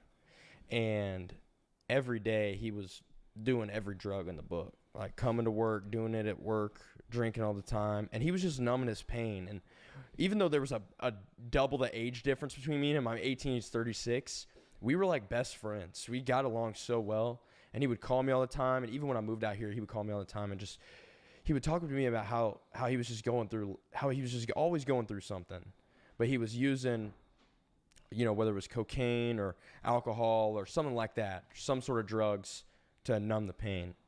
Well, early in 2024, I was going back to Florida to visit my friend Mitch, and I was calling him, and he wasn't answering the phone, and he struggled to pay his phone bill sometimes. So I just thought that he forgot to pay his phone bill. So I was calling his friends and stuff like that, and I found out that he had gotten a bad bag of cocaine and he had overdosed and passed away. And me personally, like, I've never drank alcohol before. I've never done drugs. I was always like really scared, and because of experiences I grew up with, I chose to stay away from that personally. So I don't know what it feels like to even be high or drink alcohol. I don't know that at all. But for having a close friend like Mitch and watching him try to escape his problems and things like that, it gave me a really big heart for people that try to find an escape and stuff like that. And so, and I think I read something earlier that you, like, at the end of 2024, you were throwing away your purple tracksuit and you were gonna like give up. What was all that about? Like, it had a correlation with lean, like giving up lean or something. Is that right? I never said I was gonna stop that. Oh, okay. I said that I was gonna, focus on my health journey and bettering my health. And I actually, I would always carry around this tracksuit. And at one of my shows, I just took off the jacket and threw it in the crowd. And that was really just a symbolism of me, shedding, I guess, some of the old things that were holding me back and, focusing on like my health journey. Yeah. As you can see, I have the purple suit again. Yeah. The reason why I have the purple suit again is because I just felt like some sort of like separation anxiety from the suit. I would wear this. I would wear this every day, everywhere I go, and dressed like a motherfucker. I just kind of got used to it. Yeah. And then because I didn't have it, I was, there was it was about last week where, not even last week, just the beginning of 2025, I was just having a lot of back and forths with people, and it was going viral, and it was in the media, and I was lashing out a lot because of the situation that I was going through with the heartbreak. Mm-hmm. It wasn't really more sadness, it was more anger. Yeah. That somebody would do that and embarrass me publicly. Yeah. Like that. And then also because of the suit. Yeah. You know, I was angry because I didn't have my suit. I love my suit, man. I love the suit too. So, it fits you, man. Like it's like you. Yeah. I feel like I wouldn't know you unless you had the purple suit. Yeah, exactly. So. And what does the purple suit even symbolize? Purple. Just the color? Yeah. What is like? So when you say perp, you just mean like the color purple, or is perp something else? Purple is the color of lean. Oh, it is the color of lean. Yeah. Oh, so that's like the whole correlation, like perp and lean, because that's purple stuff. Yeah. Oh, okay. Oh, okay. Got you. That makes so much sense, dude. I'm so like out of the loop. I don't know any of this stuff. It's so interesting to learn. Yeah. So when I had the boys in the lab cook me up another suit, because this is one of one. Yeah. You know what I'm saying? Like I sold these, but they sold out. Wow. So there's no more left. The distributor is in China. They got a whole thing going on. So I was like, can we please get me another one? I don't feel right without it. Yeah. And the boys cooked me up another suit. That's cool, man. Ever since I've put it back on, I haven't been lashing out on people, you know, because it was, I guess you can say lashing out, but there was a lot of people who were saying things about me. Yeah. And then I was responding. Yeah. Now, in my responses, I didn't have to go as far as I did. You know what I'm saying? So I didn't, it was just, you know, it just means something I struggle with is when somebody says something to me, I got to say something back. No, I understand. So, and do you feel like that the suit gives you superpowers? Kind of, is that because I feel like you're saying like you didn't feel right without the suit. You feel like it's got some powers, or like, what do you think about the suit? Well, no, I don't believe it has superpowers. You know, it makes me feel good. Yeah. It makes me feel good. It makes me feel like you know, it just makes me feel like me. What the you know, fuck? it's my thing. This is something that I created. Yeah. And like you made the suit, you custom made it. Yeah. Oh, that's cool. You know, I didn't like hand stitch it, but I made the design for it. Right. So. And so, you know, it's purple, color of lean and purple is kind of like your whole thing. So when you look in the mirror, do you feel like you identify, like your identity is in the suit and in the lean, basically? Because that's kind of like who you are. That's your persona. Mm-hmm. Like when you look in the mirror, who is Dave Bluntz when Dave Bluntz looks in the mirror? Well, do I think that I am lean? No. I don't think that I'm lean. No. I don't mean like that. I mean like when you look in the mirror, do you see your identity as like, oh, the way you view yourself? Do you feel like you aren't yourself unless you have the lean and have the suit? No, I'm definitely myself without the lean and without the suit. But you know, I just like it. You know, I like the suit. Yeah, it's nice, it's comfortable, and yeah, I really feel like that was part of the reason why I was lashing out, is because not only that, here's the reason why I feel like I was lashing out. A lot of people was telling me that they wanted me to take the suit off, that they wanted me to change what I was wearing. Come on, man, you've been wearing this for months, take it off. So that was me kind of like listening to what other people said and not being myself. Yeah. You know, the whole reason why I have enough money to buy other clothes. The reason why I don't is because when I moved out here, I didn't. Yeah. I didn't have enough money to buy other clothes. And, or I did, but when I first came out here to visit, I didn't have enough money to buy other clothes because I got flown out from a label. Yeah. Before I signed, I didn't have any money. So I thought I was only going to stay here for 2 days. I packed the tracksuit, which at the time wasn't the purple one. It was black and gray. Gotcha. And I packed my tracksuit and I packed one other outfit. And I got sick while I was out here and I threw up all over the other outfit. Oh, dang. And I was staying in a hotel, didn't have anywhere to wash it. So I just had the tracksuit and I ended up staying out here for like a week. Yeah. And then, so yeah, I just wore the tracksuit for that week. And then that week I shot a couple music videos. And when those music videos came out, they're like, oh, he's wearing the tracksuit in every video. So that kind of just led on. It was like a staple. Yeah. Yeah. And so then when I moved out here, I didn't want to carry all my clothes and stuff on the plane. So once again, I came out here with one tracksuit and one other outfit. Yeah. And yeah, was just gonna have my mom ship my other clothes to me. But I was like, you know what, I'm gonna keep wearing this because a lot of times when I was in school, I would have like 3 outfits and I'd wear the same thing like every week. Yeah. And I would get made fun of for that. Yeah. You know, and this time, you know,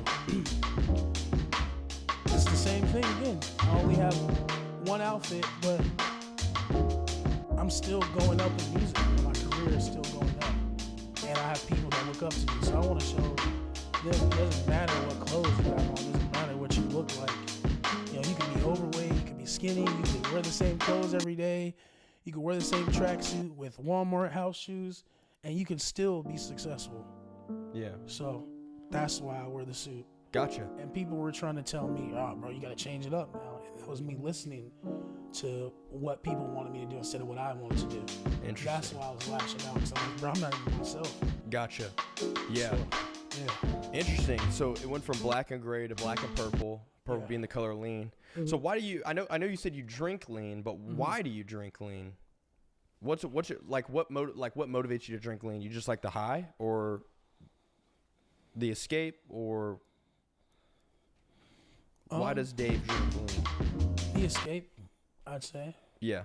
The escape. The escape. You think you wouldn't drink lean if you felt like that you didn't have to escape from feelings, reality, hard times, and things like that? What do you mean? Well, you said that when you drink lean for the escape, and you're trying to escape something, right? Whether it's a hard time, feelings, things like that. So do you feel like that if you weren't trying to escape anything, you wouldn't drink lean or maybe turn to another substance or things like that? Because you wouldn't need the escape? Yeah. And I'm a very self-aware person. Mm-hmm. I know that I don't need lean. I mean, if I really want to escape, open up my Bible. That's how you escape. You know, and you give everything to Jesus Christ, and you know, He takes all of the anxiety and all the depression. He takes it all away.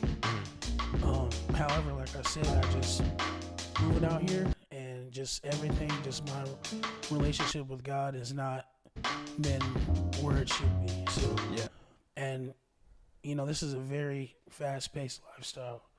So yeah, you know, LA moves so fast out here, man. especially if you're an artist, you're around a bunch of drugs, a bunch of things. So yeah, when you're, you know, and rappers are nocturnal. You know, we're up at all night and we sleep during the day. Yeah. So when you're at these studio sessions at 2 and 3 in the morning, and you know, you're around other rappers and they want to offer you things and drugs, you know, you partake in them. You know, you partake in them, you develop a habit. Yeah. And I was already not as close as God as I was before. Mm-hmm. And when you're not close with God, that's when the devil will attack. You know what I'm saying? Because he knows that you don't have that armor up. You don't have the armor of God around you anymore. Mm-hmm.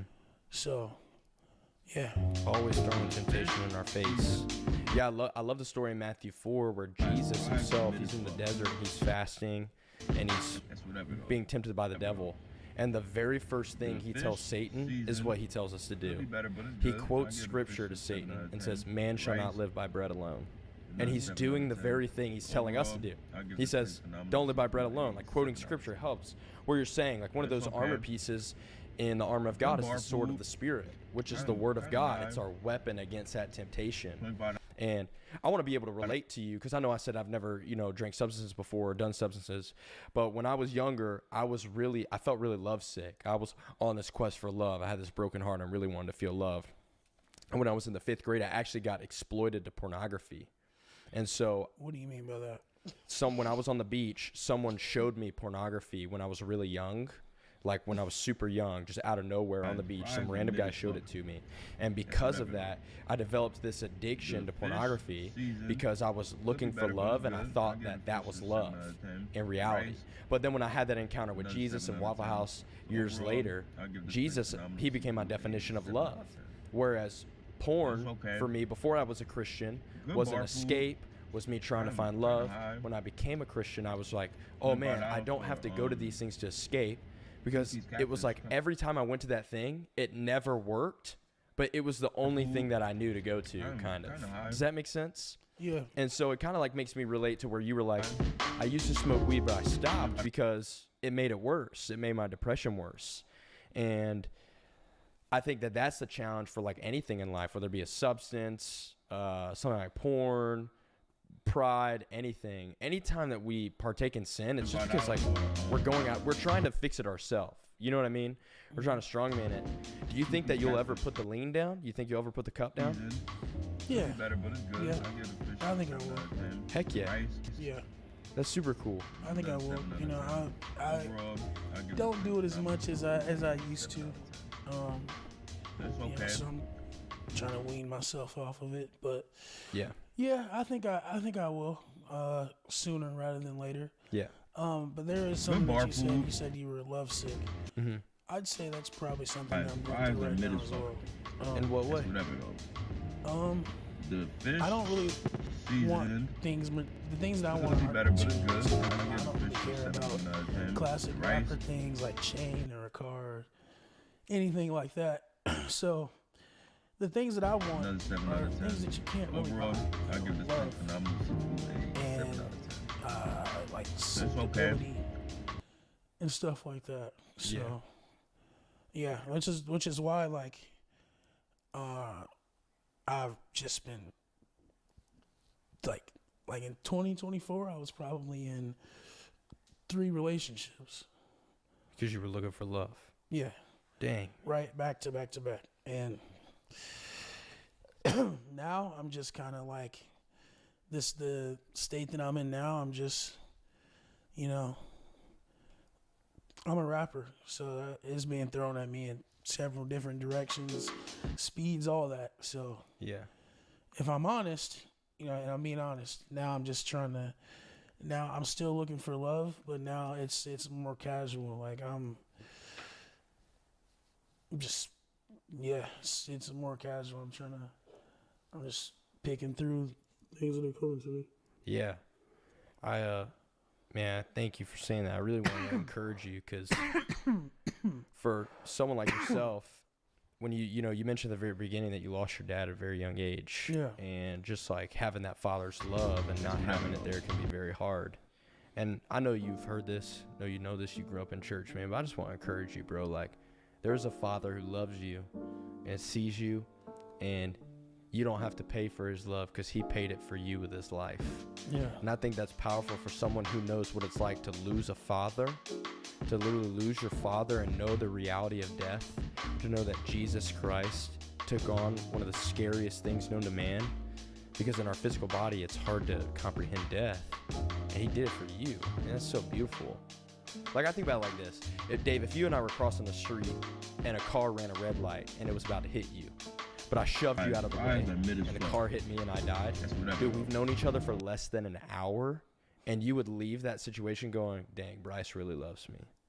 Yeah. Because I laid my life down for you.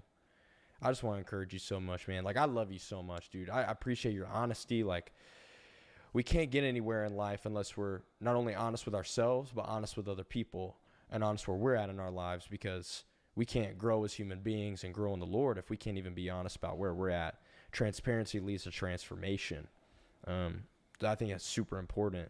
I really appreciate that about you, dude. You're just such an honest, down-to-earth guy. I really appreciate that about you. Man, thanks, man. One of my favorite people I've talked to, bro. I can't lie. Last thing I want to talk to you about, I just want to check in on you. I believe it was at the Juice World show. You were on oxygen and your health. How's your health right now? How are you doing?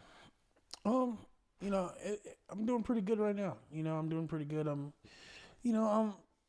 on like a health journey to like lose weight and just live a healthier lifestyle right now. But yeah, the Juice World Day thing, that was pretty crazy. I had an oxygen tank and everything. That was pretty crazy. I actually drove from LA to Chicago, just 30 hours. Whoa. And that was insane. I had the oxygen tank with me the whole time. And there's still people that think that was like a publicity stunt. It wasn't. I was in the hospital right before I went to Juice World Day. I don't know. And I found out about the Juice World Day thing before I went to the hospital. I went to the doctor, you know, just to make sure everything was okay. They're like, you probably need to go to the hospital. So I was in there, and then it came time for me to go to start driving for the juice roll day, and I'm like, is there, like, I can't be in here. There's no way I'm going to miss out on this opportunity. And they're like, well, you're on oxygen. And I'm like, is there any way that I can go? And they're like, well, if you take the oxygen with you, you can go. And I'm like, all right, let's do it. Dang. So, was that scary for you? Like, do you feel like no, not the oxygen, but like or the situation? I just mean like the health issue. Was that scary at all, or was that like more of a routine thing? Nah, it wasn't a routine thing. It became my routine. But it's not like a routine thing. Yeah, I've been in the hospital a lot, so when I'm in there, I usually just bring my studio equipment with me, and I'll be recording in there, and I'll be chilling while I'm. You recorded the hospital, like in the hospital? Yeah. How many songs have you recorded in the hospital? I say in a day I can probably record 6 songs. Dude, you can record 6 songs in the hospital? Yeah. All I need is my laptop, my little interface, and my microphone. No way. That's insane, dude. Yeah. Well, it's obvious that you're passionate about music. It's obvious that you care about people. You're a really kind guy, and I appreciate you, and I just appreciate your honesty. I think you're awesome, bro. I've really loved talking with you, and I'm super glad that you live nearby because I feel like I got a new friend and someone to come hang out, and I just really appreciate you. What do you need prayer for, Dave? This year, I feel like you've communicated that towards the middle and end of 2024 that it was harder in your faith journey to keep up in your faith and things like that. We'll pray for that. What else do you need prayer for? You need prayer for your health? You need prayer for... just to get closer to God, because He'll handle all that. Yeah. So. Yeah. You care if I pray for you before we end out? I would love to just pray for not only just your relationship with God, but also like even with the... I'm just so passionate about this particularly because I try to find my value and escape in so many other things in Jesus. Just that this 2025, God would show you that you can solely rely on Him, and you don't need things like lean or things that you've done in the past. Like I know that I don't need it. Yeah. You know, but it's one of the fleshly wants. Right. You know, it's like that battle in the flesh. It's like your spirit knows I don't need battle it, but of your the spirit flesh. and the flesh, yeah. Sure. Yeah. Let's pray for that. Let's pray that God gives you the strength to overcome that. Yeah, Jesus, thank you so much for my brother Dave. God, thank you for a great conversation. Thank you for just allowing us honesty and transparency. God, we just ask for more humility in our lives. God, that you give us strength and that you speak to both Dave and I. God, we just ask for you to draw near to Dave. God, we thank you that he just loves you and that he desires you and he wants more of you, Jesus. Would you speak to him not only in dreams and visions, God, but would you give Dave a fresh hunger to pick his Bible back up more often and to speak to him through the scriptures? God, would you give him strength not only to lean in more of you, but actually to overcome things, that the sinful desires, because our sin, it feels so good to our flesh, God, but not only him, but me, God, like the things that I struggle with. Would you just give not only Dave, but me strength to overcome our flesh in times where our flesh feels so strong? And your word says where the flesh is weak, your spirit is willing. God, would your spirit give us strength to overcome these? God, thank you for a great conversation. Thank you for Dave. God, I love you so much. You love Dave. I love Dave so much. God, bless him in Jesus' name. Amen. Amen. Dave, bro, I appreciate you so much. You're a beast. No problem, I appreciate you. Thanks for coming on. No problem. Guys, thank you so much for watching this episode of the Bryce Crawford Podcast. Like, subscribe, keep tuning in. Guys, Dave, thanks so much for coming. Dave Blunts, appreciate you guys. Love y'all. See you guys on the... All right, yeah, I'm about to go to sleep.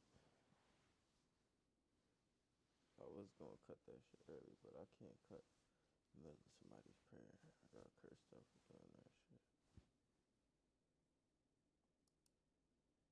Former Marvel's Avengers players, it's officially time to believe in miracles and the power of memes, because it looks like we're finally getting our wish of a new Avengers game, and neither Crystal Dynamics nor Square Enix is involved this time. What to do, Direct Nation? I'm back with Super News Bits, telling you everything you need to know in 3 minutes or less, because I respect your time if you subscribe. So smash that like button to share this with more people, or change it to a dislike if the video was trash. My longtime supporters know I built this channel from the ground up covering the Marvel's Avengers game. I became its most popular streamer, one of its biggest critics, but at the same time remained a supporter who stuck around knowing the game could have been truly special if not for some incredibly poor decision making, a bad leadership structure, and the entire world shutting down before development was finished. But during every summer Game Fest or PlayStation State of Play, like the one coming up soon, we'd keep the running joke going that Marvel's Avengers 2 was about to be announced. Well, it looks like somebody at Marvel actually took us seriously, because it appears Marvel's Avengers will be getting that second chance former players have been hoping for. This leak pretty much came out of nowhere and was dropped behind the paywall of Daniel RPK, a very popular insider known for leaks in the entertainment